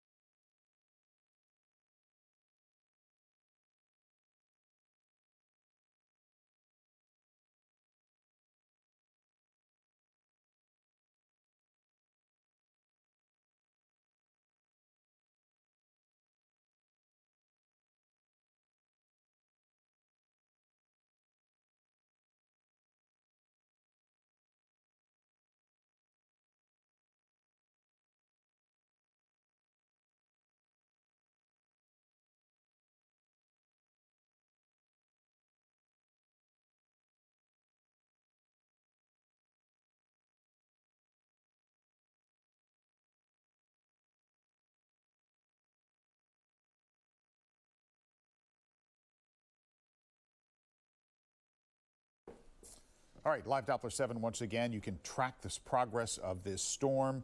The heavy intensity, those yellow points on the Doppler have moved east, but as you can see off the coastline, there are more heavy showers about to move onshore. People in Danville have already been through a lot the past few days. Now they are ready for even more flooding with this storm and the ones coming in the days ahead. ABC 7 News reporter Unser Hassan is live in Danville tonight with more on that. Unser? Dan, good evening. Some new developments, some good news coming out of Danville. We're right along the San Ramon Creek. The parking lot behind me runs along the most shallow point of the creek, and this is where the flooding began on Saturday. Now, what I was told just a short while ago is that emergency crews have been struggling to clean out the storm drains. So what they did was break the fence and use tractors to dig trenches so the overflow can be pushed back into the creek. And it seems like it's worked, because this area has been flooded since Saturday, and now it might be a little bit dark, but there is no more water.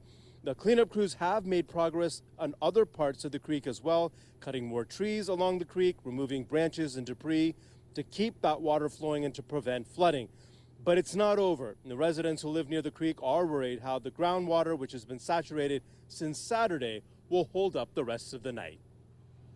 Taking some more precautions, more sandbags, yes. Like I said, they're actually taking down some trees in our neighborhood as well.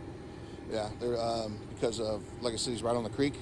Because that saturated dirt and the water, trees are falling. Are you concerned that the soil is so saturated? Absolutely, yes, yeah, definitely, yeah, definitely concerns there. Like I said, we've seen trees falling and more than usual. We're not used to all this.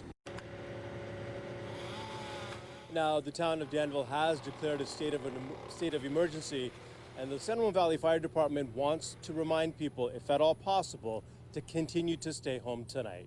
Reporting live, Unser Hassan, ABC 7 News. Yep. All right, Unser, thank you so much. And, the Warriors are playing tonight. We've been talking so much about the weather. They are at Chase Center. So before tip-off, head coach Steve Kerr addressed the weather's potential impact on the game. I was a little worried yesterday looking at the weather report about, guys drive in, but it felt like the rain came a little bit later than expected. So I'm just hoping that our fans and everybody coming to the game tonight are okay and unaffected by it. So the game goes on. All right, leaving you with a live look outside at the Embarcadero and the Bay Bridge there in the background. It's from the roof of our ABC7 News studio. It's slowed down a little, but more heavy weather, a lot of rain coming back in here shortly.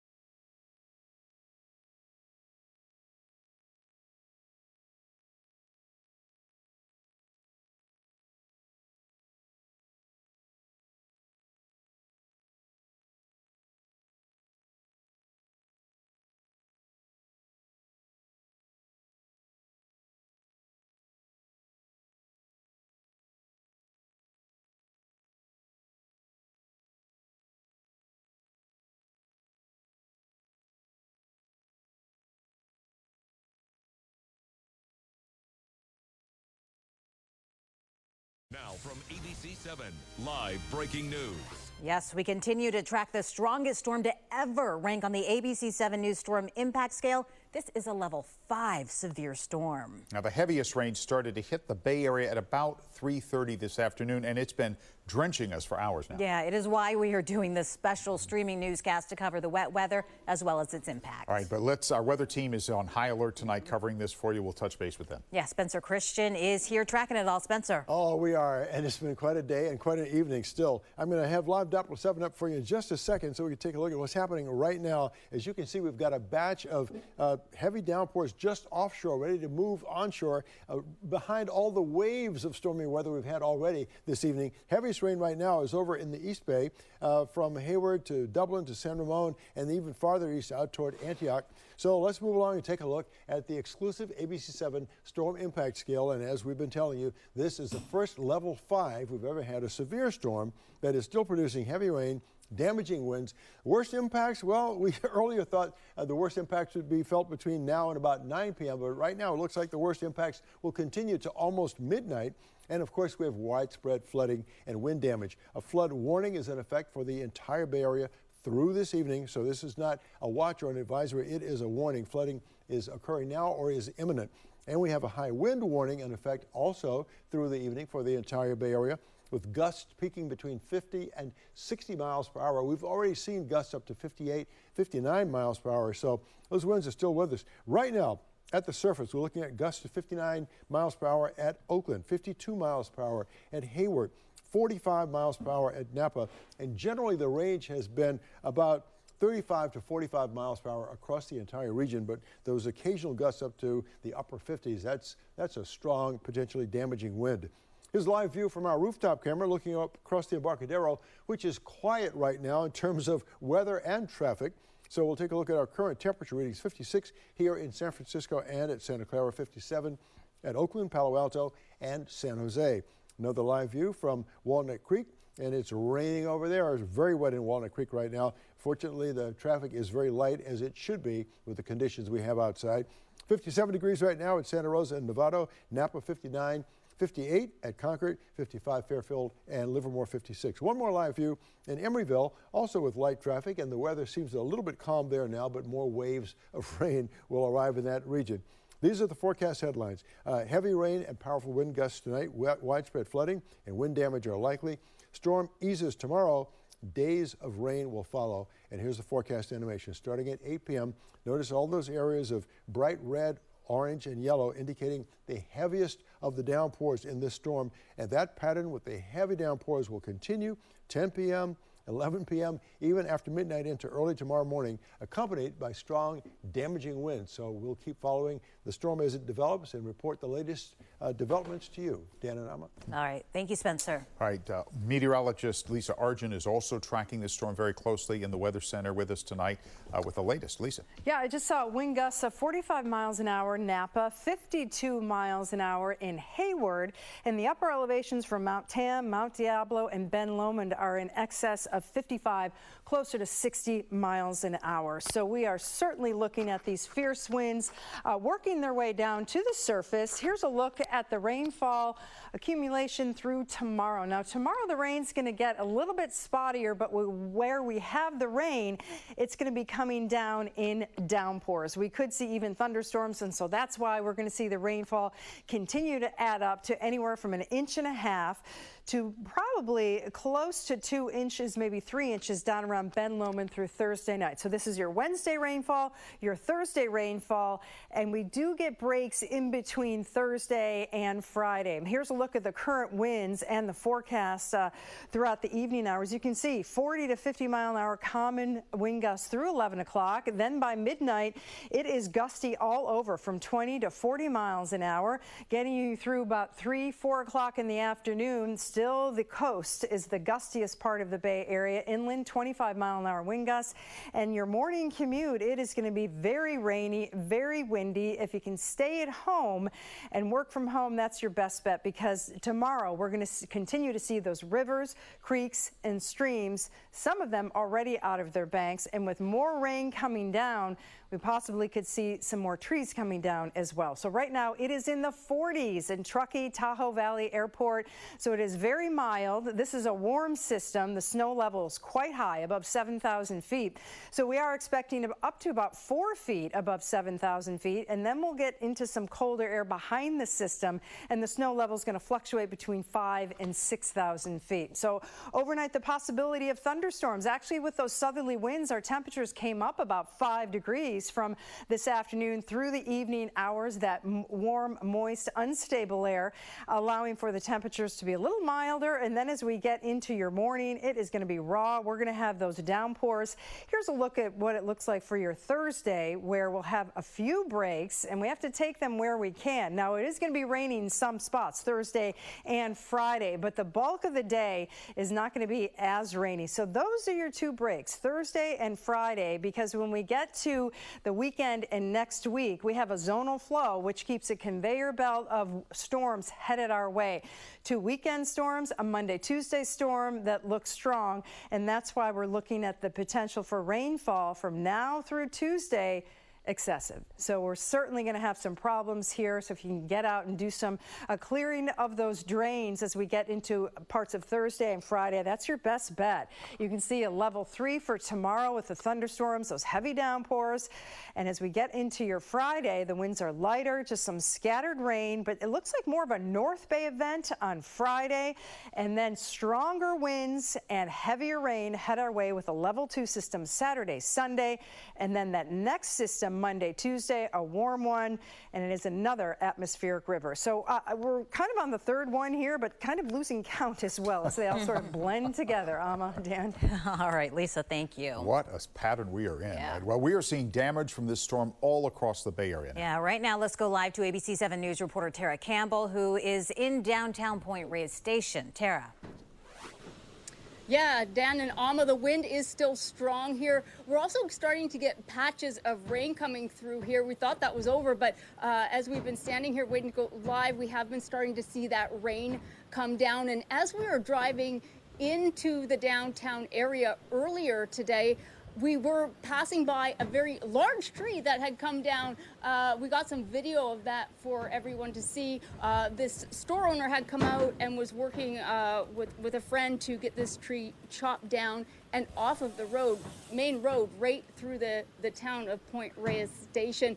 Also, power outages here have been a thing. At 4:30, the power did go out here. We're right near a market where they have been running off generators, closed early as well. I spoke with the store manager. Branches from a tree in my house have already fallen on a car in my driveway today, about 2 hours ago. So that happened. I'm figuring maybe the dice have been rolled for me already. But yeah, I believe this wind is significant with 60 mile per hour plus. All right, so that was actually one of the residents we spoke to outside of the grocery store, and you just heard from him. The grocery store manager said they were closing early tonight, 6 o'clock instead of 8, to keep all of their employees safe. And really, they'll be battening down the hatches here in Point Reyes Station tonight. Dan and Alma. All right, Tara, thank you. All right, in San Francisco, officials have closed down Gilman Avenue outside Candlestick RV Park. ABC7 News reporter Stephanie Sierra joins us live with the details there. Stephanie. Yes, Amma and Dan, I'm joining you live from my car. We parked safely on the side of the road here on Gilman Avenue, which is now completely closed off, and I'll show you why. The entire intersection ahead is completely flooded over. Just in the last hour, this water has completely overtaken this street, and it gets significantly worse right around the corner. There's several residents who were trying to get back to their homes. They had to be rerouted. I saw one resident actually who was trying to evacuate his house, and he was then transported through Public Works, through a crew here that is helping the area. Now, I want to bring in Robert Taylor with Urban Alchemy here in just a moment to describe what we're seeing. You know, it gets really bad just around the corner here. I was walking in and around that area, and there's feet of water, and he's here actually going to be joining us live to describe what he saw before he closed down this street. So, Robert, I was just explaining to them you are with Urban Alchemy. Yes, and ma'am. If you could step a little bit closer and I'll bring the camera up to you. Can you tell us what we can expect to see just around the corner from there? Around the corner, going further around, as you can see, the water's building up here. This water's been building up over the last month since the rain started, like December 1st. So right now we got this smaller part. If you get any deeper, you're going to step into anywhere from 3 to 5 feet of water. That's just how bad it is. Right now, I just got word that our compound is probably going to be shutting down, and we won't be here much longer. We'll be here till our end of our shift for certain. But we're not allowing anyone in or out. No walking in, no driving in, nothing. No in, no out, shelter in place. I just got that word right now. And the compound you're referring to? Yeah, the compound's up high. So they're not flooded, but they're up high. But again, to get in there, it's like walking through a sand pit, and we will not just risking nobody like that. It's no more in or out, period. Okay, Robert, thank you for that. Yes, ma'am. Have a good day. As you just heard from Robert, yeah, there's just feet of mud just around the corner here. So just another reminder, obviously, that we're expecting it to get worse. And this area, residents are not allowed to enter Gilman Avenue. This is right outside Candlestick RV Park. And it continues like this all the way through 3rd Street. We'll send it back to you. All right, Stephanie, thank you for that update. And the stormy, windy conditions forced several Sierra ski resorts to shut down operations early today. Here's how it looked around midday at Palisades Tahoe. Look at those lifts just blowing around. Yeah, the resort sent us this video. The chairs just, thrown by the wind. Yeah. Gosh, awful. Well, here's a live look from our camera along South Lake Tahoe at Zephyr Cove. Oops. There we are. there is. I was like, that's not it. Yeah, right? There it is.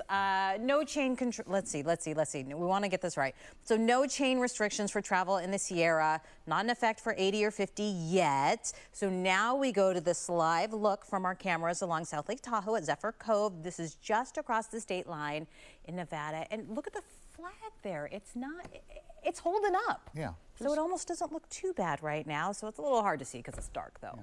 Waving gently in the breeze. All right. Well, today is the anniversary of one of the worst storms ever to hit the Bay Area. On January 3rd, 4th, and 5th, 1982, the Santa Cruz Mountains received more than 25 inches of rain. About 16 inches fell in Marin County. A total of 31 people were killed during the storm, mostly by mudslides, including 10 in the Love Creek neighborhood in Ben Lomond.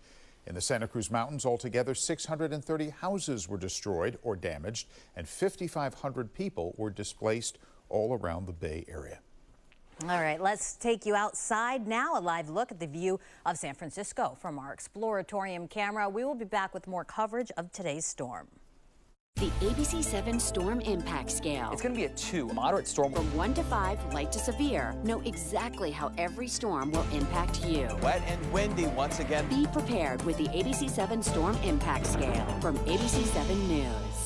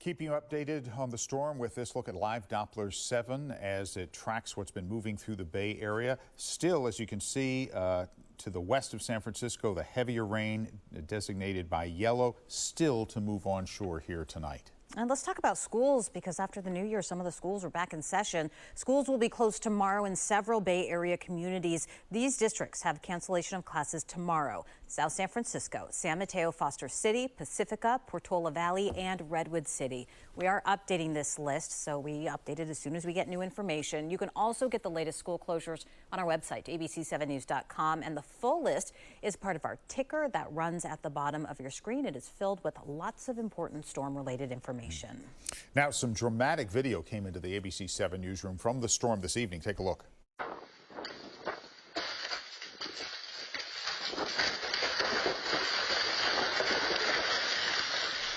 Down it comes. This is in Pacifica. The person who sent it to us says the tree is a cypress, as you can see, and it's about 90 feet tall. Big tree. Toppled over just before 2 o'clock this afternoon. No one was hurt.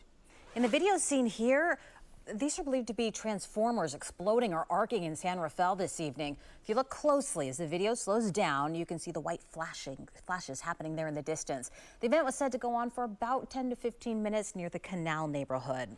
And this PG&E map shows the location of power problems tonight, with the red triangle indicating the largest impact. That is in Daly City and Colma. More than 41,000 customers along the peninsula do not have power. About 21,000 in the East Bay and 14,000 in the South Bay. Total of about 95,000 PG&E customers in the Bay Area do not have power at last check. Now remember, if you lose power, you can stay in touch with us. You can still watch ABC7 News live on your phone. We're streaming through the ABC7 Bay Area app. We're streaming it right now, as you know. Download the app now. And before we head to break, we want to take a live look outside and show you what's going on. This is our San Rafael camera. As you can see, traffic is moving nicely. Not a lot of cars out there on the road. 680 is what's going on through here. Stay with us. We're back after this. The ABC7 Storm Impact Scale. It's going to be a 2, moderate storm. From 1 to 5, light to severe. Know exactly how every storm will impact you. Wet and windy once again. Be prepared with the ABC7 Storm Impact Scale from ABC7 News.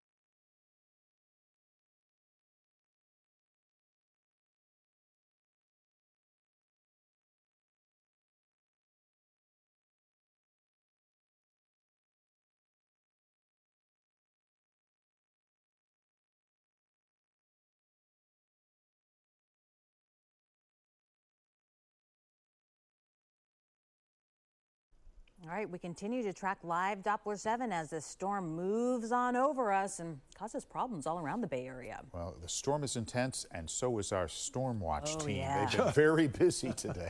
Just as fierce, Spencer. It's been a long day and a long night, but at least we're here in the comfort of the studio, so I can't complain because I do not want to be out in the elements right now. This is a fierce storm. Looking at the satellite radar composite image, we just keep seeing wave after wave of heavy downpours moving onshore and obviously producing saturating rains and accompanied by strong gusty wind. Now here's a look at live Doppler 7. You can see some of the heavier rain that has pushed well inland already, and another wave developing just offshore that's about to move in any minute now. Once again, on the exclusive ABC7 storm impact scale, this storm is a level 5, a severe storm, still producing heavy rain, damaging wind gusts, worst impacts between now and about midnight. Flooding and downed trees are elements that are happening already. We have a flood warning in effect for the entire Bay Area, all the Bay Area counties through tonight and into early tomorrow. And we have flooding occurring already, so we issue a warning only when flooding is happening or it's imminent. And we have a high wind warning in effect for the entire Bay Area as well, with wind gusts peaking between 50 and 60 miles per hour. Right now, we're looking at gusts to almost 60 miles per hour in Oakland, to 59 mile per hour gusts there, and 45 mile per hour gusts at Napa. Generally, aside from these unusually high gusts, we were seeing gusts from 35 to 45 miles per hour. And in the hills, we've had some even higher gusts, although right now they're not much higher than what we just showed you in Oakland, 59 miles per hour at Hawkeye, 62 at Mount Diablo. That's one of our highest one right now, and 50 miles per hour at Ben Lomond. Here's a view looking across the Embarcadero from our rooftop camera. Temperature readings right now in the mid-50s from San Francisco to Oakland, Palo Alto, San Jose, and Santa Clara. And at Walnut Creek, we see just a light flow of traffic. That's a good thing because driving conditions are hazardous. Current temperature readings 57 degrees at Santa Rosa and Novato, mid-50s at Fairfield and Livermore. Concord and Napa are in the upper 50s. And these are our forecast headlines as we look at slow traffic in Emeryville. Heavy rain, powerful wind gusts tonight, widespread flooding and wind damage are likely. Storm eases tomorrow, but days of rain will follow. Here's the forecast animation taking us into the late night hours. Notice those areas of red and orange and yellow just don't stop pushing onshore. That represents the heaviest rainfall this storm is producing tonight and into early tomorrow morning. Rainfall totals by 11 o'clock tomorrow night will range from about 1.5 inches to just over 2 inches. So we're getting saturated once again. And I'm going to actually stop it right there because later Lisa will have more for you. Dan and Amma? Okay. Spencer, thanks very much. All right, so let's get to Lisa Arjun for the latest on. Lisa, you're mainly tracking the winds? Well, yes, we had some of the damage reports, and I'm kind of zooming in around the Bay Area and looking at some more areas that have, let's see, this has a tree down across 2 eastbound lanes of Highway 12 in Santa Rosa. So that's a report in the North Bay, taking you down through San Francisco. A tree limb is down, power lines, utilities shut off there, so not uncommon with those winds over 40 miles an hour. Taking you down through the peninsula, another tree down in Brisbane. Out towards the coast, San Bruno, looking at an 80-foot tree down, blocking the road, and further south into Santa Clara, a large tree branch, and that is in the number 3 lane of northbound I-880. So we are certainly looking at some rough conditions down there. And another tree branch down here in San Jose. A little bit further south in Felton, the road is flooded, and there is a landslide on California 9 closing that road. So not surprising there. Temperatures are in the 40s. It is raining lightly in the Sierra Nevada. Now the biggest snow impacts to initially start will be above 7,000 feet with 1 to 4 feet. And then as we get behind the system, the snow levels will lower, and that's where we're looking at 8 to 14 inches above 5,000 feet. But this forecast model taking you into Sunday. And remember, we have another level 2 Saturday and Sunday. So with those fluctuating snow levels, we are looking at about 2 feet of that Sierra cement, which means it has a high water content. So we're going back and forth from rain to a little snow, back to rain, but the big takeaway here is that the precip continues. Here's our storm currently tonight. This is what happens into Thursday, a broad brush area of some wet weather, and then a little bit of a break as we get into Friday, some North Bay showers. Into Saturday and Sunday, another level 2 system. You can see the brighter colors there that brings more of that mountain snow. And then into Sunday, we are still wet. Is there a break behind that?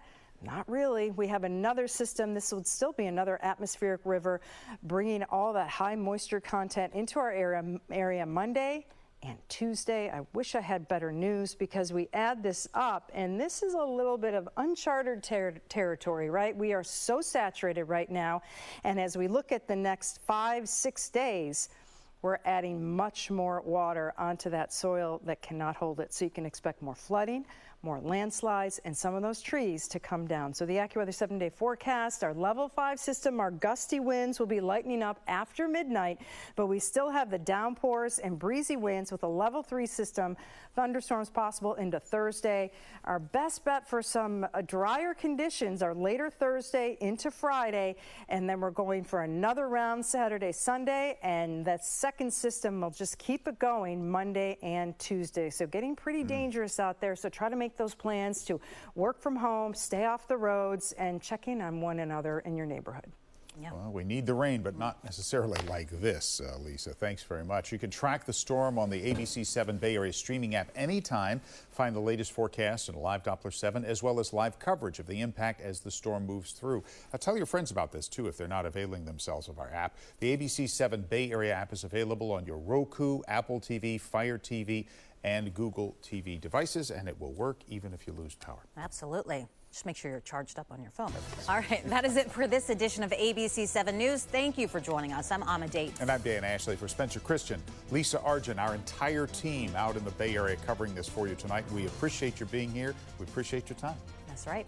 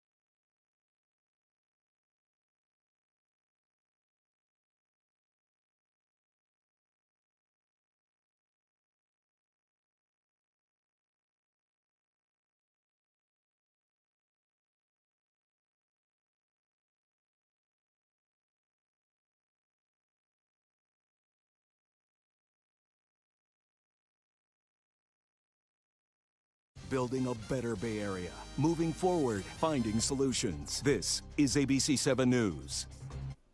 All right, we are looking at live Doppler 7, and we have never seen it lit up like this tonight. It's been like this all day. This is a 5 on our exclusive storm impact scale. This first one in its 7-year history of our storm impact scale. Thanks for joining us. I'm Amma Dates. And I'm Dan Ashley. It's been a wild weather day in the Bay Area, as you know, where you live, no doubt. We have weather team coverage with Spencer Christian and Lisa Arjun.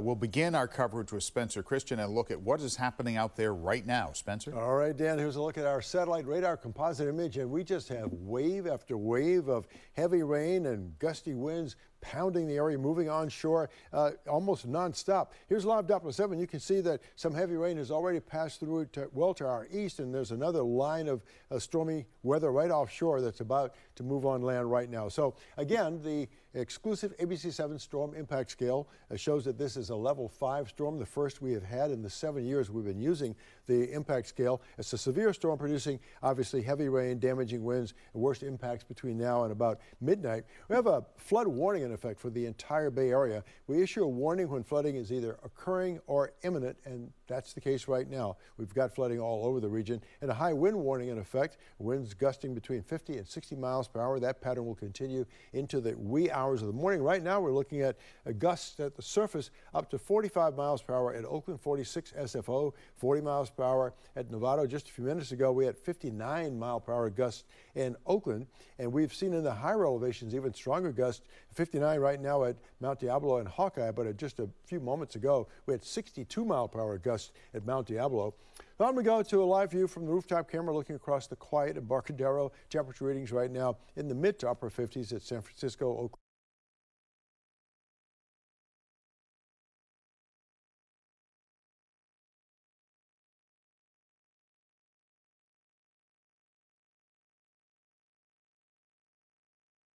Spencer, our apologies. Your microphone, I think, died. We've been on so long talking about this storm. The batteries have died.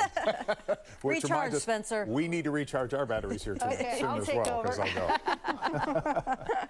Hi, Lisa. Hi. Okay, so Spencer was talking about the gusty winds bringing up our temperatures into the upper 50s. And so with this live look outside, you can see still quite a few people out there, and the roadways just continue to stay slick with more heavy rain coming. So this powerful winds will continue through about midnight. So that is another 3 hours where you can expect winds gusting over 50 miles an hour, maybe even 60 miles an hour upper elevations, widespread flooding, and tree damage is likely.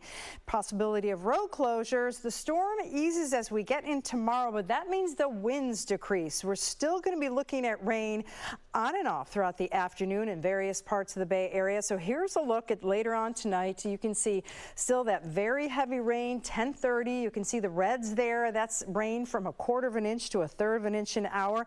After midnight, you can see a bit of a break there. 2 a.m. we've got the cloudy skies, a bit of a respite, but then we're going to be getting into some heavy rain, unfortunately, on time for the morning commute tomorrow. It's going to last on and off through your Thursday. So the rainfall today and tomorrow, 1.5 up to 2.5 inches, Ben Lomond. And then we're going to be looking at not only more rain coming in on the weekend, but we have a little bit of a break on Friday. Here's a look at some of the damage that has been reported around the Bay Area. This is just what has been reported. So power lines down around Lagunitas and taking you down into San Francisco, where we have a tree fallen and a family had to be evacuated there. Pretty scary situation. More trees down in Brisbane, and along the coast there, a bigger tree is down. So you get the idea. The soil, it just can't take any more water. It's going to run off in some of those tree roots right up towards the surface there, allowing for those trees to come down. You can see northbound 880 there in Santa Clara. There's some problems, as well as San Jose, just to name a few, and further down a mudslide in Felton. Warm conditions in the low 40s with rain in the Sierra Nevada right now. We are looking at snow above 7,000 feet. That's why the snow is going to accumulate 1 to 4 feet. And as the snow level lowers, we're going to look for anywhere from 1/2 foot to maybe 2 feet, 5,000 to 6,000 feet. But the wind gusts at the crest 100 miles an hour. So Sierra Nevada taking a huge hit with this because it's going to be a while when anyone can get in and out of there. Looking at 11 o'clock Sunday night, we're looking at 2 feet of snow, that heavy wet cement. And here's a look at that system passing us by. Thursday is lighter rain, a bit of a break on Friday. Friday night, we've got some rain in the North Bay. The weekend looks pretty dicey with a level 2 system Saturday, and Sunday another system follows that, and they just keep coming. So we're in a zone where the winds are providing easy access for storm after storm pointed right into Northern California. And unfortunately, that brings us anywhere from a half a foot of rain, parts of the peninsula, more than that up towards Cloverdale, northwestern Sonoma County, looking at particularly heavy rain. This takes us through next Tuesday. The AccuWeather 7-day forecast, our level 5 system tonight with the gusty winds, the downpours, chance of a thunderstorm on your Thursday, lighter winds, a little bit of a break later on Thursday into Friday. There's still going to be rain around though, but that's the time where it's going to be the least amount of rain because we get into the weekend, into next week, and the systems keep coming. Level 2 system Saturday, Sunday, Monday, Tuesday. All right. Thanks, Lisa. I did that the other day, Spencer. Walked right into the shot. Spencer, remind us, we're running out of power on our battery packs too, so we'll get those squared away. We're going to recharge. All right. And we are going to be back at 8:30 with another update on the weather. And if there's any breaking news, we will, of course, bring it to you. Thank you. I'm Ama Dates. And I'm Dan Ashley. You can track the weather conditions on the ABC7 app wherever you are streaming. For Lisa Argent, Spencer Christian, all of us, we appreciate your time. We'll see you again in just a few minutes right here.